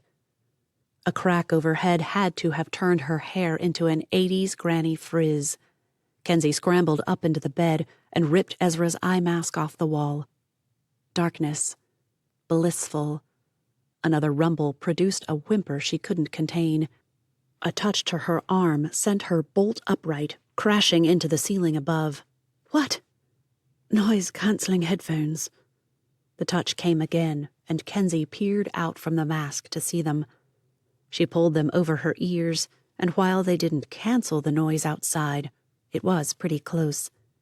Thanks, Ezimaya. You're not supposed to know that nickname exists, and you're certainly not supposed to use it. No, Kensi didn't hear Ezra say it, but she had zero doubt the woman did. A ringtone woke her. Ezra sat up and blinked. Darkness. Ezra's voice reached her loud and clear, though. She blinked, and something felt off. Rubbing her eyes reminded her of where she was. Ezra's bed, with an eye mask, and where were... Abandoned headphones next to the pillow showed she'd worked them off in her sleep. An urgent bathroom need sent her scrambling down the steps from the bed in time to hear Ezra say, I'm sorry to hear you have a misprint. Let me find a copy of the book. I can trade you for it, and the distributor will give me a credit. A few fumbles and a mumble followed before she said, So you're looking for what page number? Kensi dropped to the cabin floor in time to see Ezra stretch as far as she could to reach a copy of Dune. Sorry, have to put you down. I can't reach it. It always felt good when someone of barely average height could do something someone else couldn't do, but Kensi reveled in it regardless. Got you. Ezra jumped high enough that she could have grabbed that book if she'd been paying attention. Kensi! Flipping open the book, Kensi fanned pages. Page number? It fell open to 432. A sticky note had been plastered to the page. You're a dead woman. If you tell me where it is, you die quickly. Otherwise... Kensi screamed. Chapter 17. Why Kensi believed he'd be working in this crazy storm, Simon would never know. His Land Cruiser rocked in winds that promised to turn cyclone at any minute, despite what the meteorologists claimed. But eventually, just seconds before he lost his sanity, the rain stopped and the thunder and lightning passed. Wind still blew, but at half the force it had been just an hour before. Dead palm fronds littered everything. What had been beautiful foliage now looked ratty and tattered. Well, some gardening company would get free labor because he had to do something. Simon pushed open the door and stepped out. Not too bad. The wind still knocked the occasional palm frond from a tree, but nothing too dangerous. He'd only picked up 3 before his phone jingled. Kensi. Hey, Kens. You've got to come, Simon. It's bad. By the time Ezra said come, and it was Ezra, wasn't it? Simon had taken off at a full run. What? Just come. Kensi is a mess. I'm a mess, and I don't think we should be alone. Should I call the police? How am I supposed to know? I don't know what happened. And if this stupid assignment wasn't so stupid, I could have her safe already. That was it. He'd take her. He'd have to. There was a lodge on Tiga they could go to. He'd found it while searching for some extraction point and had leased it for 3 years. Will would kill him if he found out, but it gave him somewhere to hide out when he decided to ignore instructions and go for safety over temporary distress. Because this stuff is just as distressing. Jumping over the steps and landing on wet decking, not his smartest move. Simon sprawled out, scraping one side of his face. So much for my boasting about how I know how to fall. His ballerina cousin would laugh him all the way through her pirouettes. Ezra met him at the door. You didn't answer me. Do I call the polio? Probably. The guy needs to know you'll do whatever you have to in order to protect yourselves. Now, what's wrong? Oh, yeah, I didn't tell you. She thrust a sticky note at him.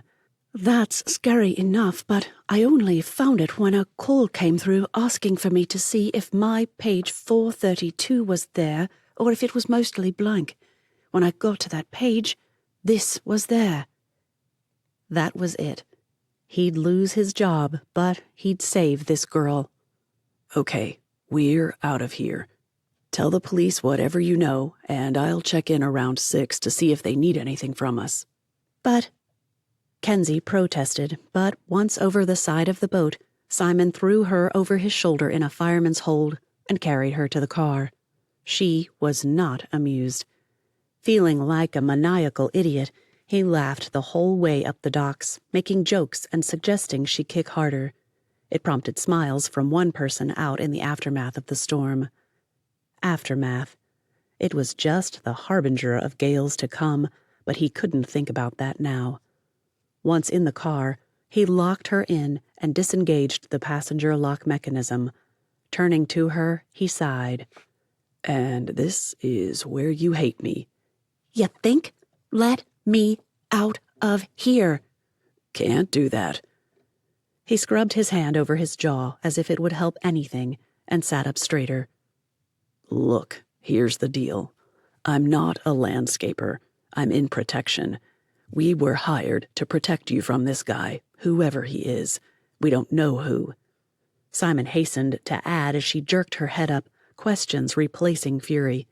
Not yet. They're working on that. Our job is merely protection.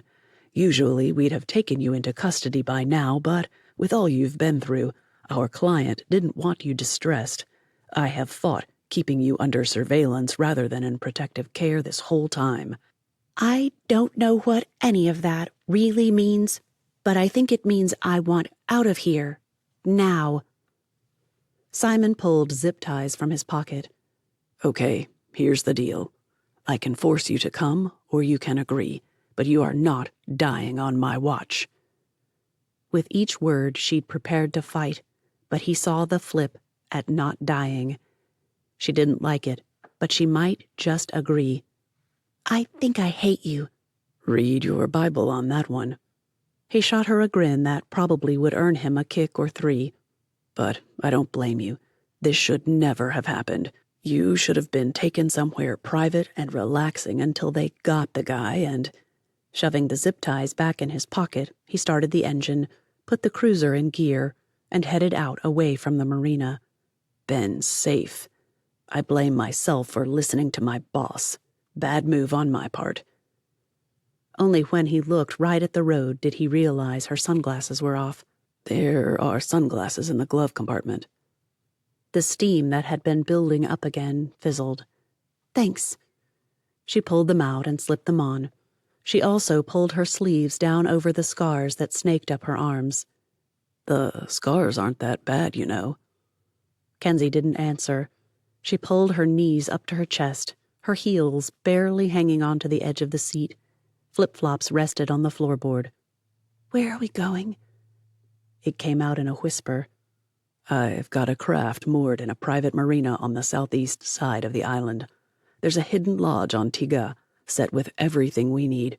I'll get Germ to send someone to clean out my place and bring us whatever we need. Germ? He's our tech guy, or... Maybe it was crazy to do it, but Simon couldn't shake the feeling he had to get her to trust him again. I think you could call him our rich guy from Dubai. 2 kilometers passed before she spoke again. So, your boss's name is Germ? No, it's actually Will. But Germ, Jeremiah, that is who I deal with about practical stuff. He's a whiz.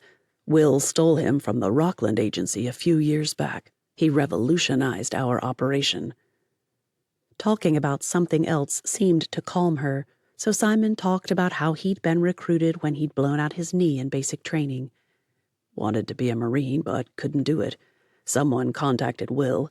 They did that stem cell thing on me, and then I was trained for the agency.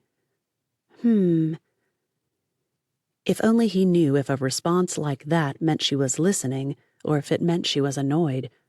He'd assume the latter and go for something he thought she might want to hear. I worked with one of the Rockland agents once, Keith Auger. Man, he was a good guy. Led me to Christ. Yep. Despite doing everything she could to pretend she wasn't listening, Kensi definitely perked up at those words. After half a minute or so of silence, she huffed. Fine. Tell me about it, or him. Whatever. Talk, though, or I'm going to start screaming, and if I do, I don't promise I'll ever stop. Yikes. He'd misread everything. Despite every order to himself to think, Simon's brain froze. We had this joint case. An ex-wife had put a hitman out on this guy. Their daughter would inherit everything, so the ex decided that was the best way to get her kid back and all his money. The woman tried to double-cross the hitman, so he let it slip to the right person who brought it to us. We showed the guy. Boom. Protective custody until the wife was taken in. It was a short case because the police had all the info from the start. But those 3 days... Yeah? Was that a bored yeah or a curious one? He didn't know. So Simon plowed on. Keith was just so good with the girl. She was 12, going on 30.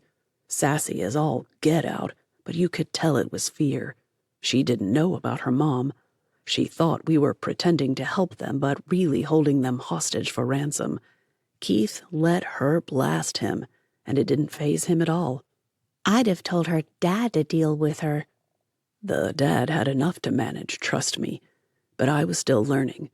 Good at extractions and dealing with folks who had hired us, but the other aspects, like dealing with those people we had to extract involuntarily.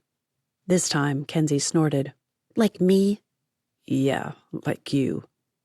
Simon allowed a sigh to escape. Yes, it was manipulative, but it was for her comfort rather than his. That counted for doing the right thing in his book. Sorry, I don't like having to do this, but neither do I like not being certain if I can keep my client safe. I'm not your client. Kensi ground out the words in a near-guttural growl. Argue or not? Simon went for yes. Actually, you are my client. Whoever hired us is Will's client. I make a strong differentiation there. Whatever. Tell me about how this guy led you to Jesus. Good. He'd hooked her. He's just... I want to say he was unflappable, but that's not true. I saw him come unhinged a couple of times when we thought we'd been set up, but only I knew it, and it didn't last long. Both times he just closed his eyes, inhaled, exhaled, popped them open again, and got to work. That's not Jesus. That's some kind... I know. Meditation or breathing techniques. I thought all the same things. But when I asked him about it one night, he just said, "Look, you're not going to like what I say, so remember, you asked." I was sure he was going to go all woo-woo on me. Then he said, "It's Jesus, okay? When I forget who is in control, I take a breath in that is kind of a prayer for peace and exhale out as a prayer for direction and guidance. It just takes a second or two, but it really helps me focus on the only one who can make a difference in a tense situation." She sucked in air as they rounded a sharp curve and saw a small palm tree half covering the road. While he tried to figure out the best way to handle the situation, Kensi whispered, I do that. I didn't realize it until right now, but I do. The easiest thing to do would be to get out and move the stupid tree. It was small enough that he could probably handle it by himself, but that would give her the opportunity to run. He might be able to ease around it, but if the side of the road had too much water... Just go. I won't try to escape. Ugh, he couldn't just leave her. That would definitely lose him his job. Simon pulled out the zip ties and had one wrapped around her wrist and threaded through the steering wheel before she knew what hit her. What are you doing? I said I wouldn't try to run. Sorry, rules. Coming from the guy who said just a few miles back that he's breaking those rules? Yeah, that means a lot to me. Simon didn't argue. He just took the keys, ran out to push the surprisingly heavy tree enough out of the way to be able to safely get over and around it, and dashed back to release her again. Kensi fumed. Well, no reason not to continue the story. Next thing I knew, he said as he neared their destination, Keith was telling me about Jesus. Not what I had to do for him, but what he had done for me, for everyone. When I asked why the guy went around preaching, doing miracles, and telling people how to live if it didn't matter, Keith just looked at me and said, "Who said it didn't matter? Sure, he took care of the most important thing, but we learn how to treat people by observing how he did and obeying what he said." Brother Scott said once that the old law had all those dietary and health rules because they were the best way to keep the Israelites physically healthy. Then Jesus came along and showed us all the things we need to keep us spiritually healthy now. Interesting thought. I'll have to ponder that. He pulled over and turned off the Land Cruiser. The small turnout near the tiny marina had steps leading down to the docks. Simon pulled out, hid the Land Cruiser behind a bunch of unidentified, did that make them incognito, bushes, looked over at Kensi and sighed. Well, here's the deal. I can risk allowing you out of the car or... She cut him off. Do you see those black clouds? In case he didn't know which ones she meant, Kensi pointed in the not-too-far distance. They're coming, and fast. If we're going boating, can we just get there before I lose what little sanity I have left? Do what you have to do, but either get us out of here or get me back. Here goes nothing. Chapter 18. Who knew I'd become a character in my own version of Kidnapped? That thought didn't sit well with Kensi. The more she thought about it, the more she suspected she was mixing up Stevenson books. Maybe Treasure Island, but with a kidnapping? Whatever it was, she'd been abducted, pure and simple. Not only that, but Simon felt guilty for taking her. That much was certain. But she also got the feeling he felt guilty for not doing it earlier. Or, since he keeps referring to that, maybe it's what he wants me to think. Going over and over it in her mind as they bobbed on waves and she slammed into the sides of the boat barely kept her sanity intact. But it did work, sort of. Her less optimistic self knew that her sanity had been stretched until one more thing would snap it, possibly permanently. What would Henri do with her then? And I thought I liked Simon, not hardly. And yet, despite herself, Kensi still wanted to know about this guy Keith and how he'd led Simon to the Lord. Then she'd like to know how these guys thought it was okay for Christians to go around kidnapping people, even if they did claim it was to save them from people out to get them. If I hadn't been attacked by a guy who clearly was not Simon and then rescued by Simon, I'd swear he was behind the whole thing. Something about that thought didn't sit right. While Simon kept the catamaran zipping across the water, Kensi mulled it over. A shiver shook her and refused to stop when the why clicked. He totally could have hired someone to break in. He could have hired someone to threaten me. He was suspicious of Lamar, and then someone who just happens to kind of look like Lamar attacks me? While scenarios repeated on an endless loop in her mind, Kensi continued to shiver and to plan. A blanket dropped in her lap. She glanced up and nearly relaxed at the sight of Simon's smile. Oh, he's good. He knows how to disarm you. And that's when everything hit her at once. I'm going to die. I was supposed to die with Artie. They think I know where something is, but even if I don't, I'm going to die because I can't know about it, whatever it is. Because guns? Not hardly. Simon probably decided to use how afraid I am of guns to get me to talk. I bet he thinks Artie stole some weird company secrets to sell.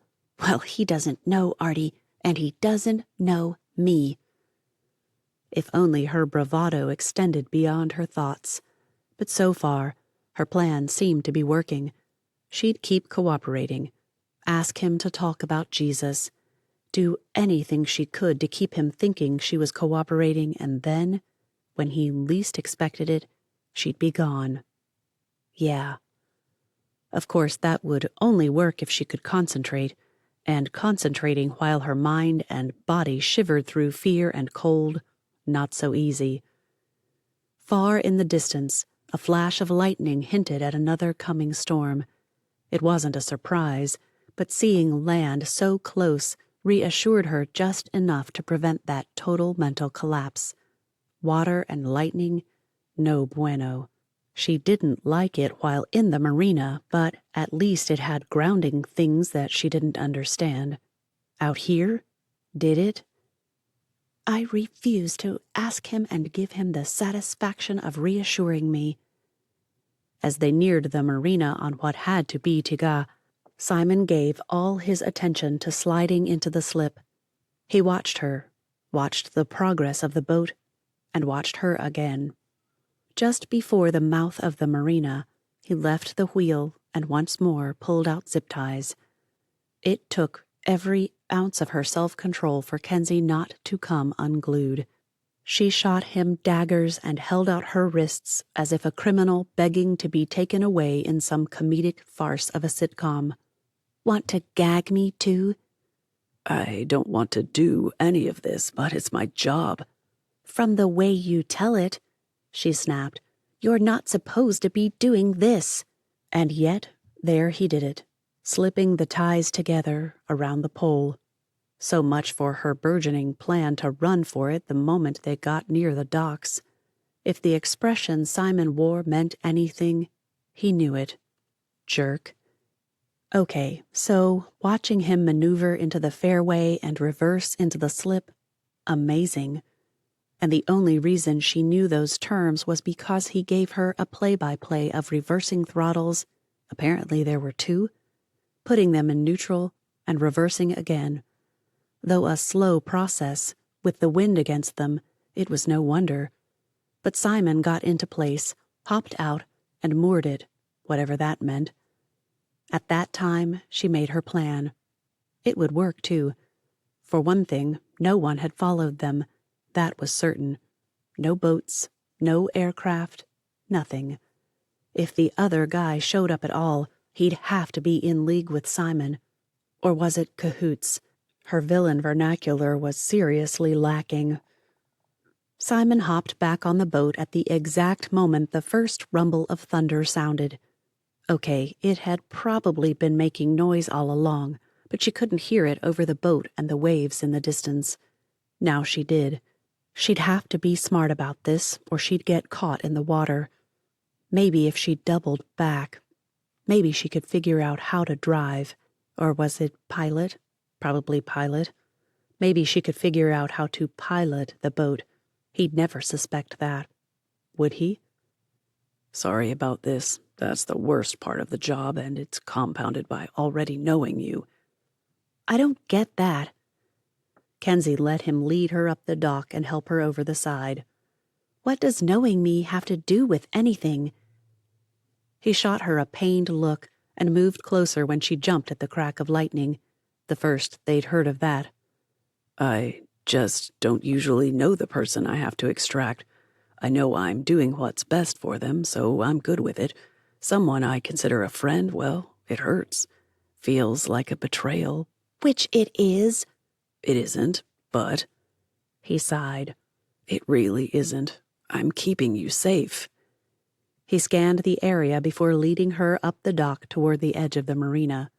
But I get why you feel that way. Do you? It took everything not to whirl at him and shove him over the edge. Do you really? In what Kensi hoped would be a disarming move, she stopped still, folded her arms, and glared at him. Simon urged her forward. Yeah, I really do. With a huff, she dropped her arms and stomped off, slightly at an angle toward one edge of the dock. Simon surged after her. Come on, Ken. That's all he got out. The moment he was at her side, she gave a great shove left and ran. A satisfying splash followed, but a new peal of thunder drowned it out. Score. At the tops of the docks, she bolted for the other side of the road. Trees. She needed... No, he'd look for her there. But Kensi kept going.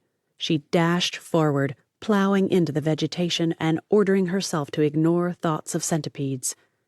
I guess I should be grateful for no poisonous snakes on the islands, right? She ran parallel to the road for as far as she could, and then looked for a way out. The scent of impending rain told her she couldn't get too far from the catamaran, or she'd be too cold to function. It'd be bumper boats getting out of there. The entire sky lit up just as a staggering Simon came into view. Well, it looked like it had to be. That yellow shirt helped. Mostly it was a bright dot on a silhouette several 100 yards down. Still can't believe it worked. She counted to 20 and then dashed across the road. More vegetation promised cover, but Kensi knew she needed to be seen if a car came along, and that someone like Simon was probably following her every step through that mini jungle over there. She stuck to the macadam road until she got back to the docks. A glance around showed no one, so she crept back to the catamaran and grabbed that blanket before the first burst of rain soaked it. With that protected from a drenching, she tried to start the thing, but nothing worked. Kensi found a power supply, but that didn't help. She moved the engine throttles into every conceivable position, but nothing.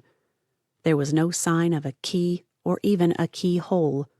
Just buttons that no matter what she did with them, nothing happened. Too much time. If he sees me here, he'll come back. I need to be out of sight. Disappointed, Kensi went into the cabin and wrapped herself up tight in the blanket. She curled herself into the corner of the RV-like table and bench before she remembered her phone and pulled it out. No signal. Of course not. Still, she tapped an SOS message to Ezra and hit send. All she had to do was wait for service, and off it would go. God, please don't let him think to come back here. Simon's arm caught the dock on his way into the drink, and for the first time in his life, Simon understood why they called it that. He inhaled much too much water going under and coughed and sputtered it back out as he surfaced. How can I be more stupid? Let me count the ways. Thunder either masked footfalls or footfalls up the dock simulated the rolls of thunder. Simon didn't know which. He reached for the edge of the dock and tried to hoist himself out. Who knew how hard it was to do that with lungs still repelling nasty salt water from their depths? It was hard enough without barnacles on the edge scraping up his forearms, an already stinging gash, and water-logged clothes. Who needed protesting lungs, too? Once on deck, he scanned the area and thought he saw Kensi's green shirt disappear into the jungle across the road. He took off after her, his shoes squelching with every step. Gross. He'd never liked wet shoes. His only comfort was that he'd not seen a single boat out, not even the ferry. No cars zipped up and down the road. None crawled either, which in his experience was more likely. The woman had a head start on him that would totally mess him up, though. He had to think like her, and first up was seeing if she had gone into the jungle of indecipherable trees. Please, no poison ivy or oak or tropical equivalent. Shoe prints, just down from him, gave him direction into the jungle, but from there, step by step, he followed a broken bit here or a shoe print there. At this rate, he'd never find her. Then what? That what became obvious when he realized she'd stuck to the road. Doubling back? Okay. Of course, Kensi liked predictability and routine. She'd been watching as he backed into the slip. She'd go back to the boat and try to take it back to La Fuina. Well, he could beat her to that. Shoes still squelching with every step. Back through the jungle. His mind insisted that he add. Stumble trip, back across the road. Squelch, squelch. Back down the docks. Rumble thud, rumble thud. He really was going on a Kensi hunt. At the boat, there was no sign of her. Hide or go looking. If he'd made the wrong call. No, this was Kensi.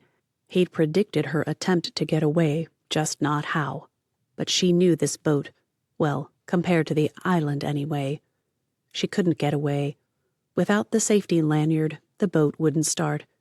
And of course, Simon groaned at the thought, she wouldn't stay forever if she couldn't get it to go.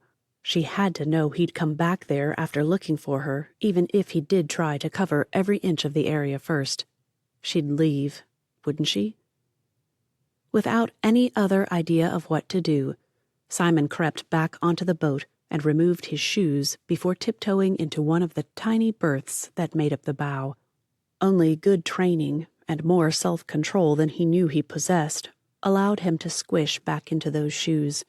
He'd rather not, but he needed to be ready to chase if she saw those shoe prints. She had a head start on him and would get here as fast as possible. The boat rocked, and with each little tilt, he wondered if she'd returned. He'd forgotten how choppy water could get in a marina when the tide came in. Or a cyclone. That'll do it too, although we didn't have many cyclones in Crescent City. Would he know when she got on board? It felt like he should, but would he? He did. Her "Arg!" that cut off mid-g told him she'd figured out she couldn't start the engines. Now, would she run off or wait? Maybe call Ezra. Should have taken her phone. Why didn't I take her phone? Now that I should get fired for. Not what I'm about to do. Again. The telltale squeak of vinyl as she sat on the benches on the other side of the wall told him she'd settled in. But for how long? Gun or plain old force? You don't have time for this. He'd deal with losing his edge later. Right now, get Kensi to safety. When he flung open the door and grabbed her in almost the same move, the woman's scream should have brought every human in a 50-mile radius. Thunder, once again, may have muffled it some, but he had to get her out of there. And now. The little car at the far end of the parking lot area would only do them good if he could get her to it. But then the lodge. Hot water, fresh clothes, and water. Why hadn't he grabbed a bottle before now? The works. How? It's my job, Kensi. Go. You can come with me just zip-tying your wrists and back, or I can pull out my gun. I really don't want to do that to you, but if I have to, I will. All question as to how to handle her disappeared. She squeaked, gasped, "You have a gun?" and dropped to the ground like an anvil on a blacksmith's toe. No, really, her elbow got his, and man, it hurt. Only when she squirmed as he reached for her did he realize it was a ploy to get away. He dropped to his knees, straddling her back, tied her hands, and hauled her up. Please don't be difficult. I'd rather treat you like a friend than an enemy, okay? Says the guy who trussed me up like a... whatever people who truss up things truss up. Wait. She shot him a look. Fury turned into confusion, and then curiosity. Truss. Isn't that part of a roof? So how do you truss up anything but a house? Do you really want to stop right here and discuss the etymology of a word? Really? When someone is trying to kill you? Etymology. He shoved her forward, done with this little charade. At the dock, he flipped her over his shoulder in a fireman's hold until he got her onto the boards. That's what I said. No, you said entomology. That's the study of bugs. Words is etymology. She landed on the dock with a jarring thud. She really should bend her knees, but whatever. So now we're getting into semantics? At least she got the joke. A huff of a chuckle escaped. Okay, I deserved that. I use hyper-focus on irrelevant things as a coping mechanism when stressed. Kensi shot him a glare. And I'm still furious with you. Do you realize you pretended to be my friend? Who does that? Let's see. Do I realize that my strategy for keeping you safe meant befriending you? Didn't see that coming. Who knew? Inner sarcasm would get him nowhere. He tried sincerity she'd never believe, but at least something would be honest in this whole thing. I didn't pretend anything. Did I plan to get to know you? Yes. Would I have pretended if it kept you safe? Definitely. Did I have to pretend? Nope. Why not go for broke? He'd never had a real chance at anything anyway. And to stick the knife in deeper, you should know that I was, okay, still am, kind of falling for you. A man pulled into the parking lot. He stepped out of a car, watching them. Simon kept them going, right until the moment the man called out, "Hey, what's going on?" Note that I haven't killed you when I could have, and stay put. He let go, walked casually over to the man, stuck out his hand and said, "Hey, I'm Simon." The moment the man reached for the proffered hand, Simon grabbed him, whipped him around, and elbowed him in the temple. He dropped hard, stunned but not out. It only took a moment to zip-tie his wrists to his ankle and shove him back into the car, for safety.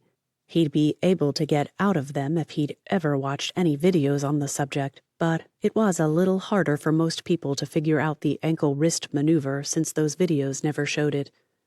Kensi was halfway across the road before he got done. Simon sighed and called out, "Okay, gun out? Is that what you're saying?" She froze, glanced over her shoulder, and then bolted. Made it 3 feet before face-planting, just as he'd hoped. Simon reached her side before she'd maneuvered herself up again. "You okay?" If she'd have spoken, Simon felt sure she'd say something like, "You've got some nerve asking me that." Instead, she glared and marched back with him, eyes focused everywhere but him. "Look, all we have to do is sit tight until the U.S. Marshals Service gets here and finds our guy. That's who does extradition anyway. I assume they'd be sent to nab him. I don't know." Then what? He'd gotten her. She was curious. They got into the car and headed out for the lodge. "Then you go back to your place, have fun selling books with Ezra, and I decide if I'm going home or staying here to open my own landscaping service." Chapter 19. Wednesday, May 15th. No 1950s father-to-be ever paced as much as Kensi did between Monday evening and late Wednesday morning. The only time she didn't pace was while eating, sleeping, or the times Simon set up his weird computer thing so she could keep Ezra in the loop, sort of. The grandparents had arrived, and Kensi missed it. The flowers had been ordered, by phone with the weird computer setup, and only with Simon approving every stinking word. To say it got old? Understatement. Tomorrow night was the family dinner, and both Kensi and Ezra were in constant negotiations to let Kensi go. So far, Simon was adamant. "Not safe." What wasn't safe was his existence if she missed out on any more of the coolness. Oh, and Henri's life. Henri was on Simon's side. Stupid men sticking together. Even Brother Scott seemed to think it best but wouldn't commit. Stupid peacemakers and their earthly inheritances. If Kensi were fair, and she refused to be, no doubt about that, she'd admit that Simon had brought her to a near-perfect place. The lodge had to be owned by the same non-Dubai investor boss dude that owned Simon's condo. Huge glass walls in many of the rooms didn't give much in the way of privacy, but who wanted it with views like they had? Bougainvillea, hibiscus, Samoan coconut trees, frangipani. The flora surrounding the compound and hiding its walls couldn't have been more stunning if God himself had planted it. Then again, thinking about it, God probably had. Bamboo floors, handmade bark cloth drapes for nighttime privacy if you wanted it, hand-carved furniture with butter-soft cushions blended into the backdrop outside. Someone with talent and an impressive budget had designed this place, and Kensi couldn't enjoy it. So instead, she paced and plotted. There had to be some way to convince Simon to let her go. Then again, maybe Henri would cave. Maybe that would bring Simon to his senses. One could hope. In the kitchen, Simon hovered over tuna steaks as if incubating chicks by hand. She'd already learned that he'd let the whole place burn down before she could get out the door. She'd also learned that the glass in this place was essentially unbreakable. Not that she'd tried. Nearly every hour for the first day. Simon didn't even try to stop her. Jerk.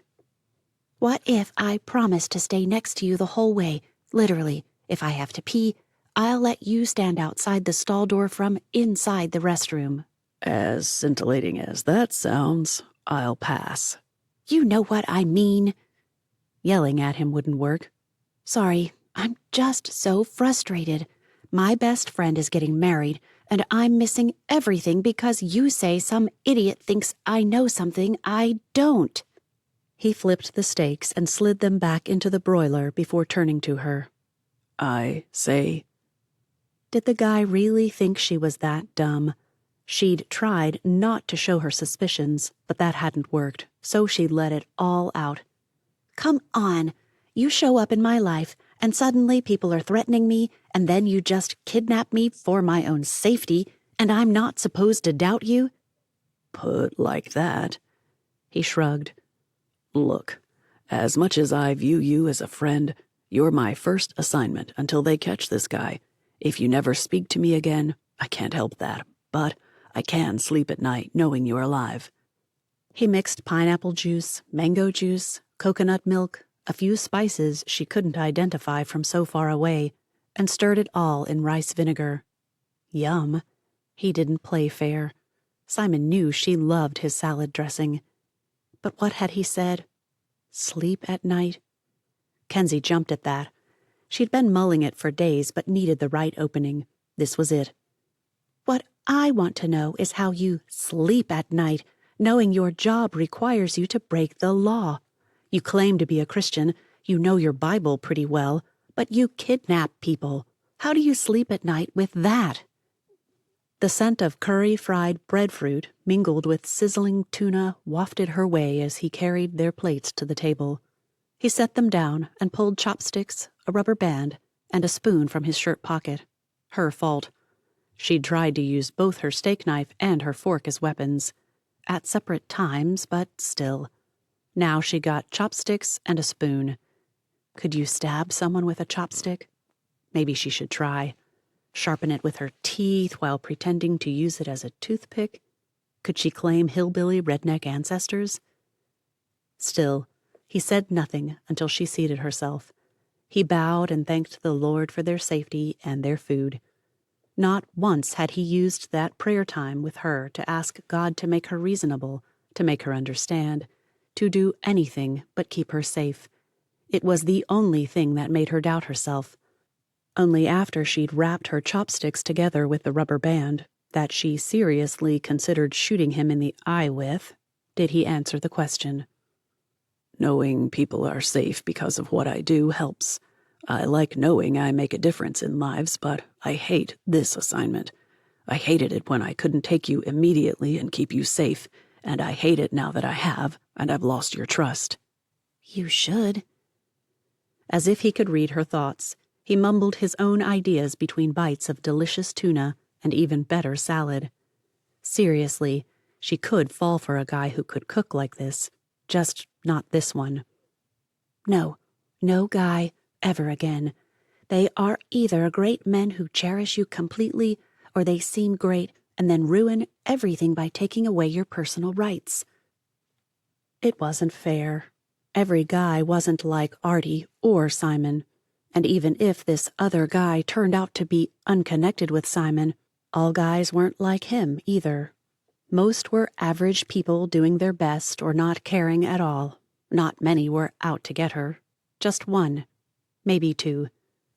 And a whole mob of Russians who want guns that I've never heard of. Minor things like that. Keith and I talked about it once. She perked up. Yeah? You mentioned him. He's the guy who led you to the Lord. Yeah. Simon scooped up his tuna with his spoon and held it midair. I asked him how he reconciled his job and his faith. Keith said his faith was about serving others. He did the whole Matthew 7:12 thing every day. What's that one? She really needed to pay attention to references more. The whole treat others the way you want them to treat you thing. He leaned back in the deacon's chair and relaxed as he raked fish off the spoon like it was how everyone ate fish. Kensi wasn't having any of it. After a bite of salad that defined explosion of flavor with every chew, she lit into him, not bothering to keep things civil so he'd be inclined to reconsider the no-go on the family dinner. Oh, because he'd love it if someone took him from his home and kept him hostage. If it kept him alive, he would. Simon expertly scored a large bite of salad and chewed as if that settled everything. But once he'd washed it down with lime water, he gave her a small smile and said, Keith does what he thinks they'd want if they knew the whole picture, what they'd be glad he did when it's all over. It's what I do, but... Interesting. The guy had doubts, but for how long? Kensi had finished her fish, most of the salad, and half her breadfruit before she just asked. Simon shrugged and finished his entire meal before answering. It's this case. If I could have done it right from the beginning, this wouldn't have been an issue. But I hate doing this to you. Her opinion must have shown because he sagged. Kensi, usually clients don't have broken trust. They have no trust, and then it's earned. Broken trust is hard to regain. It's simpler to earn trust in the first place. Something about that didn't sit well with her. Kensi chomped on the breadfruit chips while she pondered his words. And then why dashed in and plopped itself at the table and demanded she speak. So she did. I think you're resting on Keith's confidence that the Lord is okay with him doing this job, as if it means it's okay for you. Who says that's so? It sounds to me like you're not confident in that for you. Situational ethics? Oh, she hated that argument. It's not situational ethics if the thing itself isn't a sin, and protecting people isn't. Against their will, maybe, but... It would hurt to admit it, but to get him to consider everything she had to. Look, when this is all over, I may find out that you are exactly who you claim to be, that you pretended to be my friend to protect me, and I'm alive because you did that. If that happens, I'm going to be grateful. I don't like admitting that, but it's true. It'll still hurt, but it's true. The man gaped at her. I think what you said is kind of clicking. I've been a Christian for 3 years now. I was ready to quit if I had to, but Keith was an agent, so I thought it was okay. But I have struggled with every involuntary extraction since then. There you go. Tell your boss you will only do agreed protection, or you quit. Kensi rose to clear the plates. I mean, if you can afford to. Jobs aren't always easy to get, and this is kind of a specialized field. I can. Been thinking about it, actually. Staying here. Opening a real Felipe's landscaping business. He grabbed the salad dressing and the extra breadfruit chips. As he set them next to her, Simon touched her arm, and she managed not to stiffen. I didn't pretend, Kensi. I didn't expect to even like you, much less be your friend, but I did. I do. I now pronounce you man and client? Kensi turned and fled, calling back, Sorry, it was supposed to be a joke about you and me going to the dinner, but it just didn't work.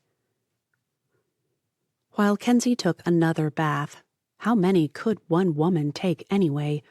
Simon called Will and hashed out plans for this family dinner. Well, that was his plan. Will had other plans. Get her home and just stay close. This only happened because you were too far away. We know better now. If she's taking that many baths, she's stressed. You've got to get her home. I talked to Henri. Did you? Because when I talked to him, he was in favor of me getting her to safety. But he admitted, Will barked out, that Kensi was too fragile to be put through all this. We're increasing her stress and... Will's voice rose, a clear sign he was about to lose it. A mentally fragile person is a danger to the agency. We can't predict how they'll respond, even after we've proven we've protected them. Simon heard something in Will's voice that told him he'd be removed from the case if he didn't agree. Time to bargain. Okay, how about this? No, listen, he added when Will tried to break in. We do both. I tell her we're going to try for partial extraction. Keep her safe and out of sight of the threat until we arrive at the dinner. Then she has the dinner through to the wedding with her friends. As soon as that's over, we bring her back here until they've located and arrested our guy. Unless you have him already. Please have him already. Try it. Be honest with me about how she reacts, and we'll see. Talk to you in a few hours. I've got a situation down in Joburg. What are you doing in Africa? Isn't that the... California. Guy stumbled across a meth lab, and now it's the feds hunting the guy, and we can't even find him. Might need to hire him if he keeps this up. That was Will speak for, I'm terrified. Great. Then again, it could work in his favor. He made a call to Henri, and the moment it was over, demolished the sim. Will really needed to consider the eSIMs, better for the environment. When Kensi came out of the bathroom, he suggested a walk. Let's go explore the grounds for a bit. I've got a proposition for you. Does your boss know you're propositioning me? Yeah, we just got... Simon scowled at her. Very funny. The sassy look she shot him gave Simon hope. It bordered on flirting. Then again, she could be messing with him. It wouldn't be the first time a client flirted to disarm him. I've decided to assume you won't kill me until seconds before you do. By then, I won't have time to panic. So if you kill me, do it quick, okay? Not killing you. Come on. Simon kept his gun in his pocket and out of sight. She had to know he had it, but as long as she didn't see it, she could pretend it wasn't there anyway. Night drooped lower and lower in the sky as they headed down the deck steps to the gardens below. Kensi slowed, closed her eyes, and inhaled.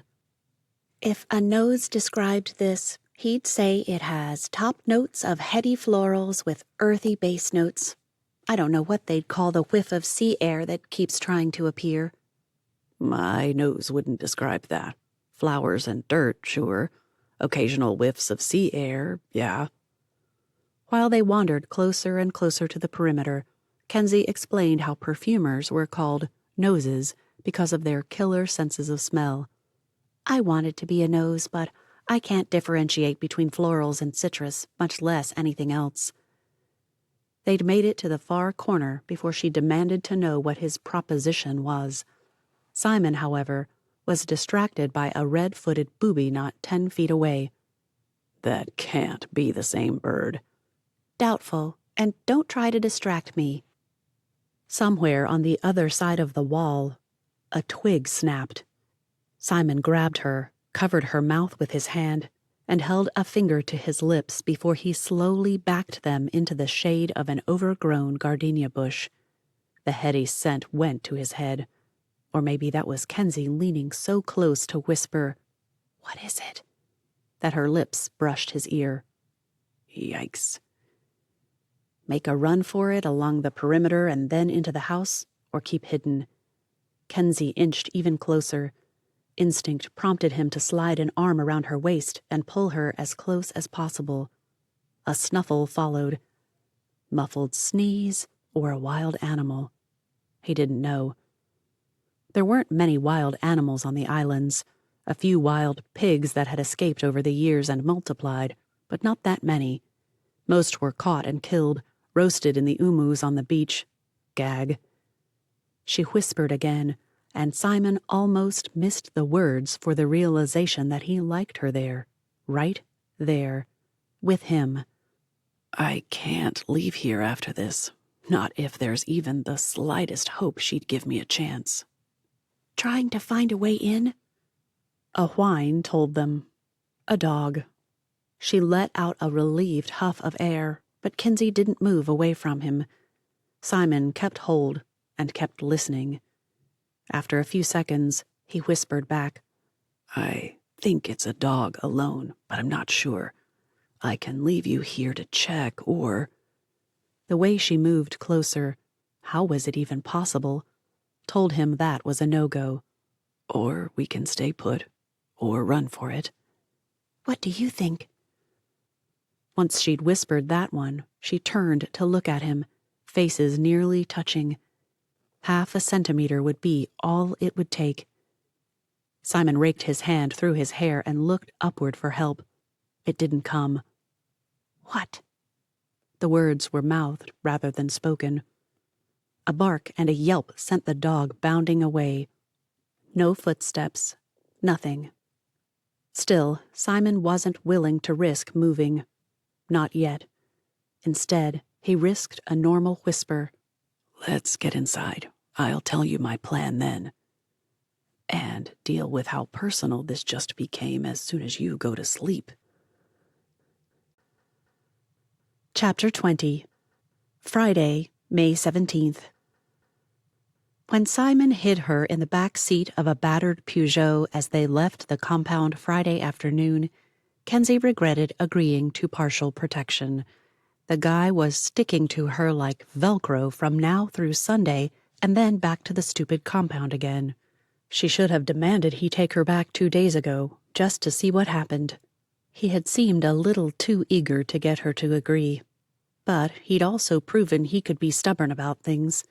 If she antagonized him too much, she might miss the wedding altogether. Unacceptable, especially with Ezra's descriptions of the dress her grandmother had brought. Lace and chiffon didn't sound too bad, but adorable draping, ribbon, and ruching could mean anything. And what kind of lace? Ezra refused to describe sleeves, skirt style, or even if there was a veil or not. I bet her grandma gave her one of those super poofy 80s veils with the beaded band around the head. Or a mantilla. What if she did a mantilla? I have no clue what you're talking about, Simon insisted. But let's just get there and find out, okay? Nerves zinged and zapped at her all the way to the boat. If I asked if this was safe, you'd probably say no, right? Right, but I'll make it as safe as possible, unless you want to be smart and turn back. I'm going. Then so am I. Something had changed with him. He'd become... She didn't know how to describe it. One moment, he acted like he wanted to ask her out but wasn't willing to risk a no. The next, she expected him to tell her he quit. The latter terrified her 10 times more than the former, 20 times. Because, like it or not, she believed him now. He was here to protect her. She'd overheard him talking to Will, apparently his boss, while he thought she was in the bathtub. She'd heard the agony in his voice when he protested that this guy could get her. And there was 0 chance he knew she was out there. No one was that good of an actor. No one. What Simon didn't bother to tell her was that they'd have to sit in the car with him pretending to talk on his phone while someone came in from the marina, cleaned their catch of the day, and left the guts and bones in the bushes before driving off. She'd need a shower by the time they got to La Foina. Great. Okay, let's make a run for it. Seriously, Kensi, if you head back toward... It was time to tell him the truth, so she cut him off by opening the door, shutting it, and facing him. You have no reason to trust me, but here's the deal. I trust you. I do. And I'm not doing anything that you tell me not to until this guy is caught, okay? How many times had she read those hackneyed lines about someone searching someone's face for some sign of what they thought or felt? Too many. She and her friends had held contests of who could find the most instances in the books they read. And yet, here it was, right before her eyes, in real life. Simon trying to see if he could find some sign of disingenuousness in her. His shoulders slumped at the same time he urged her forward. We can't stand around out here. Just in case. Hurry. At the boat, he helped her in and took one more moment to give her a good look. A sigh escaped this time. You know I have to behave as if I don't believe you, right? In answer, she held out her wrists in a take-me-to-the-pokey gesture. Okay, I can't expect you to trust me when I've done everything I could to get away all week. Just sit down over there and look pretty. She'd have kicked him for that if she hadn't been certain he'd muttered, "Not that it'll take any effort," once he turned around. This new Simon took getting used to. Not only that, but the fact that his probable interest in her didn't freak her out anymore, much, also took some getting used to. Right now, however, was not the time to explore that thought. Thank goodness. Or was that? Thank God for his goodness. Probably both. And that was okay with her. The hour trip between Tiga and St. Alyn didn't take twice as long as usual this time. Smooth, glass-like waters allowed the catamaran to skim through and dock in record time. Still, by the time Simon had backed the craft into the slip, he'd gotten desperate enough to let her help tie it off. Just don't leave without me. Only once she'd wrapped the rope around the cleat did she realize he hadn't done anything but watch her every move. A test. Kensi adjusted her hat, shoved her hands in her pockets, and tried to look bored until she realized he couldn't see her expression, not behind her sunglasses. And I'll bet that was what took him so long back at the car. He can't see my eyes. She pulled them off long enough to give him a good look. Wasted. By the time she'd done that, he'd begun checking the ropes. The weather couldn't have been more perfect. Ocean breezes blew off the heat of the day and perfumed the air. Birds called. Laughter rang out from clusters of beach parties. Does Henri's mom have beach access? No, but they have a huge papaya orchard. We'll be eating out there. The food, Simon. Wait till you taste the food. Hungry? Would he understand? Be offended? Maybe it would be best if he were, but Kensi wasn't ready for that yet. Yeah, for the familiar. And the new. Just... It's hard being trapped somewhere with someone you hardly know. Simon led her around a large group of partiers and over to the land cruiser. Doesn't matter who it's with, she argued. You can be the world's biggest introvert, but the minute you're stuck at home, you suddenly want out and about with people. The way he relaxed hinted he got it, but that relaxation only lasted a minute. A tall, dark-skinned man headed toward them, and Simon pulled her off to the left, nearly crushing her against a car. With one hand behind her head and the other braced against the car window, he pretended to gaze down at her while keeping both eyes riveted on the man's path.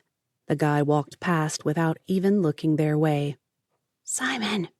His name came out on a hiss. He'll think we're making out. Keeping up the pretense, Simon tucked a curl behind her ear. It wouldn't stay, and shrugged. I don't care what he thinks as long as he keeps going. The curl popped back out. Told ya. Only when the guy climbed aboard a boat and a motor started up did Simon lead her away. The next time someone neared that made him nervous, Kensi tried distracting him. Oh, look, Vaifala, I'm so thirsty. They lined up behind a group of tourists, all waiting for their turn, and in seconds were surrounded by more. Good move. You'll destroy my reputation if you pretend to make out with me every time someone makes you nervous. The woman ahead of them turned and gave them an odd look. The guy with her glanced back, gave Kensi a much too frank once-over, and said, Why pretend? That's all it took for Simon to drag her away from there and over to where he'd hidden the land cruiser. Let's get out of here. Your ears are red. Did she enjoy embarrassing him enough to turn his neck red and ears even redder? Yes, she did. The 20-minute drive to Henri's parents' place grew more awkward with each kilometer. But the minute they pulled up into the wide drive, Simon stopped dead center and gripped the wheel. Okay, a few things. First, there is a key fob in the console. If anything happens at all and I can't get to you, get out of here. Got it. Second, he gave her an apologetic glance. If you get any grief at all about being gone or alone with a guy this long or anything like that, say what you have to. Lie, throw a fit, tell them to stop being judgy. Whatever it takes. This is life and death, Kensi. Reputations can heal. Bullets in brains can't. Kensi saluted. Yes, sir. She shot him the most over-the-top flirtatious look she could manage. At least, she hoped it was, and added, Do I hang all over you and pretend I can't wait to get you out of sight for some unseemly necking? She wrinkled her nose and giggled. Sorry, I can't say that with a straight face. Who came up with that, anyway? The grandfather of the genius who thought make out was an improvement. That was genius. Touché, my friend, touché. Let's go. I can't wait to see Ezra's dress. But he wasn't done. Well, do you really think she brought it here tonight, where Henri might see it? I bet it's at home. She was going to Better not tell him that. Well, if she doesn't, I can see tonight. You had a first and a second. Is there a third? Well, yes. And now a fourth. He inched the car forward and parked far enough away from another car that no one could box them in. New third. I'm not changing my mind unless our guy gets too close and I know it. And now, fourth. He shot her a look. This'll be hard, trust me. But try to just relax and enjoy yourself. I'm here to worry about logistics and safety. You are here to celebrate your friend. He pulled the key from the ignition. Ready to go? Despite all her frustrations, Simon really was a great guy. Only if you promise to dance with me if they do that. I don't know what to expect here, but if there's a dance, I want at least one with you, okay? Deal. Now, let's go. He pointed through the windshield. Here comes Ezra. He rolled his eyes. What a name. Henri calls her Ezimaya. What Simon's reply was, Kensi never learned. Ezra raced up, jerked open the door, and grabbed her in a huge hug. Now, this party can get started. Come on.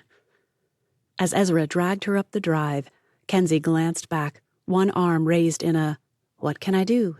gesture. Bamboo-wrapped candle lanterns dappled light among the trees in the Tupuola gardens. They also hung along the rows of papaya trees and near the makeshift dance area. In the center of the yard, a fire snapped and crackled with flames dancing in the pit. Near the patio, a group of musicians played. Kensi recognized a guitar, a ukulele, and what she thought might be a recorder. Apparently, the drum was called a nafa, an obsolete Samoan drum that had never quite gone out of use in Swameli. But of all the instruments, the fala intrigued her the most. Rolled-up mats were struck with wooden spoons and made a sound not unlike the maracas she'd owned as a kid. Someone shoved a glass of vaifala in her hand as he passed, and a woman handed out small bowls with several balls of panekeke in each one. Kensi popped one of the little donut-like cakes in her mouth and moaned. Oh, this is so good. The sudden appearance of Simon at her elbow made her jump. A glance his way showed shadows shifting and flickering on his face, giving him a sinister look. She shivered. Flattering. What is? That look you gave me. In answer, she pulled out her phone from her pocket, caught it from dropping. That pocket was really too loose to hold a phone well, and held up the front-facing camera to him. Simon gave in. Yeah, terrifying. And I'm regretting giving you back that phone. He shot her a grin that, if he could see it, would terrify even him. Those shadows became downright menacing. So, what is so good that you're over here as a one-woman advertising campaign for it? That took a moment to process. Kensi grinned. The panekeke. Mrs. Tupuolo made mango sugar to dip them in. She hesitated, sighed, and with an exaggerated air of dejection, offered him one. Try it. I feel guilty for even considering it. For half a second, she thought he'd refuse. Then, he snatched it up and popped it in his mouth before she knew what had happened. In almost the same moment, he grabbed another one. That is good. Hey! When that same woman passed with one lone bowl on her tray, Kensi reached out and grabbed it, passing hers to Simon. Here, eat what you have left. This is mine. She curled herself around the bowl and gave him her stinkiest of stink eyes. Is this where I call you Gollum? Yes. Impersonations might not be her forte, but Kensi had one perfect one. Gollum from the Lord of the Rings trilogy. My precious. Now that, Simon murmured as he moved closer to let someone pass, was scary. Good. It was supposed to be. Kensi swatted away his hand. No touchy. He snorted and popped another panekeke into his mouth. Wrong movie. That's Cuzco. Her heart did a drummer's rim shot. Simon did movies. Artie had possessed one fault, a big one, but only one. He hated movies. Documentaries he could watch for hours until he created a permanent mold of his posterior in the couch, what Angela Ruth Strong called a butt dent. But you couldn't pay him to sit and watch animated brilliance like The Emperor's New Groove or Mulan. What about... Life is pain, Simon. I thought it was Highness. Is this where I say, be still my heart? Or I'll probably kill you in the morning. Kill him. Definitely kill him. Ezra grabbed Simon's hand and tugged. Henri wants you to dance with the guys. He'll teach you. Simon protested, but Kensi pushed him forward. Go. This I've got to see. While Henri and the guys all lined up and gave Simon a quick demonstration of what they'd do, Kensi inched her way forward, weaving through the crowd until she was off to one side, but with a perfect view. With legs bent and spread wide, they began with a combo of a quick hop and sidestep movement. Simon nearly fell over. She laughed with the rest of the guests and let out a, "Woohoo! Go, Simon!" He turned red and tried again, although that red could have been firelight. She chose to think of it as utter mortification, much more satisfying. As the men worked at slapping their chests and hopping around the ground, not quite like grasshoppers, but she had every intention of using that to see where he stood with kung fu, the breeze went from balmy to stiff and cool. Kensi shivered in her lightweight top. Good thing I have sleeves. But her thin t-shirt sleeves weren't enough. She tried shifting herself so one of the larger men could block her, but the guy assumed she wanted closer and got out of the way. No problem. No problem. The guy laughed. Sorry, it is, what is the English word, saying? Idiom? Yes, an idiot. It literally means he'll shake a coconut tree, but it means he'll do something. The guy held up his hands in the universal gesture for, I don't know. He's being a good sport about it? Sport? This time, Kensi grinned. Yeah, it's what we say when someone's willing to make a fool of himself to join in other people's fun or something. The man's face lit up. Yes, idiots are funny things, yes? Yep, especially when you get the word wrong. Why did I never realize how similar idiom and idiot are? If you get one wrong, you feel like the other. Another shiver prompted her to back away. I'm going to run grab my jacket. If Simon is done before I get back, can you tell him where I went? The guy nodded and then asked if she wanted him to go get it for her. So you can watch? Nah, I'll be fast, but if he quits being a good sport, he might worry. Clouds wisped their way across the sky, occasionally blocking the moon and plunging her into darkness before gliding past again. She stumbled and bumped into an old VW Bug that had seen much better days. If more than a foot of the thing had survived dents, she'd eat her visor, just as soon as she got back to the boat. A tree root tripped her up, and she slammed into the hood of Simon's Land Cruiser at the same time the windshield exploded before her face. Okay, so it was just a hole with fractures radiating out from the center, but it sounded like an explosion. Kensi froze before rolling off the hood. At the same moment, another hole had to have been made. She did not stand up to investigate. Instead, she crawled through the bushes that lined what served as a driveway and road to the orchard.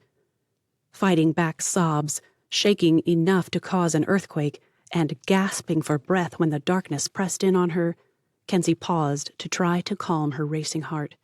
Scrapes across her hand could have been from the branches or perhaps from centipedes determined to freak her out and give her away. Footfalls told her to stop. Moving made noise. Besides, she needed to stay close to the cruiser or she'd never get away. Meanwhile, she fought to keep her breathing quiet. Controlled. He'd hear her, and, if she didn't focus, she'd never hear him. Footsteps crunched past, close enough for Kensi to reach out and maybe touch the guy's leg. I must be hidden better than I thought. The temptation to stay put and let Simon find her warred with her flight. No fighting for Eve Kensington, thank you very much. Response.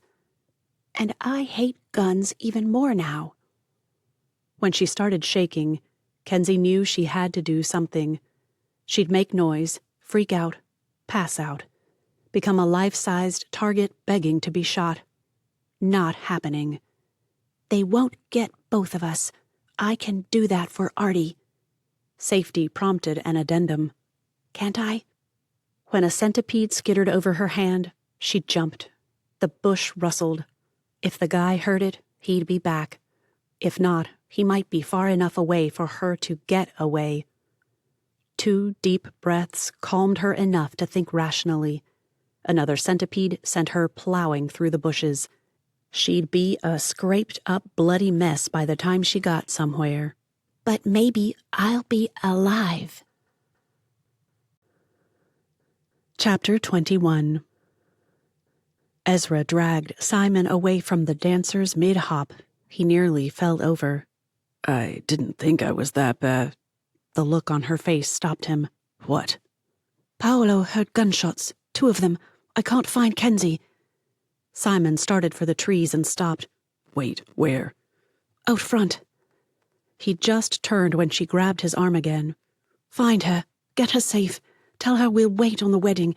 Just get her safe. Don't bring her back until this is over. A little late for that, but he appreciated the vote of confidence, or he would when he had time to think about it. He dodged between children playing, little old ladies laughing, and men joking. One tried to stop and congratulate him, but Simon shoved the guy out of the way and broke free of the crowd. A few murmurs and a shout of, "Hey!" didn't stop him. Not now. But once free of the crowd, he pulled his weapon and ran with it ready.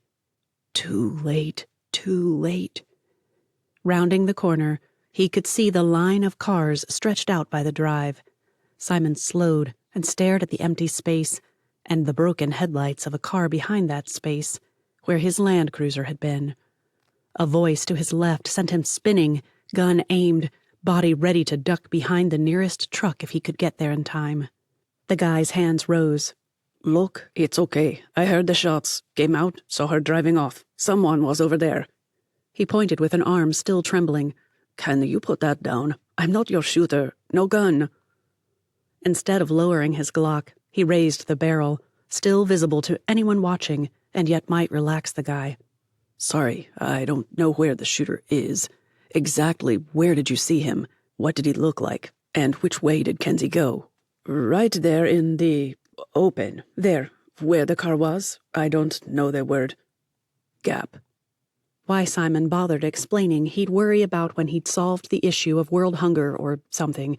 Even as he answered, he bolted toward it. So here? The man had followed. Yes, on the other side of the aloe aloe. Simon chose to assume aloe aloe was the plant, so he began searching for anything. And it didn't take long. A single yellow thread hung off a twig from the bush. Kensi'd been wearing a yellow shirt. He crouched down and peered around the bush. In the bush. Was it worth looking for more, or was the fact that her clothes had come in contact with this enough? Did you see which direction she went? And did you see anyone else leave? The man shook his head. There's that curve before the road. I couldn't see which way she went after that curve. I heard the movement over there. I saw the glass and went to tell Henri. Good work, thanks. I need a vehicle. Tossing Simon his keys, the guy, who had to be Paolo, right, said, When you're done, leave it at the marina. I'll get it later. Simon started off before realizing he didn't know which car. Paolo pointed out a Ford Mustang, the only car like it he'd seen on the islands. Nice one. I'll try not to ruin it.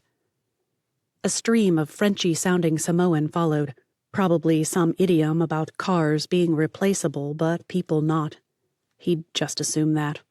But the guy had made a good point. So when he inched out of a parking squeeze, Simon shot forward and rolled down the window. What time is the next ferry? Paolo, if it wasn't Paolo, the guy just got rechristened, glanced at his phone, his eyes widening. Soon, hurry. Grateful for a fast engine, Simon gunned it. Every shadow on the road told a horror story. Tree branches became skeletal fingers reaching out for him. For her, really. A man riding a bicycle nearly became roadkill until Simon realized his pale skin couldn't be that of the guy who had threatened Kensi before. That snapped him out of rage and into tactical mode. You're too close to this. Call Will. That was the problem. He couldn't call Will simply because there was no time, and the agency didn't use smartphones. No handy-dandy Siri doing the work for him. The 20-minute drive disappeared in 15. Not great, but considering his unfamiliarity with the car and with the area, 5 minutes was 5 minutes. And apparently 5 minutes too late still. The ferry was already out of the slip by the time he screeched to a stop. One hand fumbled for his phone while the other opened the door. Keys. He couldn't leave the keys in there. Hopefully the guy had a spare handy.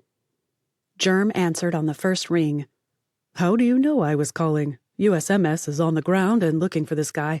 They know where he's staying, so they'll miss him unless they're on Lafoina or St. Alyn. It all depends on if this guy got a name. Weird one. Jordan Khrushchev. Turns out his mother hooked up with the Russian mob. Paris found it for us. She's got more info, but you need to meet. This Jordan shot at Kensi at a party. She's in the wind. I'm trying to track her down. I think she went to St. Alyn, so I'll take the boat and get over there. Right now, I think the guy must still be on Lafoina, but if he knows where she's going, then it's a matter of time. I've got to beat him there. Hanging up to call her. Get them here. His call went to voicemail. He'd made it as far as the dock before his phone rang. Kensi. He answered without greeting. Where are you? It's Ezra. Paolo heard the phone in the bushes and brought it to me. Kensi doesn't have a phone. I need a series of God-approved words to express my rage. Her chuckle informed him that he'd spoken aloud. Okay, well, there goes that. Swinging onto the catamaran, he loosened the moorings and flipped the power to on. Gotta go. Pray. St. Alyn, here he came. Just be smart, Kensi. Be smart. At the docks, Kensi ran for the tidal wave. On board, it only took a minute to find that the keys weren't there. Great.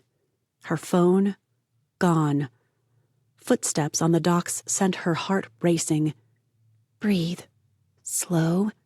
Steady. When they stopped near the boat, she sucked in air. Hide. That was the problem. She'd made her first mistake climbing on a boat. There was nowhere to hide. She dropped to the deck and tried to pull herself into the shadow where benches met deck. Not easy to do. She might be thin, but no one was that skinny. The seconds ticked past. The sound of her breathing roared in her ears. The guy would hear her. She knew it. So where was he? Gone? Possibly. Or probably just waiting for her to think that and emerge. But if it hadn't been the guy... Her breathing became erratic, despite every attempt to control it. When the darkness of the night felt like it swirled around her, Kensi sat up and almost passed out.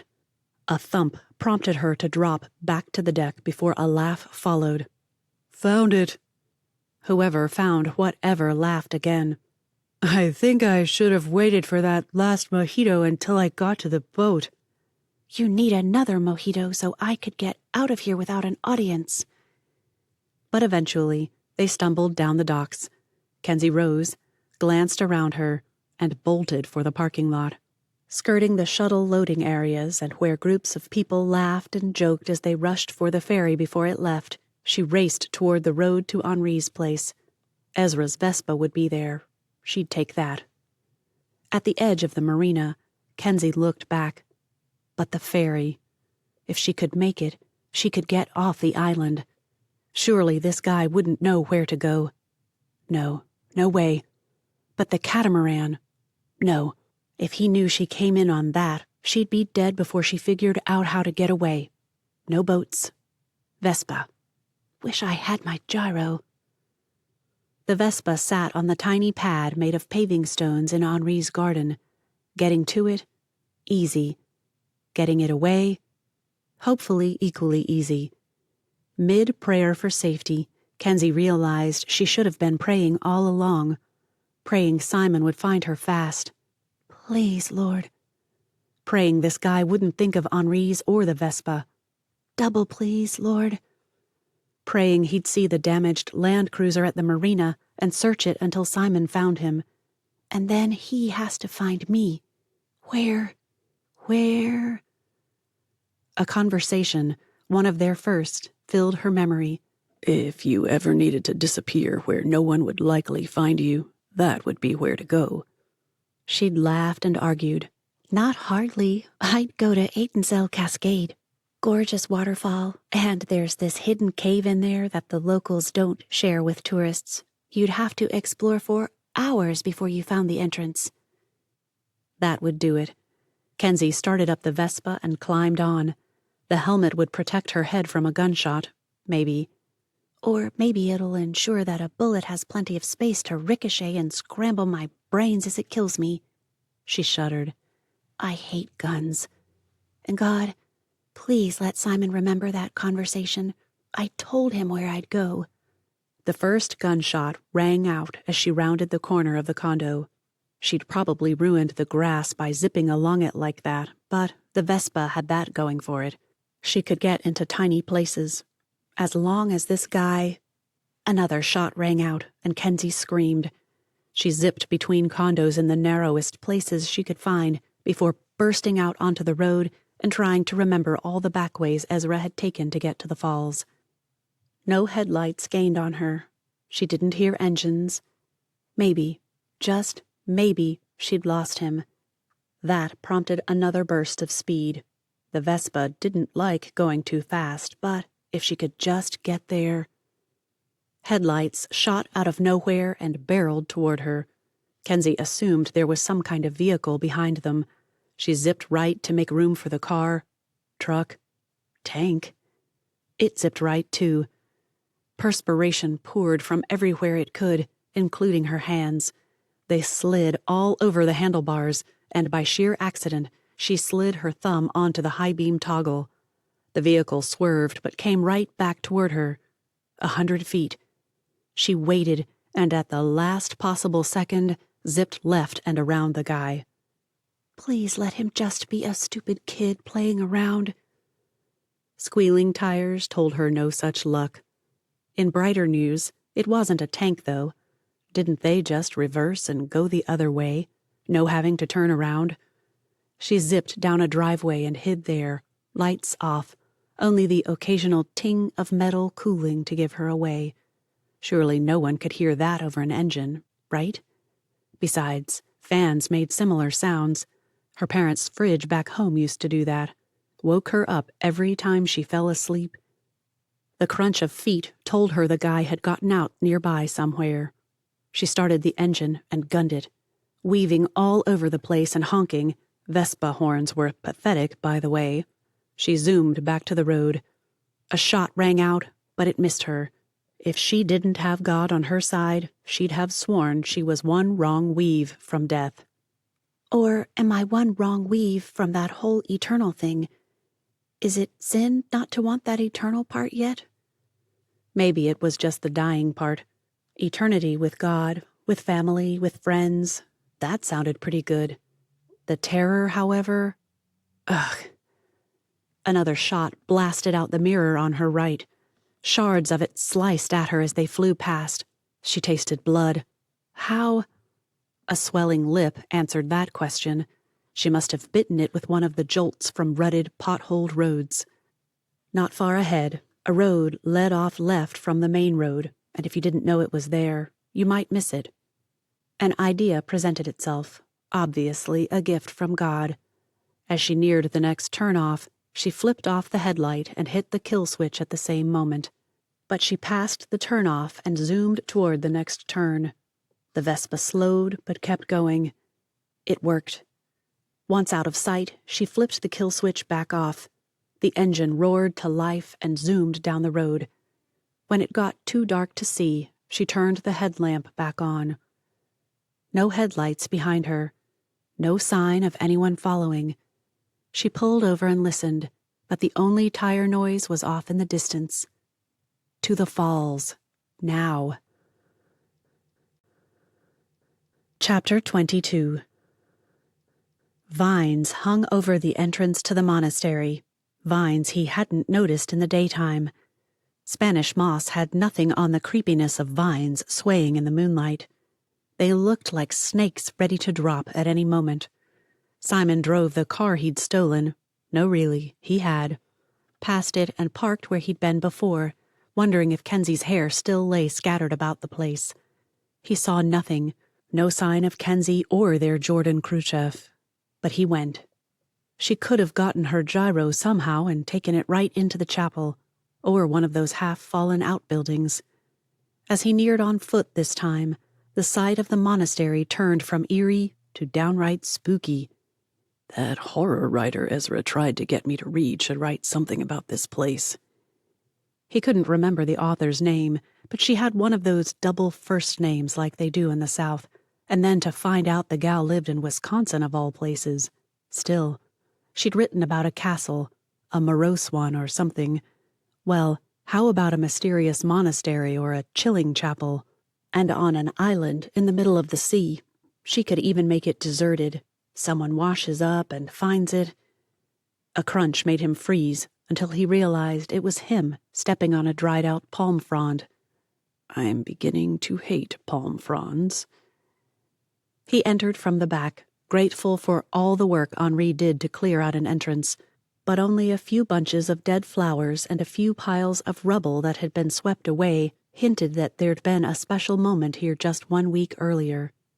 Has it only been a week? Shadows moved. Though Simon nearly fired off his Glock a dozen times, he kept his cool. Mostly. After all, shadows don't stop when a bullet pierces them.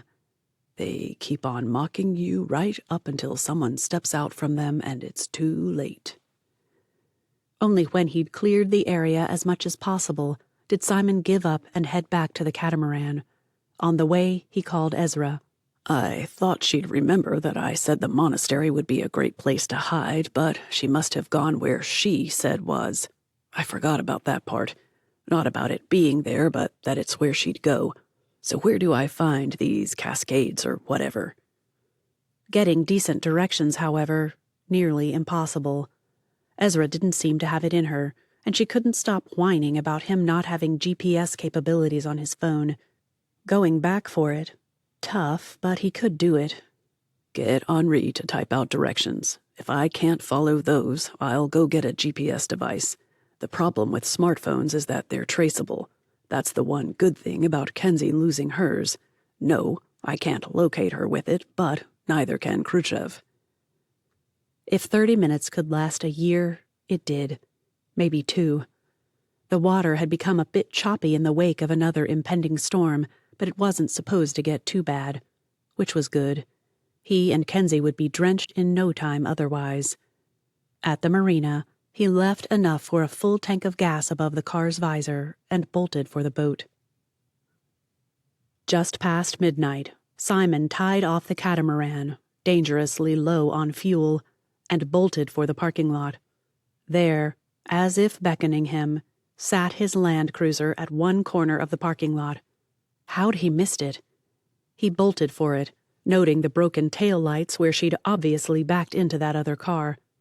Please no blood. Please no blood. 2 bullet holes in the windshield caught his attention as he jerked open the door, but he saw nothing. Not a single sign of Kensi. And no blood. The keys dangled from the ignition. Thank you for keyed ignitions. Just as he started to climb in, Simon reconsidered. He still had the keys to Paulo's Mustang. No one would expect him to arrive in something so flashy, and Khrushchev would recognize the cruiser. Yeah. He reached under the Land Cruiser's seat, pulled out the magazines he'd hidden there, and shoved them in his pockets. One fell out, and he tossed it under the seat without bothering to hide it in its secret compartment. Let's roll. Not until he'd followed Henri's much more understandable directions halfway to Adensel Castle did Simon begin rethinking his plan. He could hunt down Khrushchev, and it was over. He could then go get Kensi out of there. But the marshals were on their way. Could be there by now. Khrushchev was their job. His was to protect Kensi. And if he didn't have to take down someone to do that, he'd prefer it.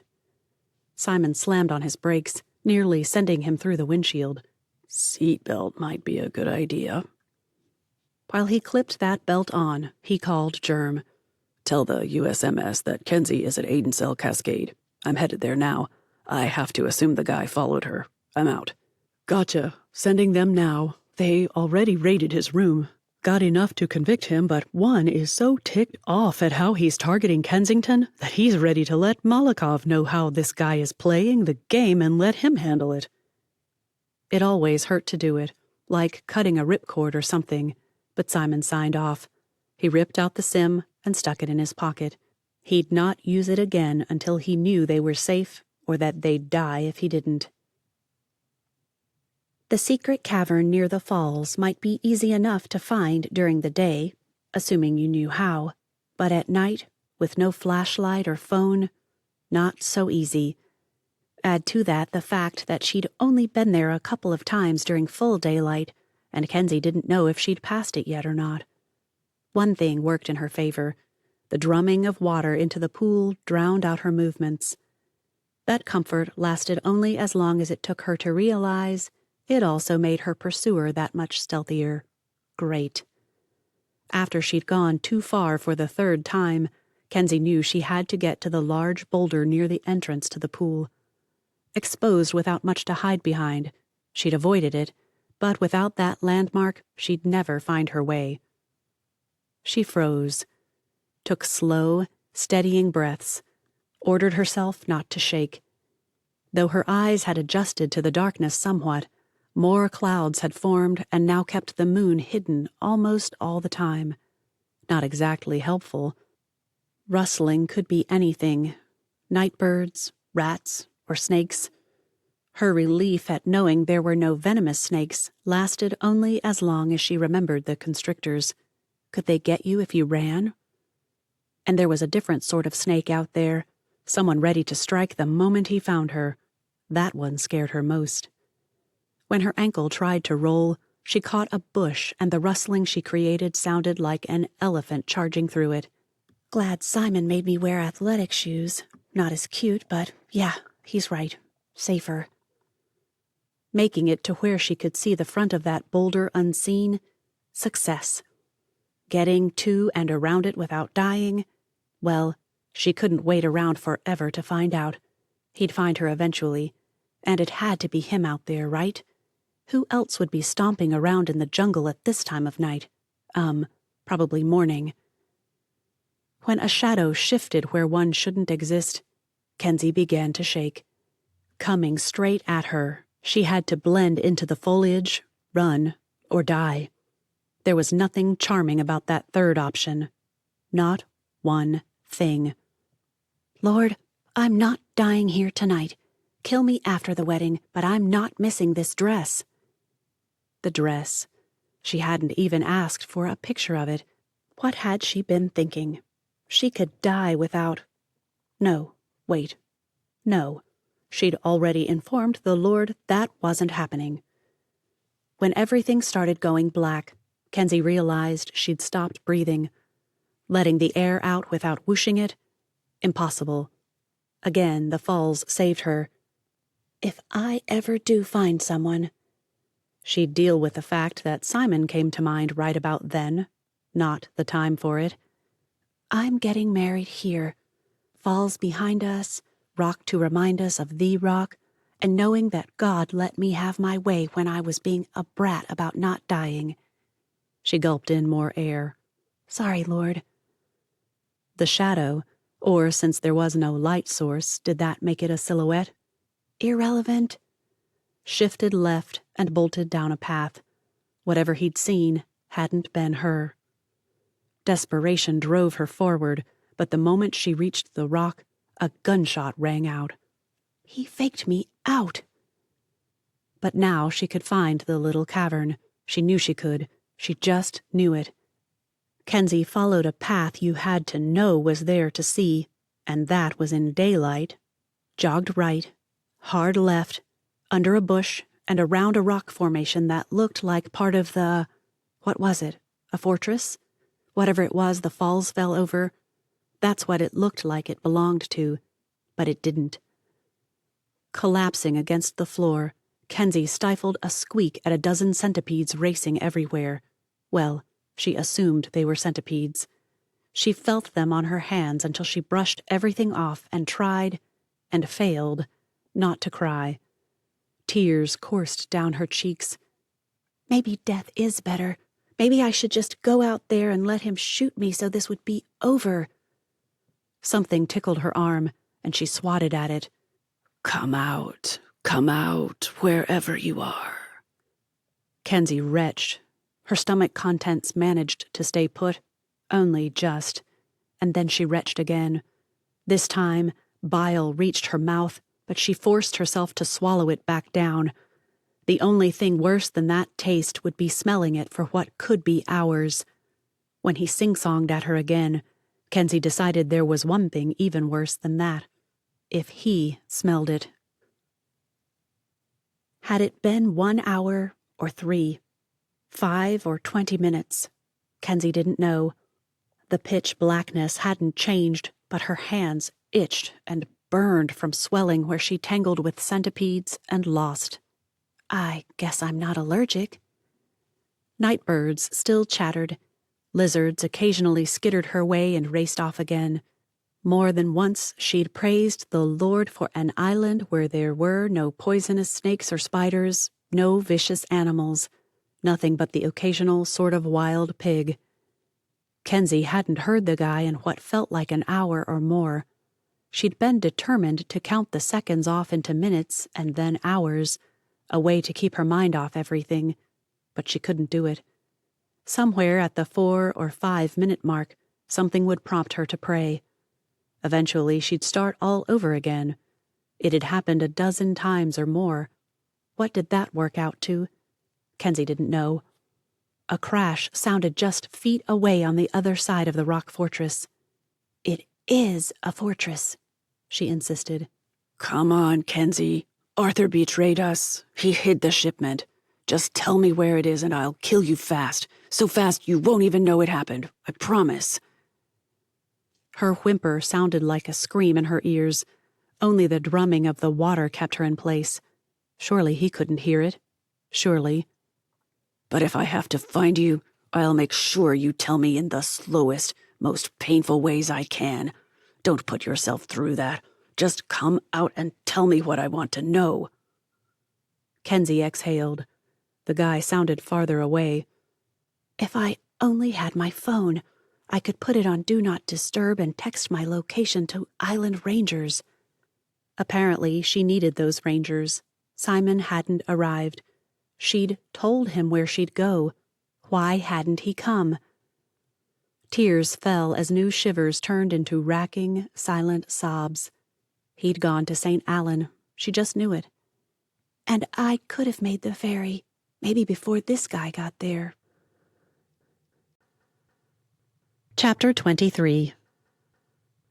Against every instinct that pleaded with him to drive into the parking area near the falls and jump out guns blazing, Simon decided it wouldn't work. For one thing, he had only one gun. A Bruce Willis or Stallone moment it could not be.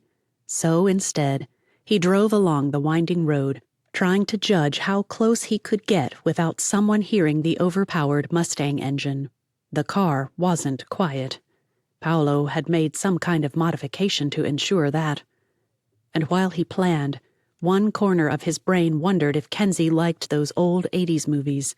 Sure, they were cheesy. Most had no plot, no intelligent plot anyway, but they were fun. He pulled over when he saw a sign that said Etincelle Cascade, 1 kilometer. With his backup SIM inserted, the phone took forever to boot up, but Simon managed to get it going. The screen read almost 3:30. No way. Already? He called Germ. Here, I'm going in. Where are the marshals? Just landed on La Foina, headed to the falls now. They'll pass a yellow Mustang 1 kilometer from the turnoff, however long a kilometer is. I'm going to get in there and get to Kensi. They need to call Ezra and get directions to where we're going, after me. Then, once they know I'm secure, they can go get him and I'll keep her safe until I get word. But you've got to give me time to get her. Done. Germ cleared his throat. Everyone here's jumpy. Keep her safe and don't get dead. We need you. You're going to have to do without me. But he couldn't say that. Not now. Going in. Pray, Germ. He'd never told Jeremiah to pray. Didn't know if the guy did or not, but he needed someone praying.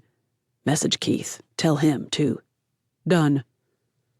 Well, that just proved that his agency still had contact with dead Keith Auger, Shafter. Simon began jogging up the road, looking for anything that resembled a turnoff. After all, these islands could be as touristy as a national park or as primitive as a handmade, campsite clean up after yourself kind of deal. A sliver of moonlight appeared as if to light the way to the turnoff. Simon drew his weapon and crept in, staying near the trees and trying to listen. Occasionally he'd hear the chatter of a bird or a cry of something creepy, but mostly he heard water roaring as it pounded onto rocks and into the pool below. The first thing he'd do when this was all over was figure out where on earth waterfalls came from on tropical islands with no snow. The closer he came to the falls, the less he could see. At first, he wanted to blame the moon for conspiring against him, but the first raindrop splashing on his arm told him it was worse than that.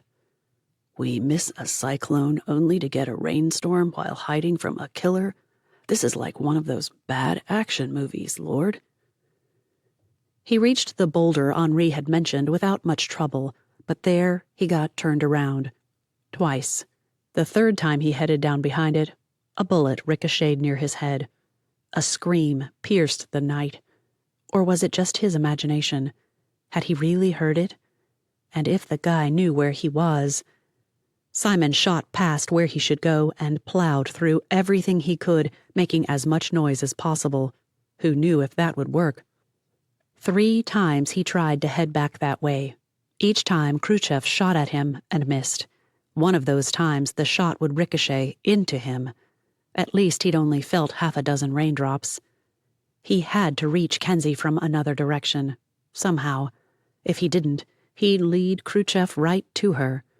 Those marshals are probably going nuts by now. But he couldn't pull out his phone. It'd be a beacon in this darkness. Several more drops of rain splashed at him in quick succession. Then, well, people talked about the sky opening up. That's exactly what happened. Deluge.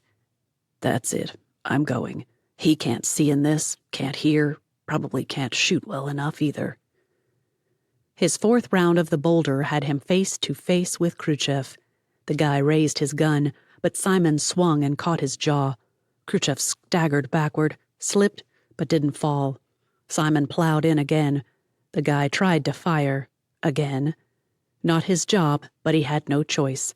Simon dodged, spun, and tried to fire. Instead, he found himself falling, and his gun slipped from his hand. Not possible. Laughter. That he heard over the falls and the rain pounding against everything. Simon scrambled back up and charged, tackling Khrushchev with a headbutt to the gut. Well, that was the plan. Khrushchev fell before Simon got there. His head slammed into the rock. Yes, for the curious, you could see stars with just the right injury. Who knew? He stumbled, fell, and rolled out of the way before Khrushchev could fire.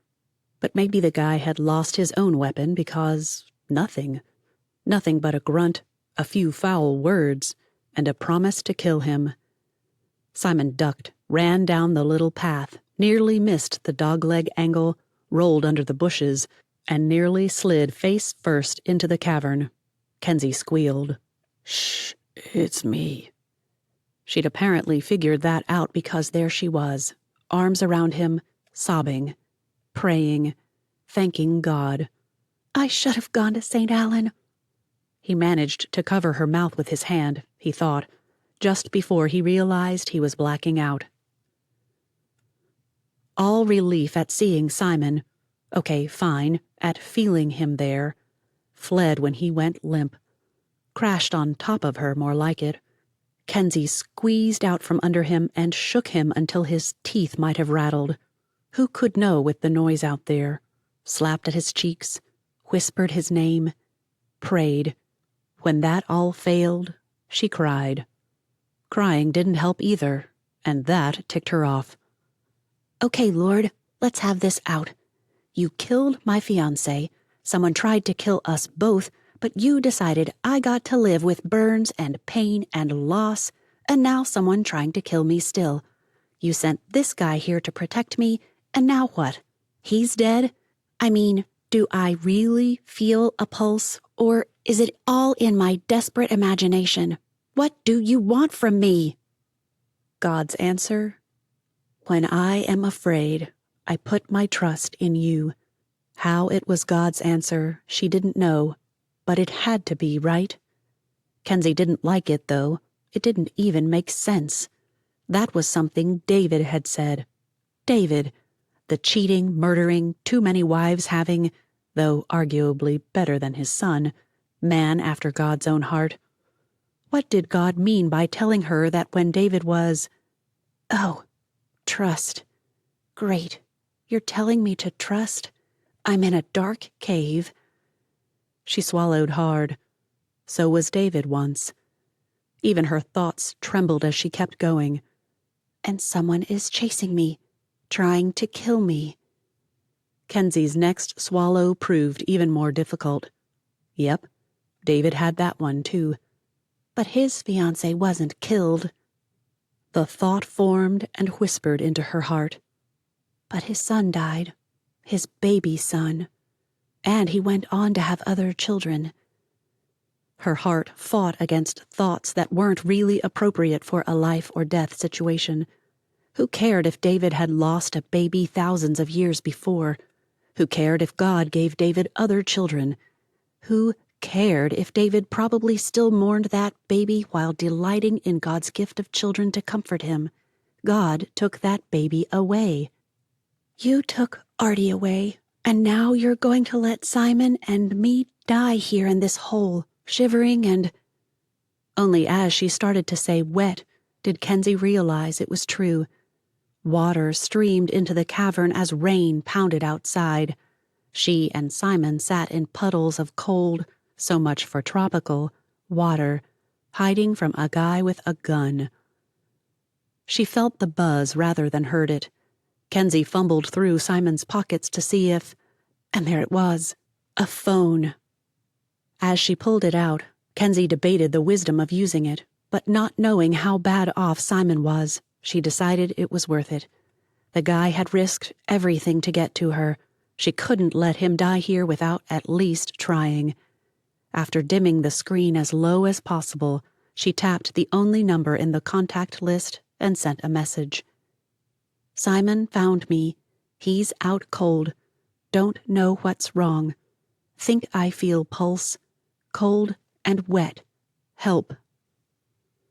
A reply came almost immediately. Sending in help. 3 seconds later, another followed. Nice to meet you, Kensi. Now power this off. You can come out when John Winters of the USMS says Germ gave the all clear. Wait for John Winters and make sure he says Germ, like GERM. She couldn't resist one last text before powering it off. I want to know why you go by Germ. Thundering water, thundering rain, thundering brain. A cacophony of sounds battered his head as Simon blinked and stared. Blackness. Was he blind? Was that a sniffle? He tried to focus, but the blackness just wobbled a bit. Then he heard it. A whisper. How he heard a whisper over the explosion of noise he couldn't explain, but he heard it. Please, Lord. Kensi? Oh, thank you, God. Shh. I don't think anyone can hear me in this. I can barely hear me. Well, he'd offend her, but he had to shut her up before his entire head exploded. He fumbled for her and found shoulders, her head. Pulling it close, he whispered, My head hurts. Shh. Sorry. At least that came out in a whisper. It took far too long, seemed like hours, but probably wasn't more than a minute, for him to gather up the courage to whisper, I can't see. Everything is black. That would be this cavern. I can't see either. I don't know. Head slammed into a rock. He reached up to touch it and yelped. That only hurt his head more. Yikes. Again, he whimpered. Ouch. A few seconds later, he saw light. Her face. Then it was gone. Just about the time he decided he'd gone nuts, his brain registered. You found my phone. So you can see. Yeah, just a bit loopy. You okay? He sat up, eager to get out of the puddle he'd been lying in now that he realized what it was. She inched close to sit right next to him, to support him. Or maybe, if the way her head dropped onto his shoulder and she clung to him meant anything, Kensi needed his support. Might still be good for something. Terrified. Absolutely terrified.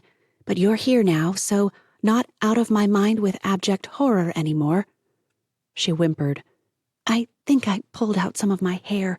Literally. Simon winced, and for the first time, he understood Will's concern for her. She'd lost it over the centipedes.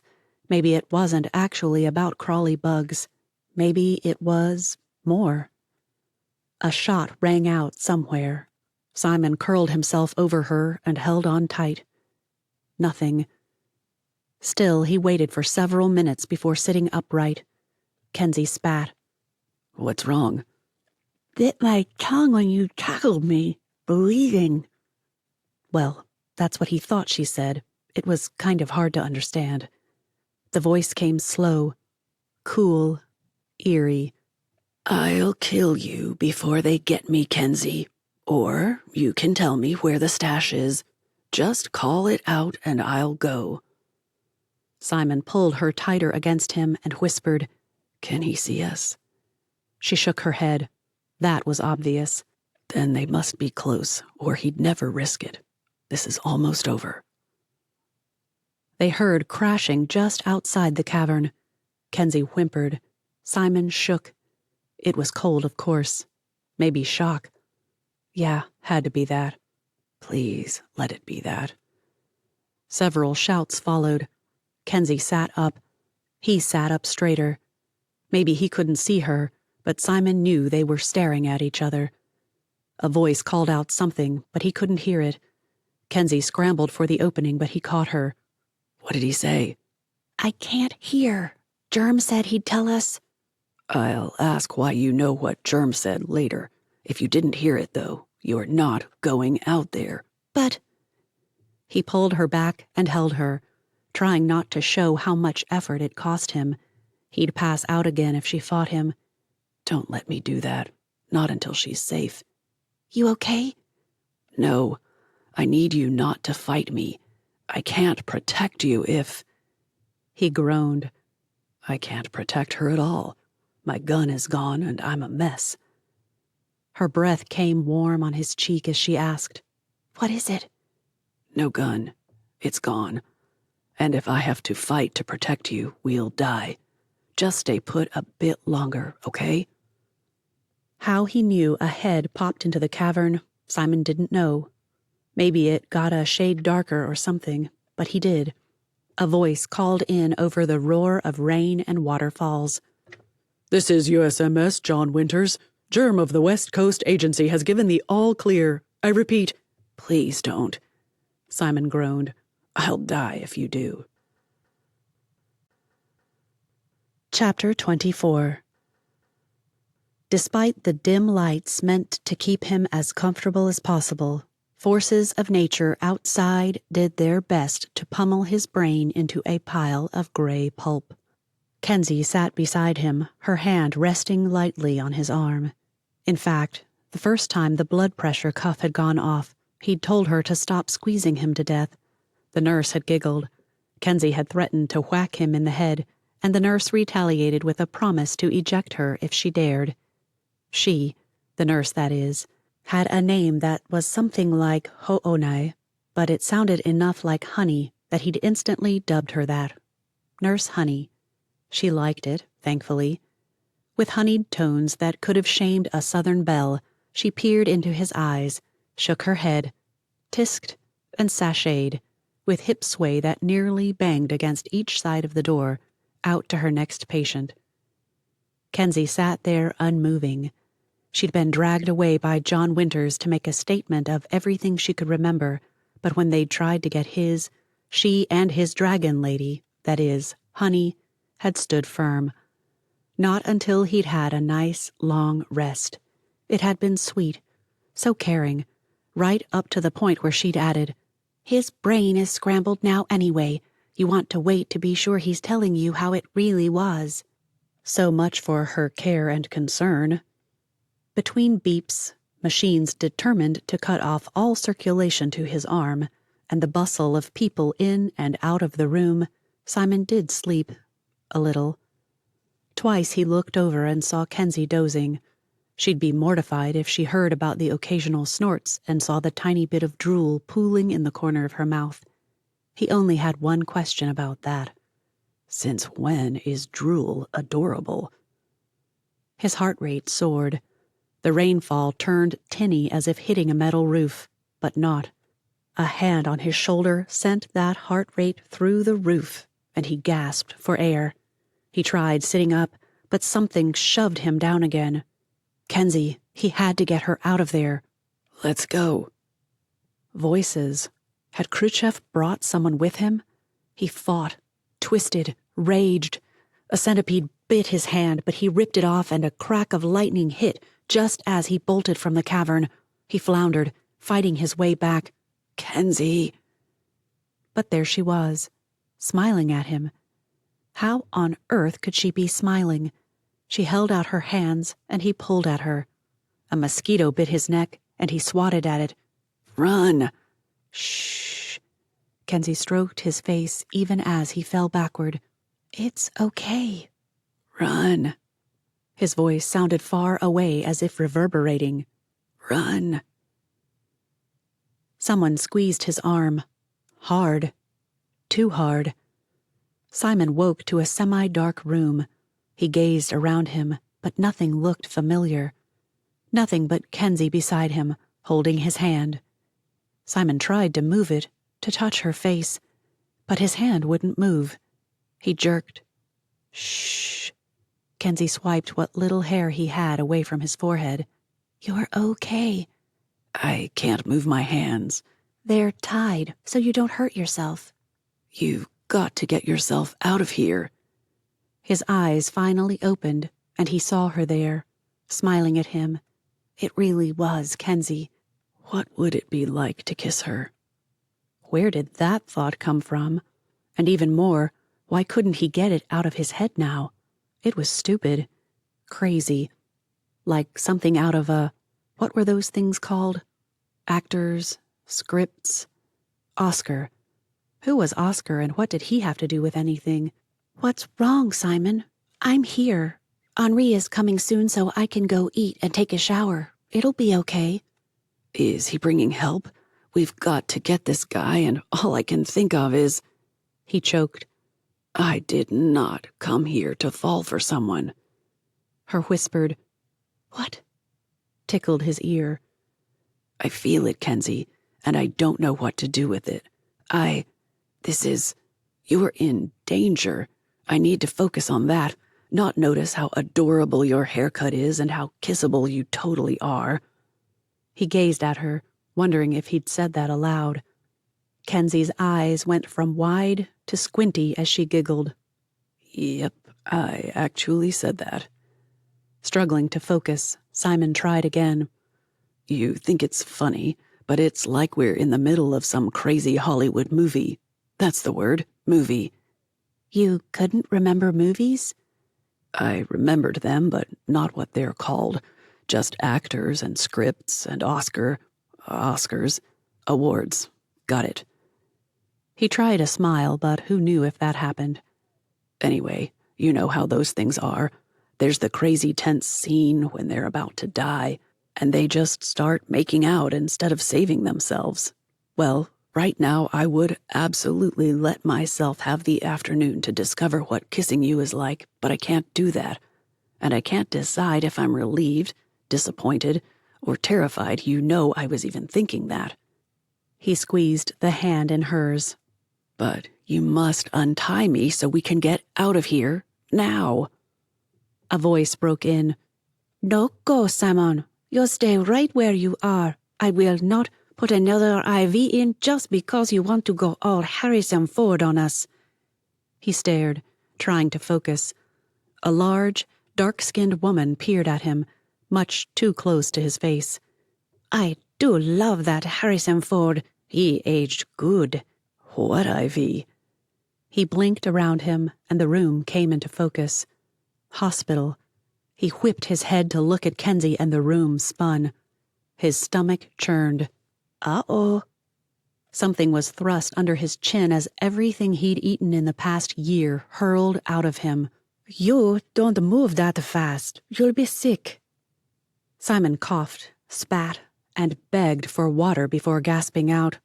No kidding. What's wrong with me? Still squeezing his hand, Kensi smiled. She must have. He could hear it in her voice as she said, You hit your head before you found me. You said something about a rock. I don't know if the guy hit you with one or what. Your words were slurred, and frankly, I didn't know if you'd get out of there alive. Bits came back to him. The race to St. Alyn, the Mustang, Germ sending the marshals, and they'd talked to Kensi already. He remembered that now, but he'd been so sure they were in the dark cave. He peered out the window, pitch black with rain drumming on the panes. How long have I been here? Honey, that's what he'd called the nurse, right? Fiddled with the IV trolley and watched as the other machine tried to squeeze the blood out of his arm. You're all good now. Try to rest. But he couldn't, because deep down he suspected he had said something he hadn't meant to. Did I really tell you about? He couldn't do it. Mm-hmm. She dropped her head on the rail where one of his hands was tied and sighed. It's all good. Just sleep. I'm going to. She kissed his hand, rolled over in a chair that stretched out like a recliner, and pulled a thin blanket over her. He'd told her, right? Admitted. Simon's head pounded and he closed his eyes. He'd worry about that later. She was right. Sleep sounded really good. While Simon shifted and tried to get comfortable, Kensi pretended to sleep. Until Simon conked out she wasn't going anywhere. Goodness, the Swameli hospitals were lax about visitors. Henri came in twice, but each time Simon stirred, so she shook her head and waved him off. The second time he held up her phone, and she nodded. His foot squeaked on the floor, and Simon jumped. Once again, the wait began. Maybe it was presumptive, but in her mind, the guy had saved her life, and that meant the least she could do is make sure he was comfortable and resting before she went to sleep. In her bed. Oh, that sounded amazing. At just after midnight on Sunday morning, Kensi stirred, and Simon didn't. She slipped from the room, told the nurse to call if Simon got agitated, and called for a taxi. Thank you, Lord, for friends who bring lost phones. Oh, and for taxis. Her little cottage, always so happy and cheerful, sat shrouded in shadows that reached for her. Kensi gave herself a shake and forced herself to the door. When the taxi drove off, she shivered and clung to the knob, the one she couldn't open because she hadn't brought the key. That was at Simon's place, tucked into her overnight bag. A rustle nearly sent her through the roof. Get over yourself, Kensi. They got him. You're safe. Simon kept you safe. That didn't sit well with her. But why? It was true. Simon had kept her safe, even after she'd made stupid moves. Simon, who didn't extract her when he wanted to because his boss said no. Simon, struggling against his job even while doing it. Simon, who moved her into his house, his bed. Wait, that sounded wrong. You know what you mean. Stop being silly. Fine. Simon, who worked as a landscaper to be near enough to intercept danger. Simon, who finally got her somewhere safe and then let her have her way after a tantrum and took her to a party. Simon, who was a good sport, or what did that guy call it? Someone who shakes coconut trees? Anyway, he danced because she wanted him to. Simon, who chased her all the way to St. Alyn and back before racing off to fight this weird, black Russian dude. Since when were Russians black, and why did that feel cool? Irrelevant. Keep going. You're getting there. Simon, who lay in the hospital right now because he'd taken a huge blow in the fight to protect her. Simon, who she'd had to save in the end. Sort of. That shouldn't feel as good as it did. She pushed away from the door and marched around to the back of her cottage. There, the long, low window in the dining alcove would open if you rocked it a bit. The tiny lock was half broken and would let it sort of slide once you got the frame over the pin sticking out. Kensi pulled out her phone, grateful to have it back again, and used the flashlight app to help her find the screen tabs. After removing the screen and rocking that frame in one quite ungraceful movement, she hoisted her feet up into the frame and dropped inside. It smelled damp, stale. She couldn't leave that window open. Bugs. But she could open every other window. Over the sink, in the living room. When Kensi snapped on the light, her heart stopped. There, untouched, was that bullet, that note. She snapped off the light and hurried to her bedroom. Window first, then shorts and a t-shirt. As if making a home again to-do list, Kensi went down each thing. Pull back the blankets on her bed. Turn the fan on to help air it out faster. Clean underwear. Okay, so maybe out of order. Towel. Shower. In the bathroom, she took inventory. Scrapes, scratches, some even through her shirt. Note to self, stick to this brand. They're gold. Hot water stung, but it felt good, too. Her hair. Man, she used so much less shampoo these days. It'd save a fortune in hair product. She stood there until the water turned tepid and then got out. Her idea to rub vigorously with the towel to wake up her circulation and keep her warm failed at the first scrape across scrape. Without bothering to brush out her hair, Kensi half walked, half crawled, and went to bed. She'd hardly gotten to sleep when her phone rang somewhere in the cottage. Kensi jumped up, disoriented. Light streamed through the windows. Yawning, she stumbled from her room, through the living room, and there, on the counter, sat her phone. No longer ringing. A tap and a swipe showed it almost drained, and that Ezra had called. Oh, and that it was 8 o'clock. She bolted for her room and rooted in the nightstand drawer for her backup cord. The one that didn't work if you didn't set something on it near the charging port. With it charging, she tapped the screen and called Ezra. Hey, slept through. Finding something suitable for your wedding and heading over. Figured you might. Normally I'd let you sleep, but first... Ezra laughed at something Scott Keel said before continuing. Anyway, first, you'd kill me for letting you miss it all, and second... Ezra choked back some kind of emotion, probably a sob. I need my best friend there. Wish Mallory could come too. Yeah, we tried. Simon helped me call her on Monday, but she couldn't. She just couldn't. Thanks for trying. Ezra giggled again. Okay, so I'm thinking of wearing my black dress with red polka dots today. Think Henri will kill me? She could just see it. Do it. I can't wait to see this wedding dress, by the way. Well, pick something to wear and get over here. Church is in an hour and a half. The memory of Simon in the hospital stopped her. Hey, Ez, think I should stop and see Simon before I come over or what? I could get a water taxi so I don't have to wait for the ferry. Whatever floats the boat that gets you here. Just don't miss the last half of church. I'm getting nervous. What are people going to say? And this was why women had best friends. To comfort and succor. And to splash with a healthy dose of reality from time to time. That you're pregnant and are trying to hide it. You know it's true, so just run with it. They'll be the ones having to repent of their uncharitable thoughts and accusations later. Ever the comforter. I do my best. Kensi snatched at the one article of clothing she'd brought that had short, sleeves. Be right there. Sort of. Chapter 25. Laughing and, yes, okay, giggling, Kensi and Ezra pushed the door to Ezra's childhood bedroom shut and leaned against it.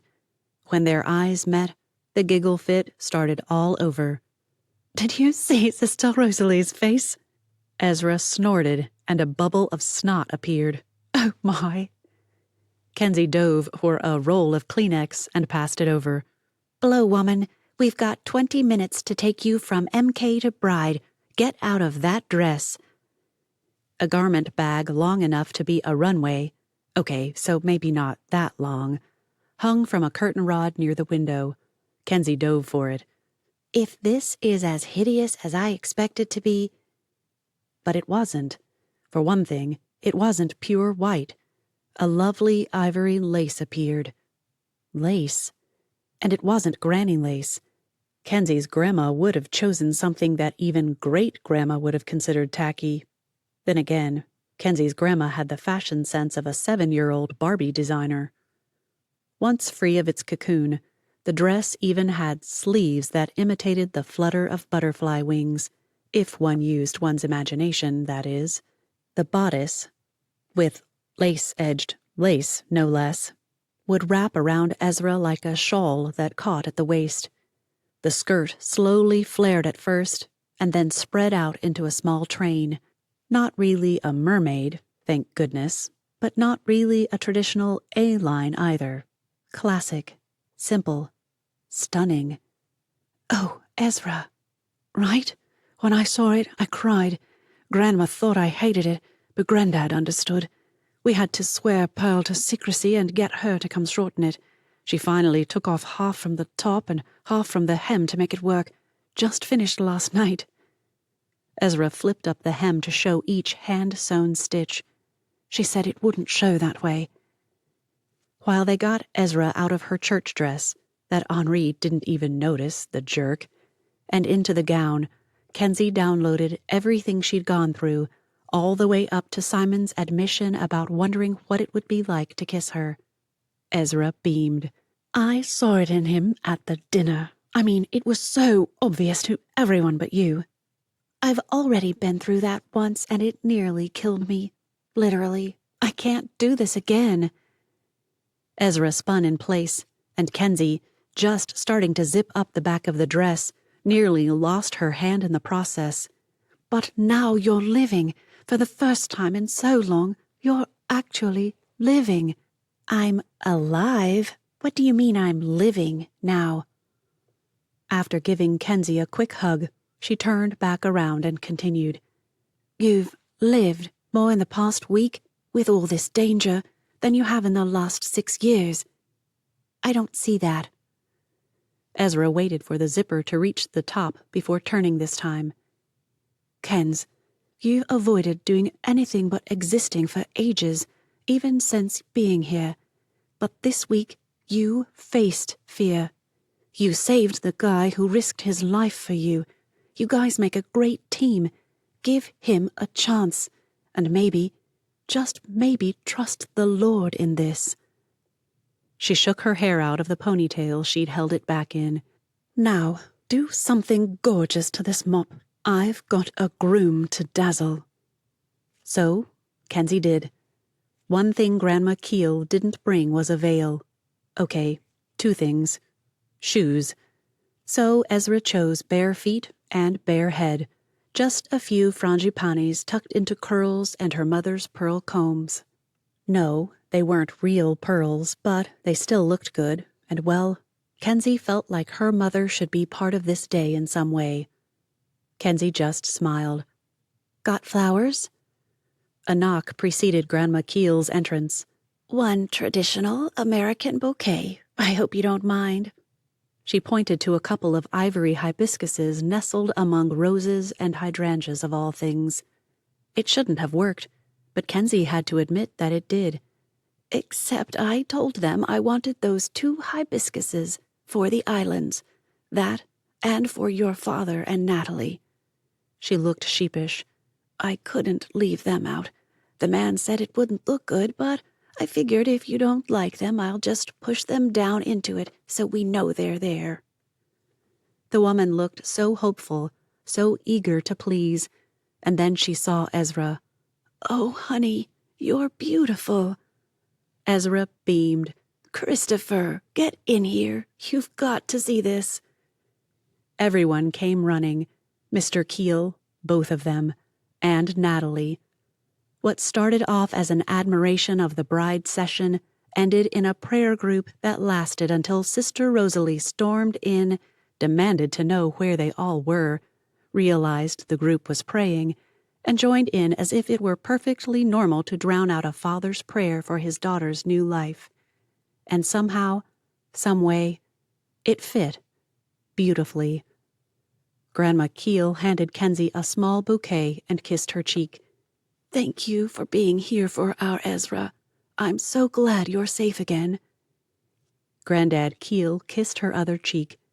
Because you're sweet, and it's not often I get away with kissing a pretty girl who isn't part of the family. Only Granddad Keel could say and do something like that without being creepy. Natalie dabbed at ruined makeup, kissed Ezra, and dashed off to fix her mascara before the wedding began. Scott Keel pulled his daughter into his arms, and when whispering began, Kensi slipped out. That prayer had just commenced. Again. A simple guitar played in the church. People buzzed, talking, whispering, speculating. Henri stood at the front looking anxious, amused, and angry all at once. A triple play. Kensi got his attention, smiled, and held up both thumbs. Henri touched his arm and grinned. It took a moment for her to realize what he meant. Another thumbs up. And on top of it, she pushed those sleeves up just a tiny bit more. If Henri's grin got any bigger, his cheeks would crack. Ezra would never forgive her. A shuffle behind her prompted her to peek. They'd arrived. Natalie dashed in and hurried down one side to her usual place. The Keels shuffled along behind her. Okay, they didn't shuffle at all, but by comparison. And then it was time. Kensi stood behind Ezra, spread out the short train, and something shifted. She'd stay there. Right there. Go ahead, she whispered. We'll go British on this one.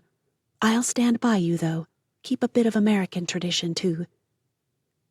To her surprise, Ezra didn't argue. She looped her arm through her father's, gave him a radiant smile. Did brides have any other kind? And took off down the aisle before the guitarist could change from Love Divine, All Loves Excelling to Ezra's chosen march. Come to the Feast might not be most people's idea of a wedding march, but it suited Ezra.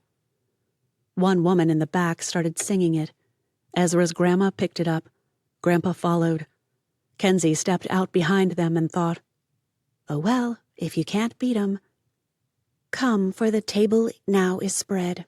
Ye famishing, ye weary, come, and thou shalt be richly fed.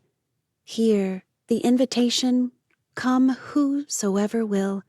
Praise God for full salvation, for whosoever will. The guitarist had sped up the tempo just a smidge, and it made for a jaunty trek up a short aisle. Henri looked ready to pop. The guy couldn't be happier or more excited if he tried. When they were 3 steps away from the front, he bolted forward and wrapped his arms around father and daughter. Kensi laughed with the rest of the congregation and slipped into place when it was safe to do it. Ezra sniffed her bouquet, shot a glance at Grandma Keel, smiled, and plucked one of the hibiscuses from it. Or was that hibisci? She tucked it behind Henri's boutonniere and pulled the other one out to tuck into her hair. By this point, Grandma Keel was practically sobbing. Natalie mopped at mascara-less eyes. Smart woman. Kensi had to fix that hibiscus, twice. But when she took the bouquet, she had to admit they looked adorably American and Polynesian both. Or maybe it was just Western. Whatever. They couldn't be more in love if they tried, and as Kensi took the bouquet, she decided that this stress-free wedding had something going for it. Except maybe I'd like to fly to Hawaii or something instead. Just as Brother Scott began the opening prayer, something shifted near the back. A glance that way as she bowed her head froze her. There, slipping into the back and leaning against the wall, looking ready to pass out, too, stood Simon. He smiled at her. Her heart skipped a beat, kept skipping beats all through the prayer, the pastoral admonition, the exchanging of vows and rings, and the closing hymn.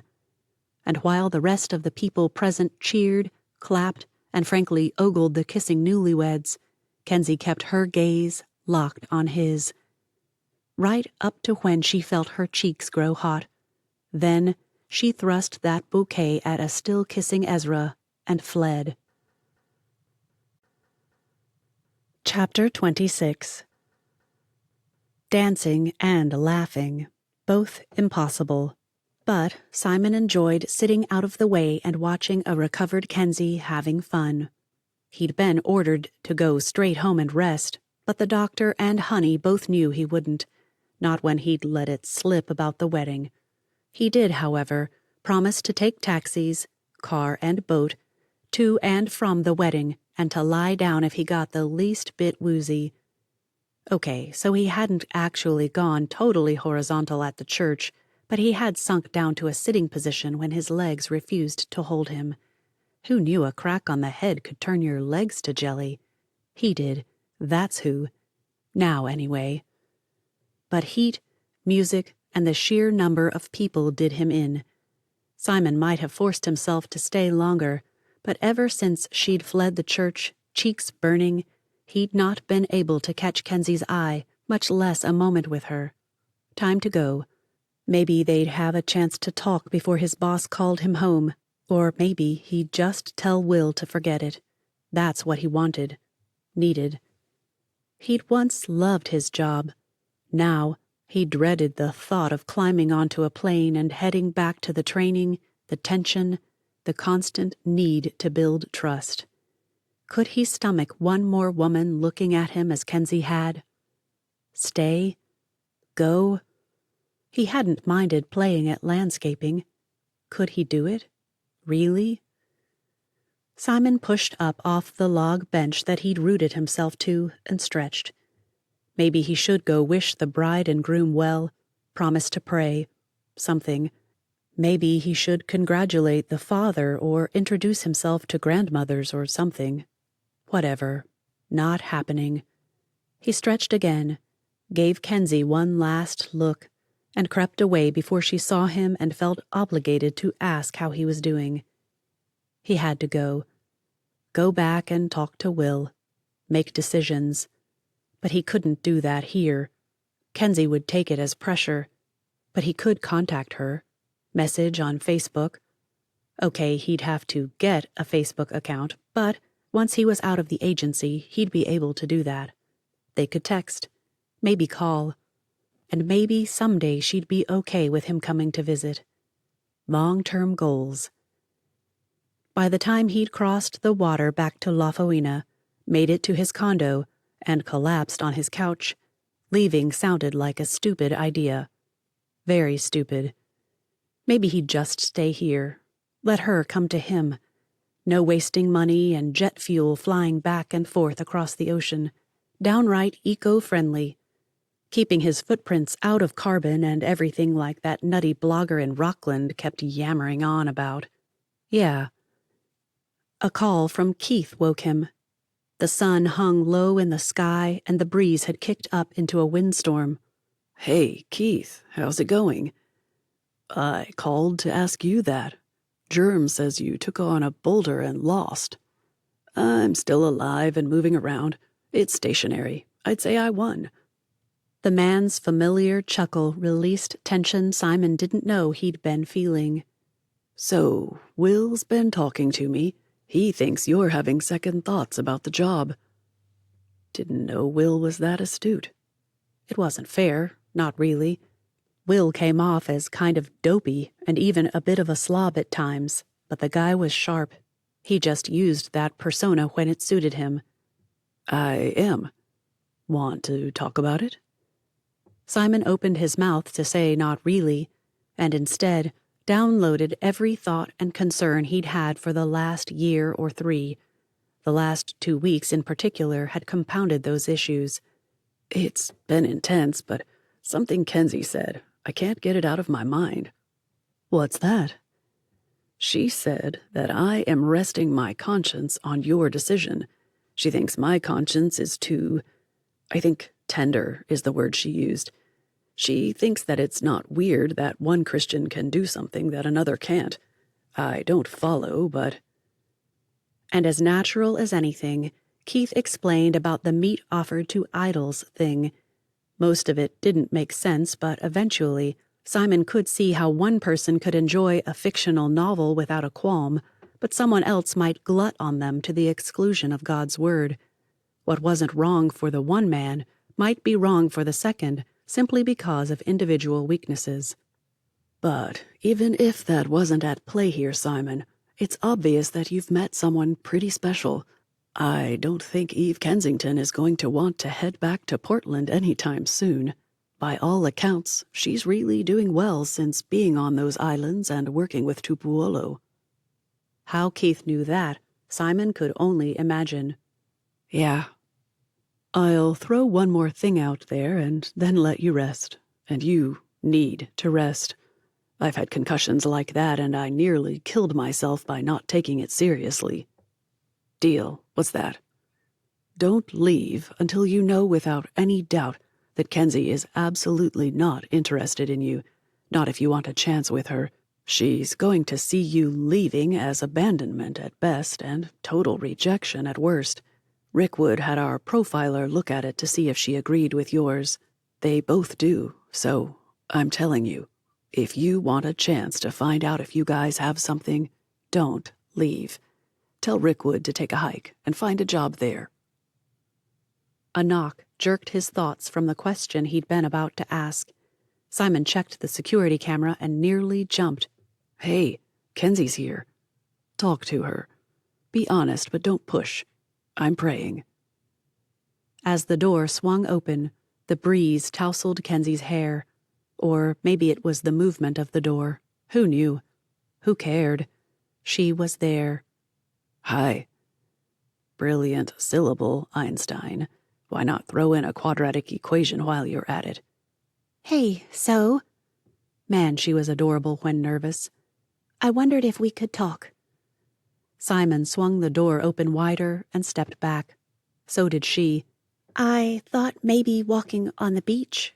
Can your head take it? His head could take a pounding if she gave it. Simon figured out he shouldn't say that just in time. Instead, he nodded, ignored the squeeze of discomfort the motion brought, and grabbed his keys. Sure. Sorry, just kind of need something neutral. Okay, she's here to brush me off. Got it. Though only a 5-minute walk from his place, it felt like 5 miles. How could a blow to the head affect the rest of his muscles so much? Once they hit the sand, he had to sit. Sorry. Simon didn't even wait for her to agree. He just sank down. Need a break. Didn't realize I was that weak. I'm sorry. Kensi sat next to him, closer than he'd have expected, close enough to put an arm around her, for her to lean her head on him. Not that he did that. Not that she did. But she did reach for his hand. Simon squeezed hers. Gazing out over the water, he saw something in Eve Kensington that he hadn't seen before. Strength. Remember how you said you wanted a nice, long afternoon to explore what an us would be like? Somehow he choked out. Yeah?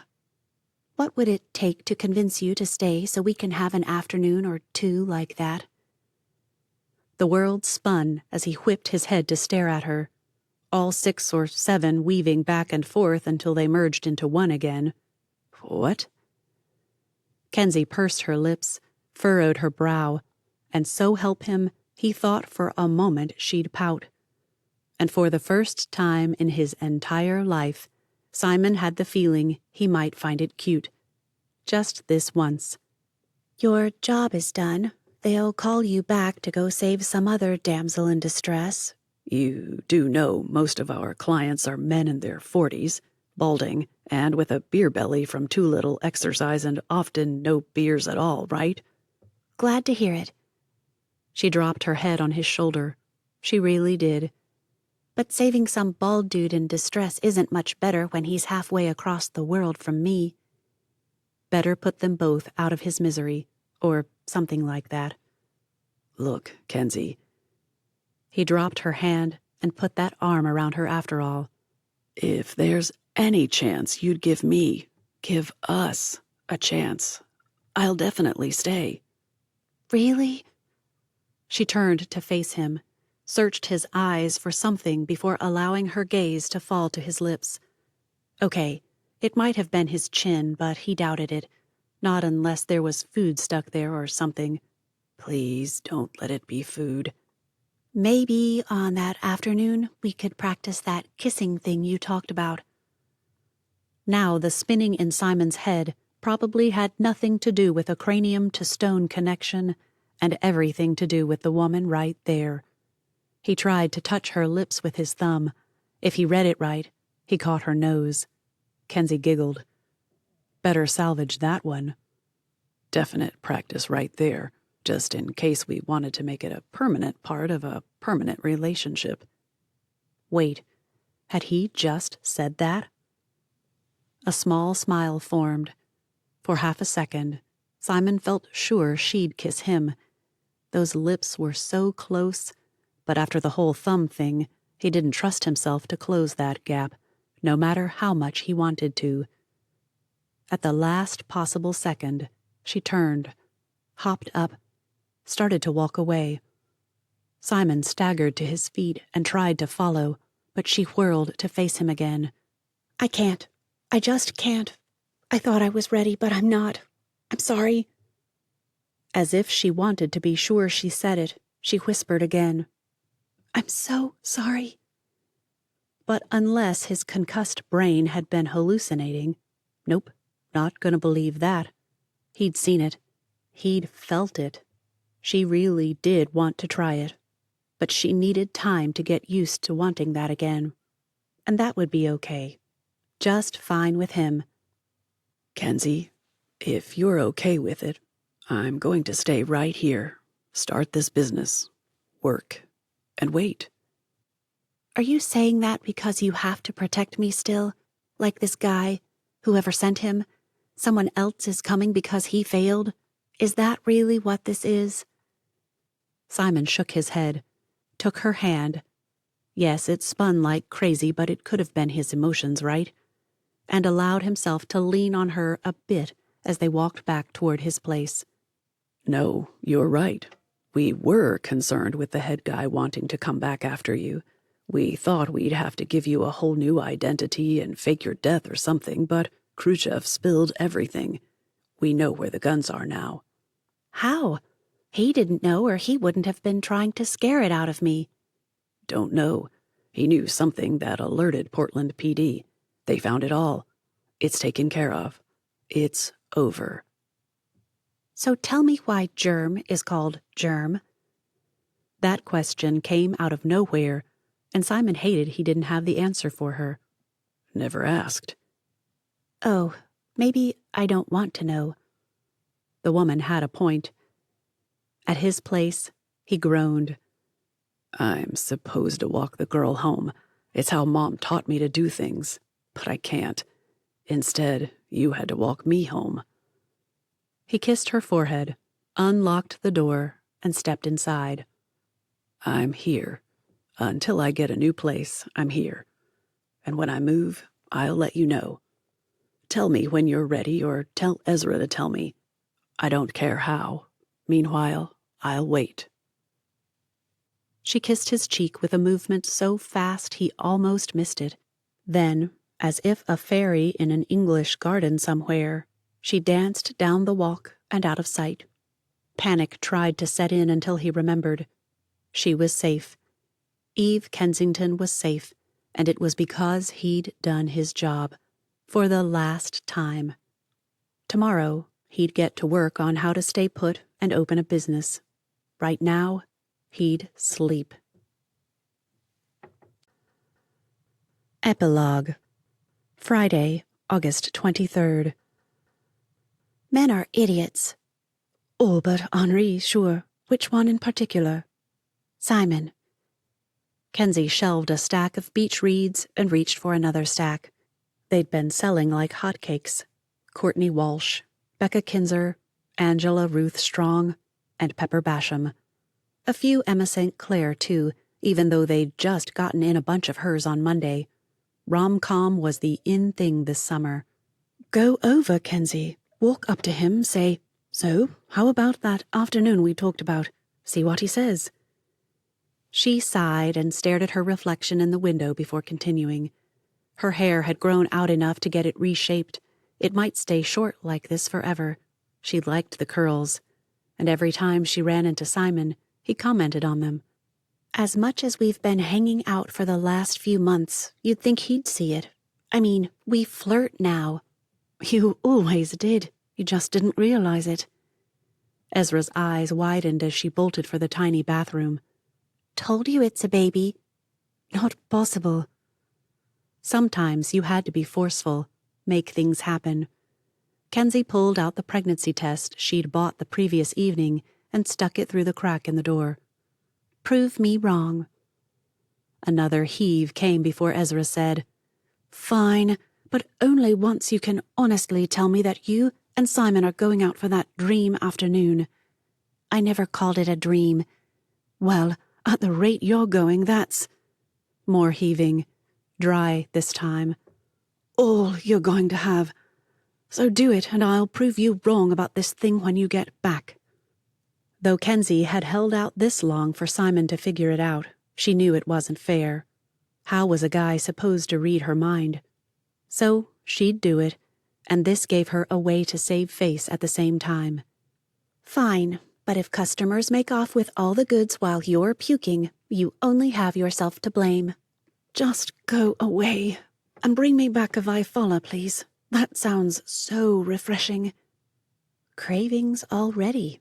Well, this is going to be fun. On Fridays, Simon worked at the Ma'imau Tupe Resort cottages. He'd gotten the contract when the previous company had gone belly up in the wake of a drug scandal. Oops. But Simon had just walked in and said, "I don't know what I'm doing, but I'll do all the work at the resort for free for 1 month. If you like my services, then we'll talk contracts." The desperate operations manager had jumped at it.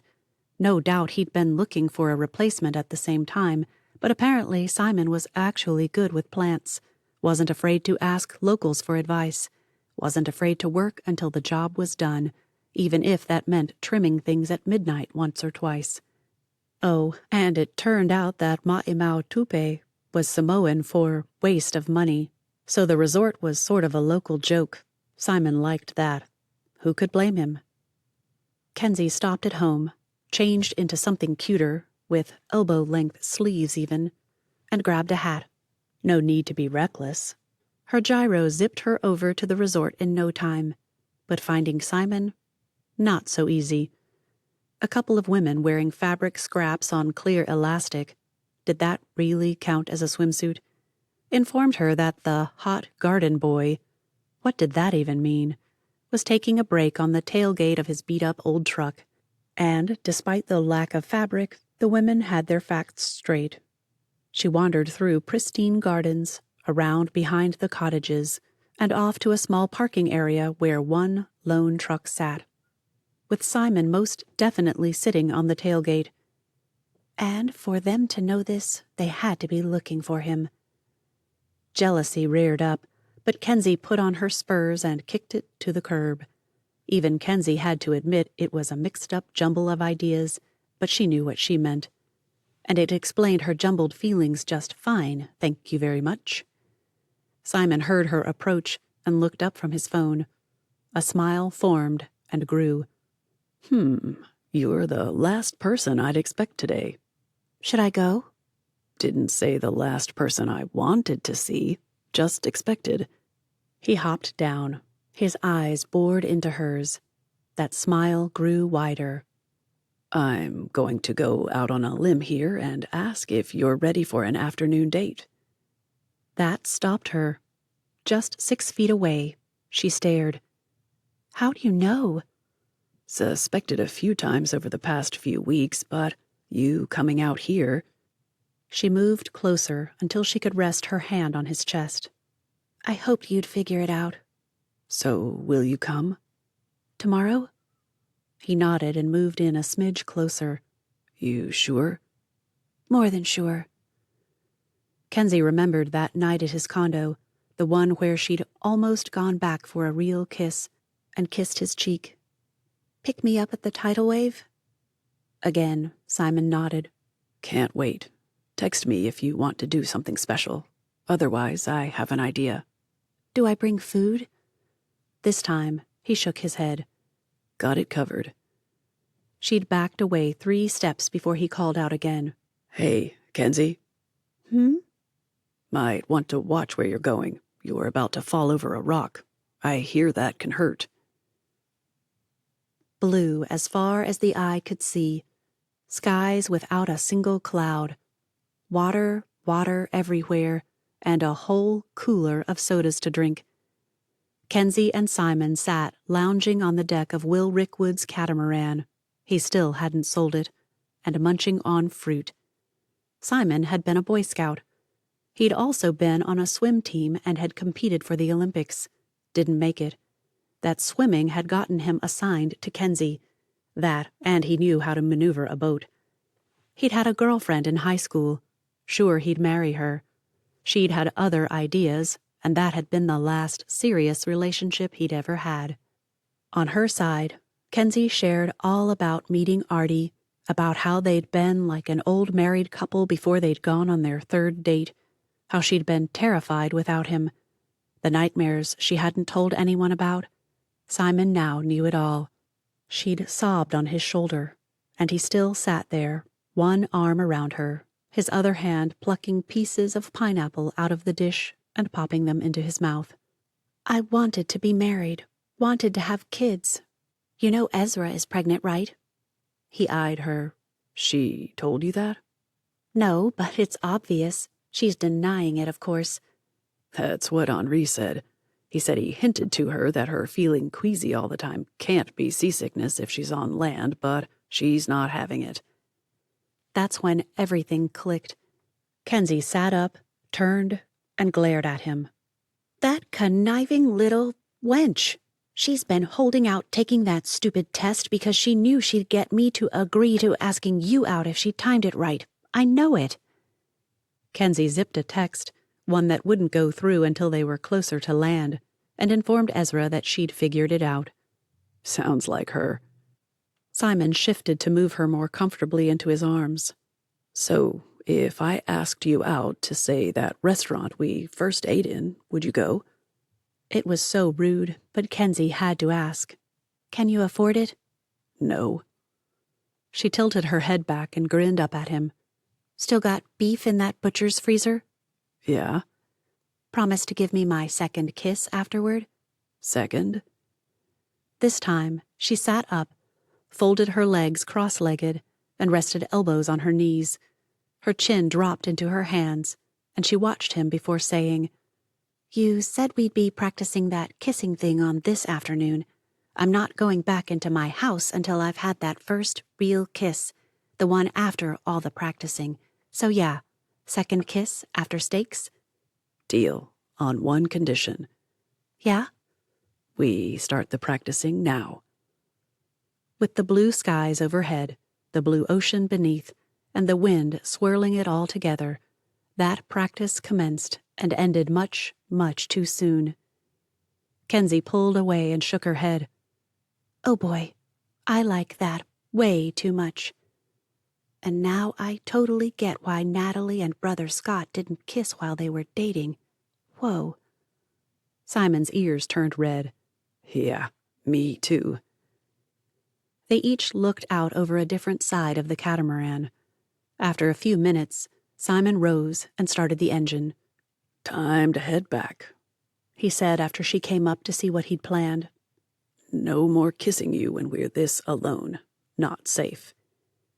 The urge to pout tickled at her lips, but Kensi resisted. Promise me something? She nodded. Then she shook her head. "Wait, what am I promising?" Next time you're ready to take the next step, you'll make it more obvious and sooner? He gazed at her lips before engaging the throttle. Because I'm already ready for a repeat of that practice session. Okay, Lord, here I go again. I'm trusting you, I'm trusting him, and I'm falling fast. The End. This is Krista Del Sorbo. We hope you have enjoyed this production of Trustfall, Swameli Shores Book 3 by Shatona Havig. No part of this production may be used to train artificial intelligence of any kind or in any way.